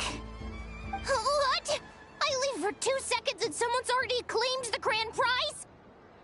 Oh, well, these things happen, you know? Perhaps you'd be interested in one of the other prizes instead. We've got all kinds of wonderful goodies here. Is this the thing you wanted? Here, you can have it. Huh? But... Don't worry about it. It will be happier with you. Oh, thanks so much, miss. Moon Goddess. Oh, goodness gracious, Columbina. Give me strength. How am I supposed to make any more money from this child at this rate? Daddy, look! That's the game I was telling you about! Forget it. She is the Moon Goddess after all. I'll think of some other way to swing this. Maybe I can try to hook this new kid. Huh? Oh, someone already won the grand prize. You can take mine if you want. What? Why? Why are all these bleeding hearts coming here to ruin my business? Happy Moon Prayer Night, everyone. Happy Moon Prayer Night.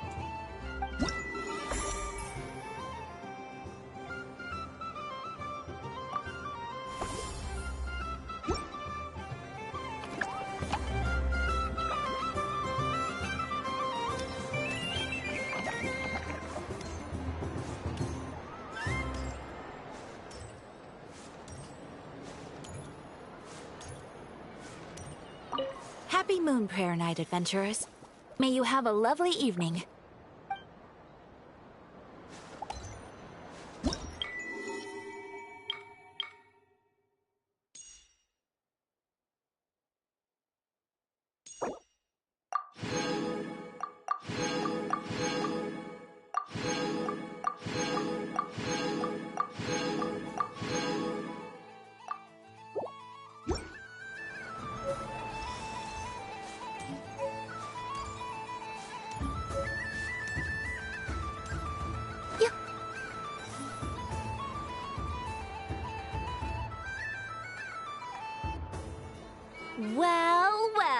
Look who it is.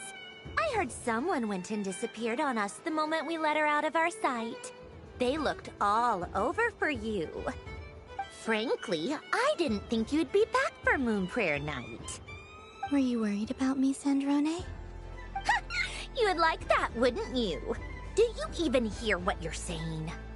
It seems to me like you disguised yourself with festive headgear, just so that you could come see me on Moon Prayer Night and make sure I'm okay. You didn't even bring Polonia with you.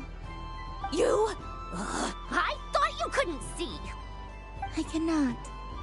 But I sense the confusion of those around us rippling through the Kuvaki currents. Based on what I know about you, let me guess what you're wearing.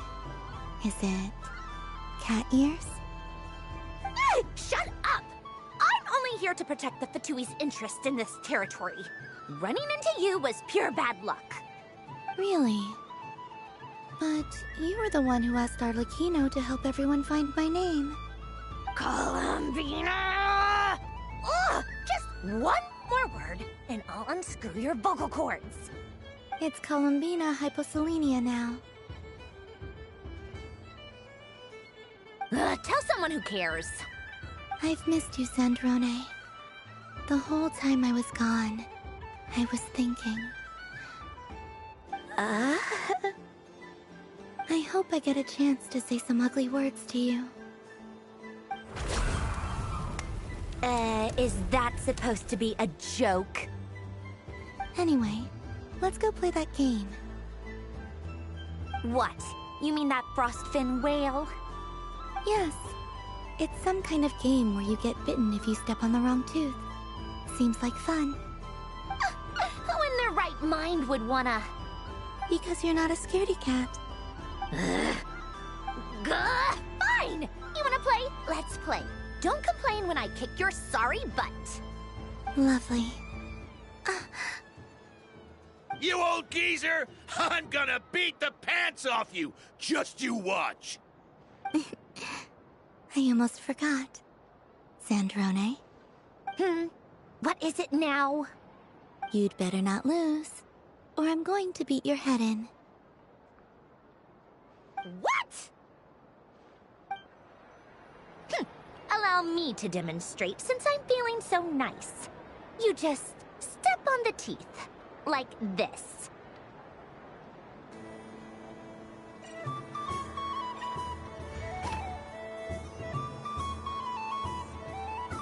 Which should I pick?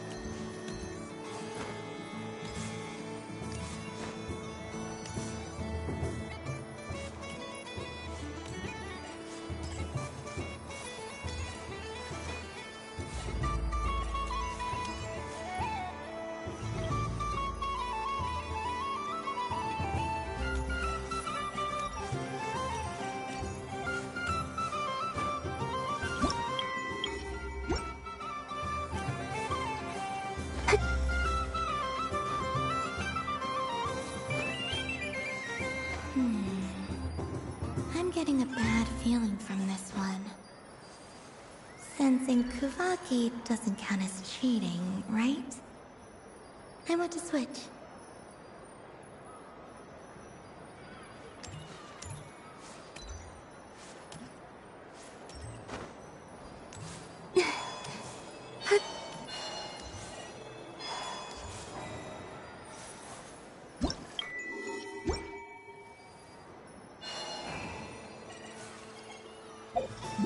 Your turn, Sandrone.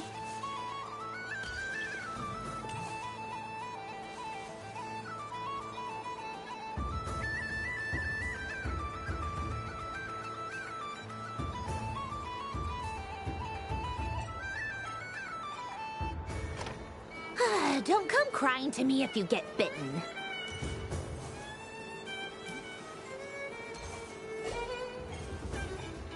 There are less and less teeth remaining.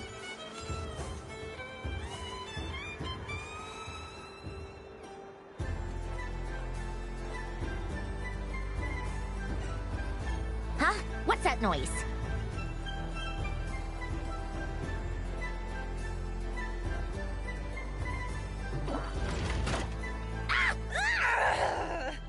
I think you might have picked a bad tooth, Sandrone. Shut it! Do you need any help?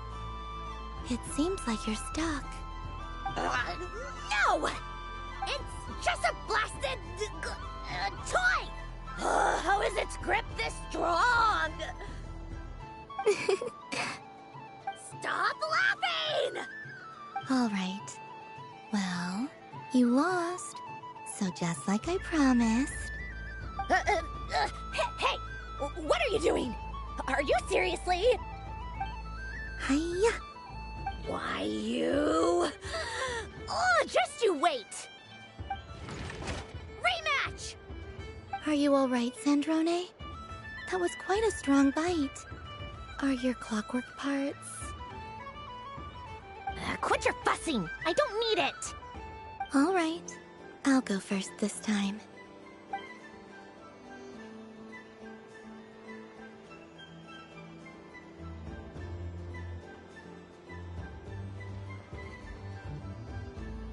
I see it now. She can sense which teeth are rigged. So I just need to avoid the same ones that she does.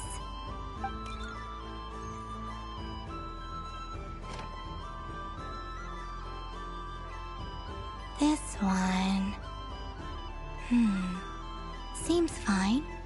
She avoided that one then? Now I've got you. All right, my turn.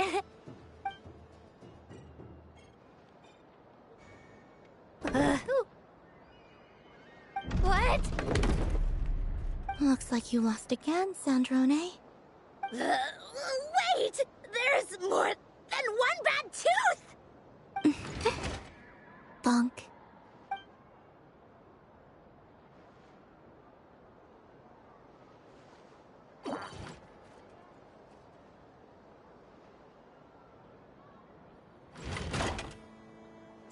Stupid game! What idiot came up with this? Are you all right, Sandrone? You said some nasty things just now. Oh, I'm peachy. Should I let you bonk me on the head as well? Ah, forget it! Come on, bonk away. It can be your consolation prize for losing so badly. I told you, forget it! Gah, you've always been so annoying. Singing right outside my door, inviting yourself to my tea parties, going AWOL. And now you're off to the moon or something. Of all my days with the Fatui, the times I spent with you, Arlecchino, and Rosaline, they were my favorite. I will not forget them. Just as I shall not forget this moment. We'll always be friends, no matter where we are, right? Who'd want to be your...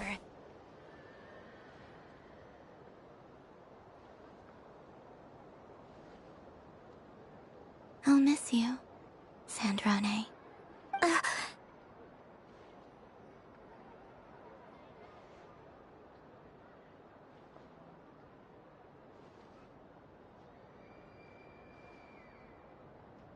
Goodbye, Sandrone.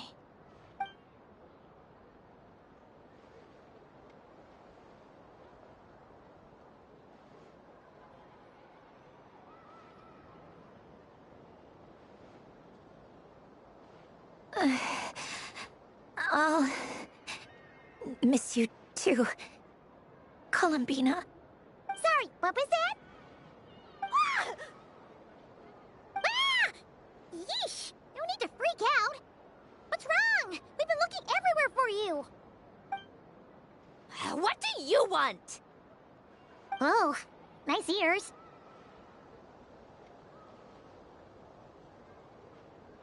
What do you want? Huh? It's your turn to draw something.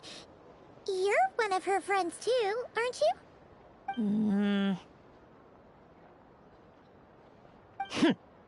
Doesn't know how lucky she is.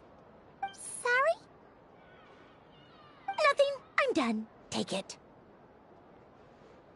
Oh, that was fast. Oh, and one more thing. Last time we spoke, you mentioned you were interested in the Narcissan Kreuz Ordo's research, remember? There were too many people when we last met, so we didn't get the chance to do this. What are you talking about?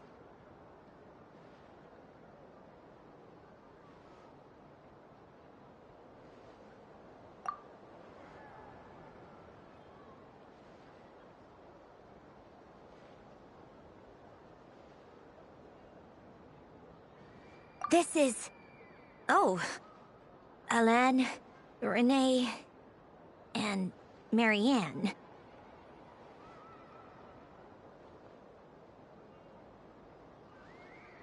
Huh. The Holy Blade. A savior's plaything.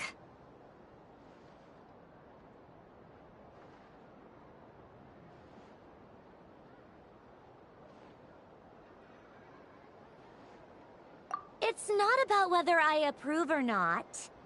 These people, they would sacrifice themselves for the sake of the world. Especially Alain Guillotin and Renee. That is something I would never choose to do. Still, I didn't know they had any pictures left from that time. If I'd have thought to bring a camera, I'd have...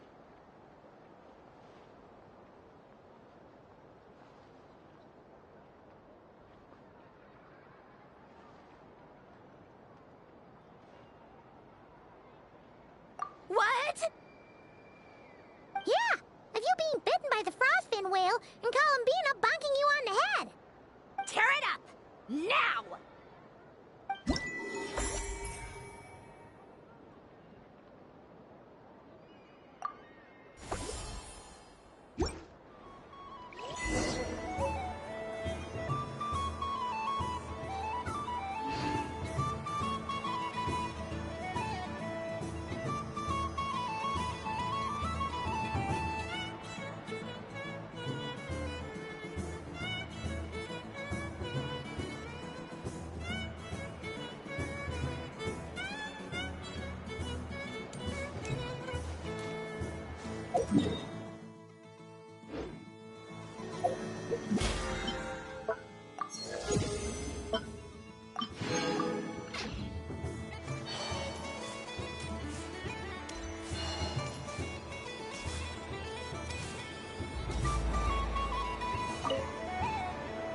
Traveler. Hey there, Columbina! Are you done checking out the festive amusements already? Are you sure you don't want to look around some more? You might not get another opportunity like this for a while. Right now, what I'd like to do is... You're right. I'm not ready for this night to end just yet. Yeah, that's the spirit! Take your time, Columbina. The most important thing is to have no regrets. I'll be right here if you need us. Okay. Thank you.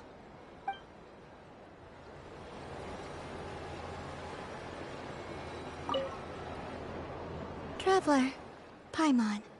Columbina! Finished with the festival already?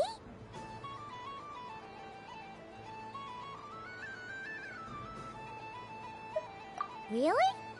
You're sure you don't want to have a little more fun out there? Final answer!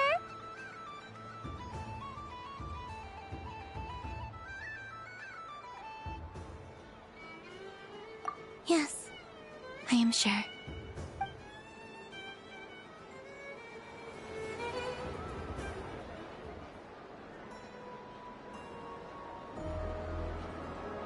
This was the most fun I've ever had on a moon prayer night.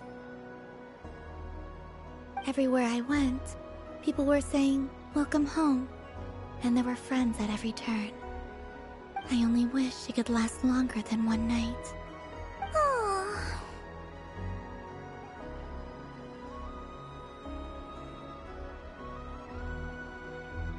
Yes, you're right. The moon prayer blossoms.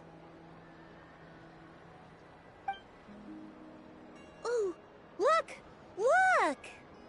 Moon prayer night has come.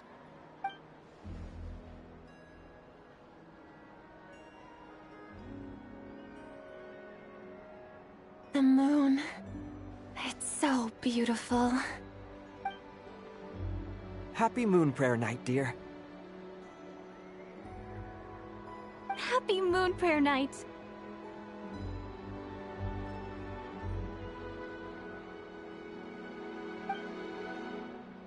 Happy Moon Prayer Night.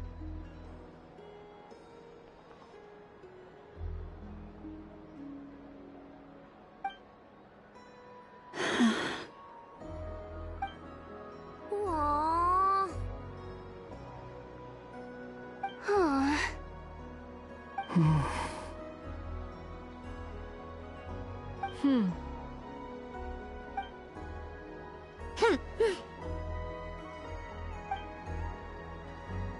Time flies when you're having fun.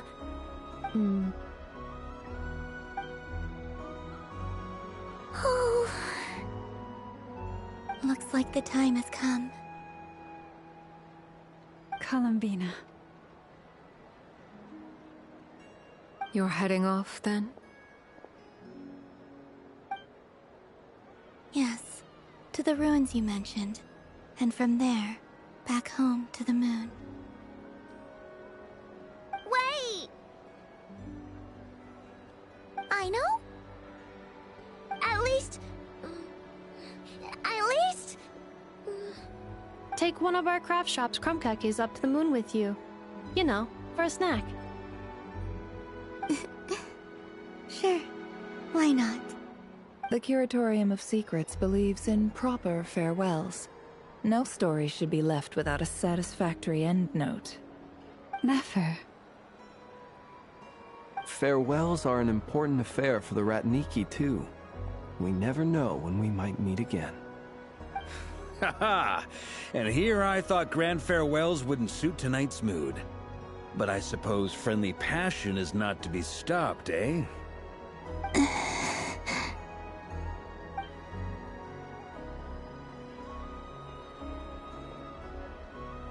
We made a little something for you, Columbina. Ta-da! What is it? A Moon Prayer Night greeting card. With drawings by all of your friends. You did mention that you'd like a portrait done, so I took the liberty of creating one for you. I, meanwhile, did the portrait of Mr. Albedo. And Mr. Varka did the same for me. I mean, I think my work was pretty true to life, don't you think? The picture of Ashru was my doing. The two of you seem to get along rather well. Wait, was I the only one who did a full-body picture? That's so embarrassing. I did pictures of me and Anefa. I did my own portrait and one for Hat Guy. Plus, there's the two mages, Arlecchino and Sandrone. So, if you ever miss us, just flip the card open and we'll all be right there with you. I don't know what to say. Thank you so much, everyone. This whole Moon Prayer Night was more than I could have ever asked for. It is the greatest gift I have ever received. Lama, I figured it out. Figured what out? Remember how the Frost Moon Scions used to use milk as invisible ink to write hidden messages? That was a very long time ago. Oh, are you saying? Yes. When I miss you all, I shall use moonlight in the same way, to write words that only you can see upon the moon itself. Wow, that sounds lovely. Quite. But how will we see them? Simply open your windows on nights when the moon shines bright, and the moonlight will naturally flow towards the words I have written. That sounds most fitting indeed. very true to form. I'll try to write them in places that won't disturb your sleep. I, for one, would sleep all the better for having read one of your messages before settling down for the night. Exactly! So don't worry about disturbing anyone's sleep. Just promise you'll write to let us know you're okay, alright? Alright. I promise.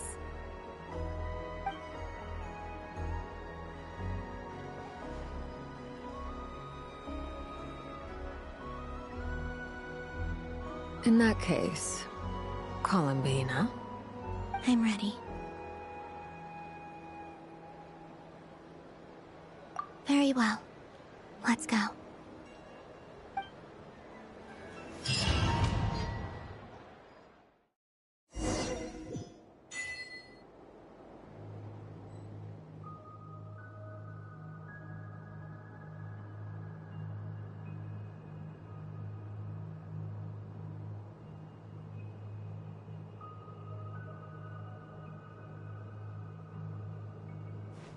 In just a few moments, I will be gone. I still don't know what to expect on the moon. Will I really be able to send messages to my friends? The Kuhenki, the animals of Not Cry. I'll never get to see them again. I wonder where I'll be when the next...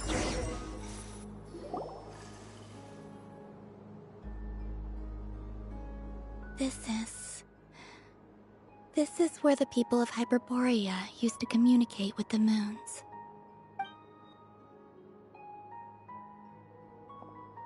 Eternal moon, frost moon, iridescent moon. When the power of all three converge, the gate to the moons shall open. Moon marrow preparations are complete. Only the final step remains. I'm sure Nasha Town is livelier than ever at this moment. Yeah, it's a shame you couldn't be there for it, but it's now or never, right? It's fine. I'm more than happy with this. My last piece of luggage. My only piece of luggage.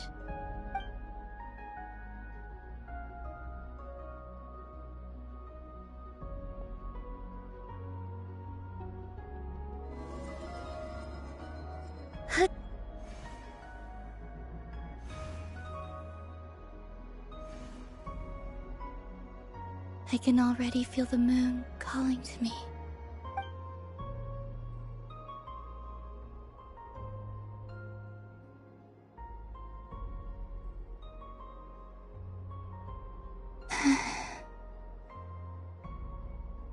Your home lies on the far side of this light, Columbina. From now on, we will at last have a reason to pray to the true moon. Columbina. Yes? I'm listening. Be sure to come back and see us when you get the chance.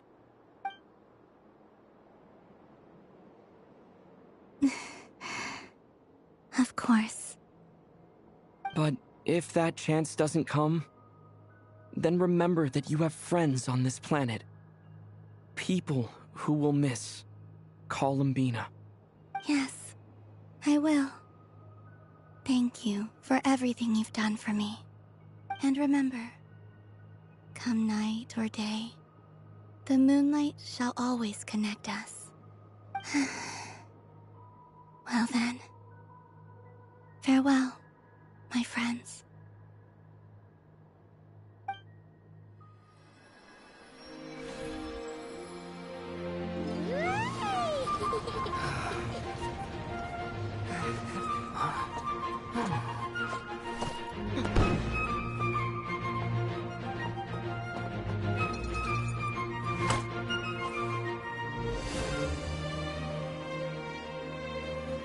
Thank you. This was my happiest night in Tevat. Farewell, Columbina.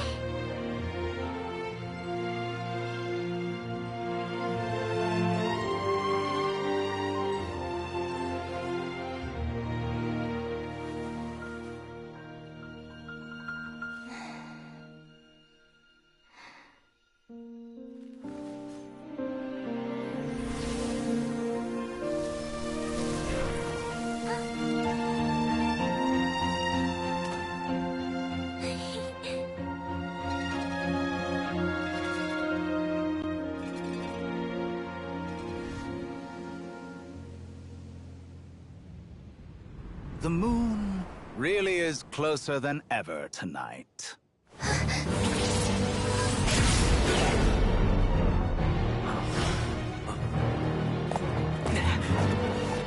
Columbina. All 3 moons in one place. Time for one final experiment.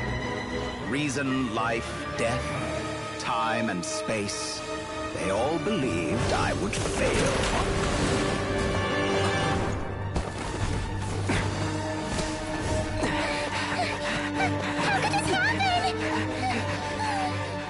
But Tevat's primordial power never did belong to the throne of heaven.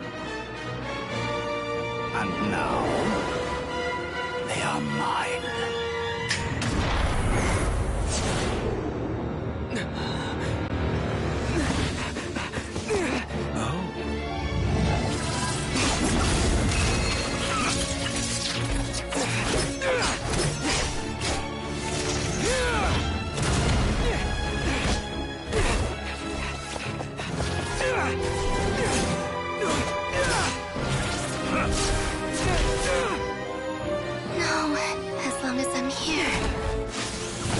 Is free to wield the 3 moons' power.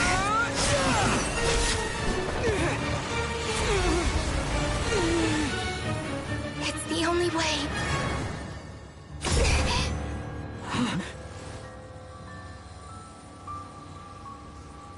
I guess I won't be going home today. Columbina! No!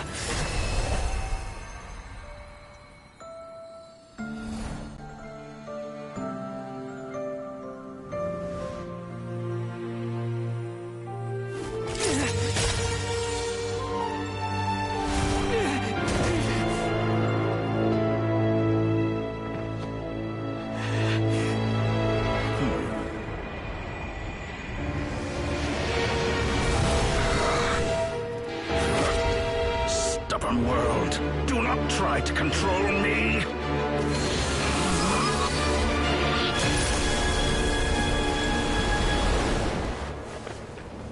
Columbina.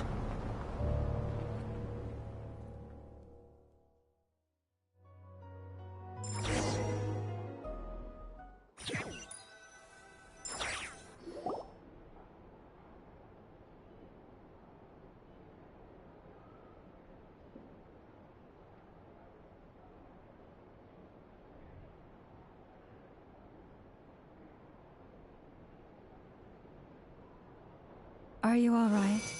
Do your wounds still hurt?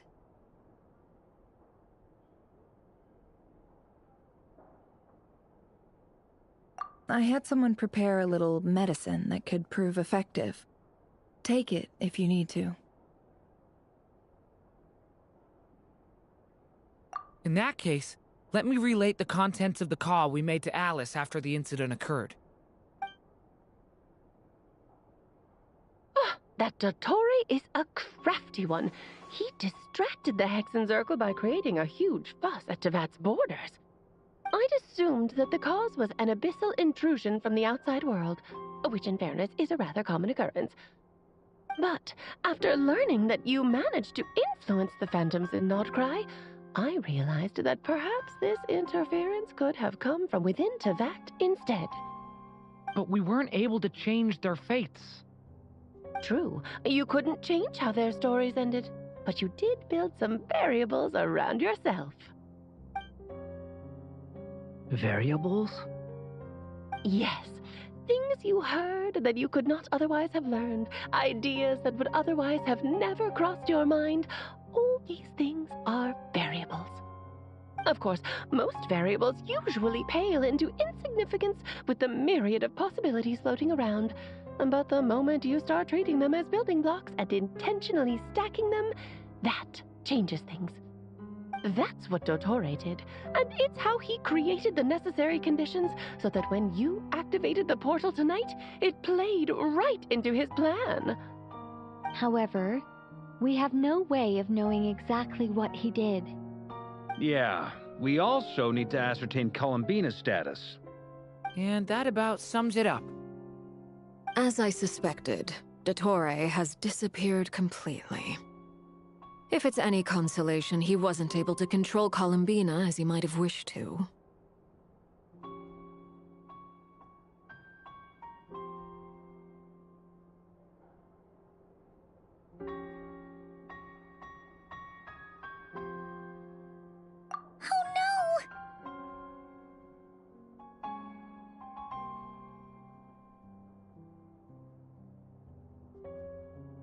What? She did what?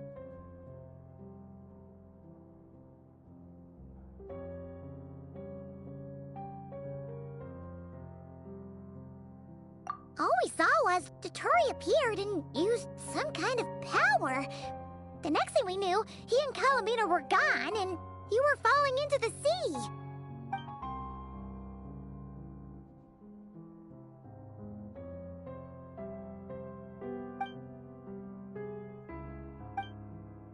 So, Columbina intentionally opened the Moon Gate and escaped into the same mysterious world as Rerir and Thalindis. Sounds like bad news.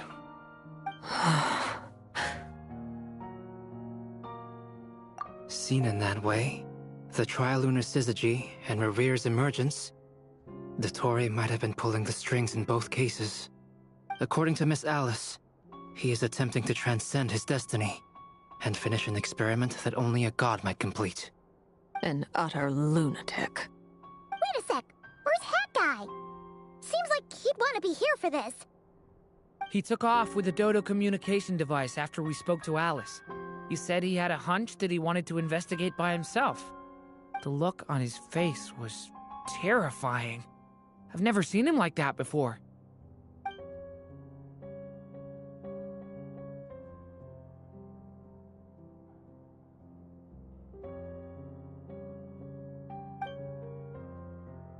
I'm back. Hat Guy! I went to look for the Hyperborean phantoms again. I think I've gotten to the bottom of it. I got them to talk to Nicole on the other end of the communications line. Turns out, the history they describe is different from how Nicole remembers it. Really? But how? Surely Nicole can't have been wrong. Because the phantoms are the ones who were deceived. They speak of a savior who appeared in their history. One who never should have existed. This savior promised to create a new moon within the false sky, and even bring back their moon goddesses. Foolishly, they believed in him, and told him everything he wanted to know about the moons. It's obvious that this was Dotori's doing. Now you mention it, the first time we entered the Hyperborean ruins, we heard the phantoms discussing their history, and I remember Nicole commenting that something sounded a little strange. But Dotori shouldn't have been able to get in there in the first place. He didn't. Nicole said that this was an anomalous state triggered by disruptions in the causal connections between phantoms from the same era. The variables that Dotori put in place were substantial enough that they even affected phantoms that he never met. So it's not that their memories were unclear. They'd been tampered with. That's exactly the possibility Dotori was trying to manufacture. He turned these variables into knowledge and engineered the situation so all that knowledge would fall into his hands. Then, he harnessed that knowledge on Moon Prayer Night to truly create a false moon. How is that even possible? To be precise, he exploited a weakness in the way the spell works. The spell senses Kuvaki to detect the moon's location. So, as long as the false moon more strongly resembled a moon than the frost moon beyond the skies, the gate would teleport Columbina to the false moon's location. In other words, to Dotori's side. Once he had her under control, the teleportation spell remained active, and he manipulated her power to seize both moon marrows. At that moment, the moon marrows disappeared right before our eyes. It was already too late, even as we were leaving the ruins. By then, Dotori had already amassed the power of all 3 moons. So, where does that leave us? What do we do now? I'd certainly like to know what Her Majesty thinks, now that the concerns I expressed to her have come to pass. But we cannot simply sit and wait for her to decide the matter. And in any case, it is not the Fatui Harbinger Damselette who sees us as her friends, but rather Columbina Hyposelenia. If, even in such extreme circumstances, Her Majesty will not lift the prohibition on Harbingers drawing steel against one another, then I will do as my heart demands. I will fight as Peruware instead. Oh, Arlecchino! Time is short, so I'll make the first move.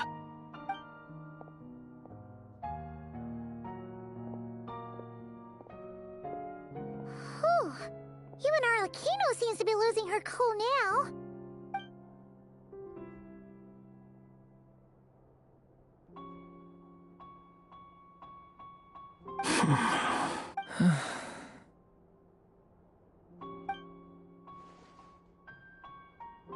All right.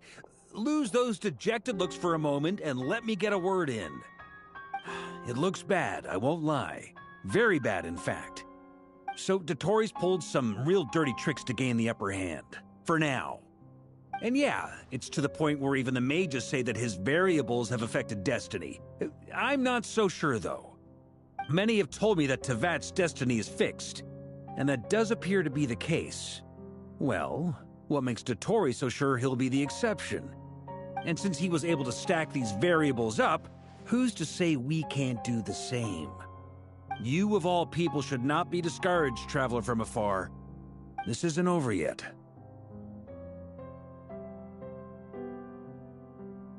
And you're not alone in that. Everyone here does, whether they've spoken thus far or not. But none of us are the type to sit back and wait for the sun to shine again.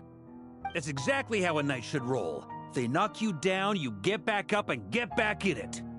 Don't forget, Honorary Knight, you're a legitimate member of Mondstadt too. Fark is right. This is far from over. Dotori's already way overdue a butt-kicking given his past shenanigans. And after this, he's earned himself a double dose. That's what I'm talking about.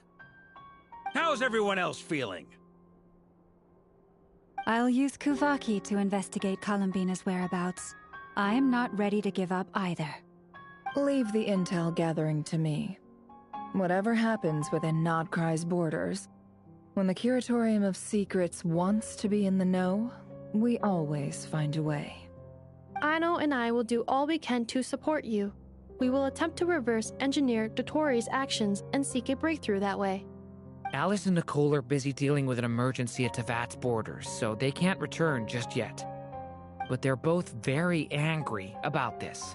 They've asked Albedo and me to act on the Hexen Circle's behalf and do everything in our power to fight back against Dotori. Are you ready then? We're going to have to conduct a lot of research, even in the early stages. I'll do my best.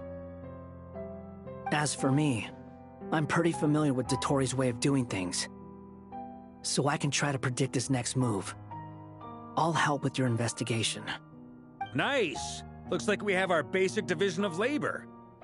I'll get in touch with Flints and Itlua, get them to have a chat with their Starshiner. It couldn't hurt to bring the Lightkeepers on board as well. At the same time, I'll pass on instructions to the Knights present in Nodcry to assist the Lightkeepers and other organizations in ensuring the safety of those living here. Yeah! We'll show him! That's it then. Good luck, everyone.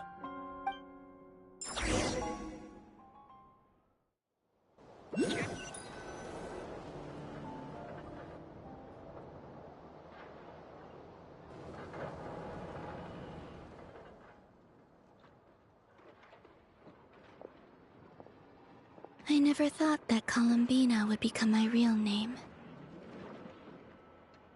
It went from being a Fatui code name to something my friends call me. And remember, come night or day, the moonlight shall always connect us.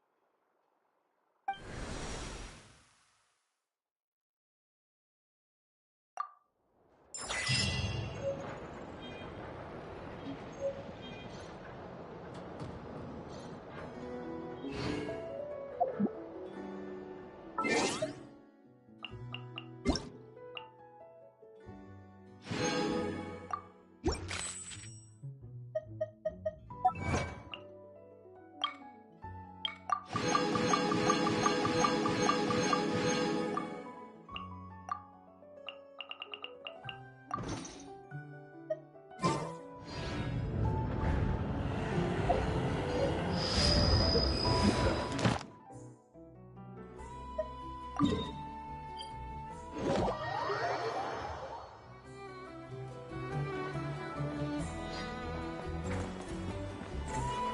Astra Abyssa. Thank you for Ad Astra.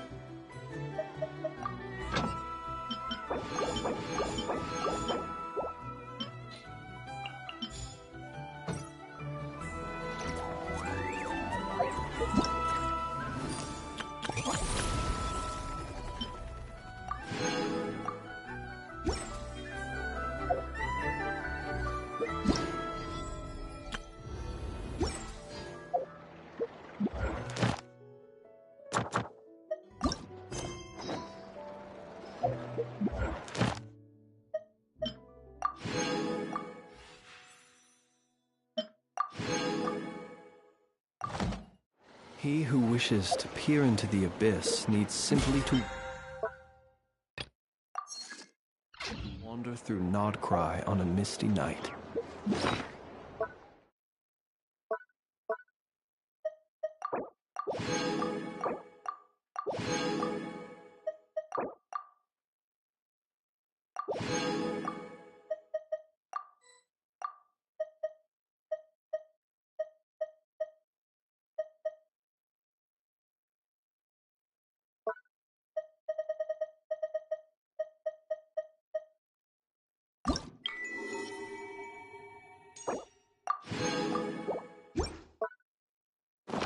The march of the Wild Hunt will be...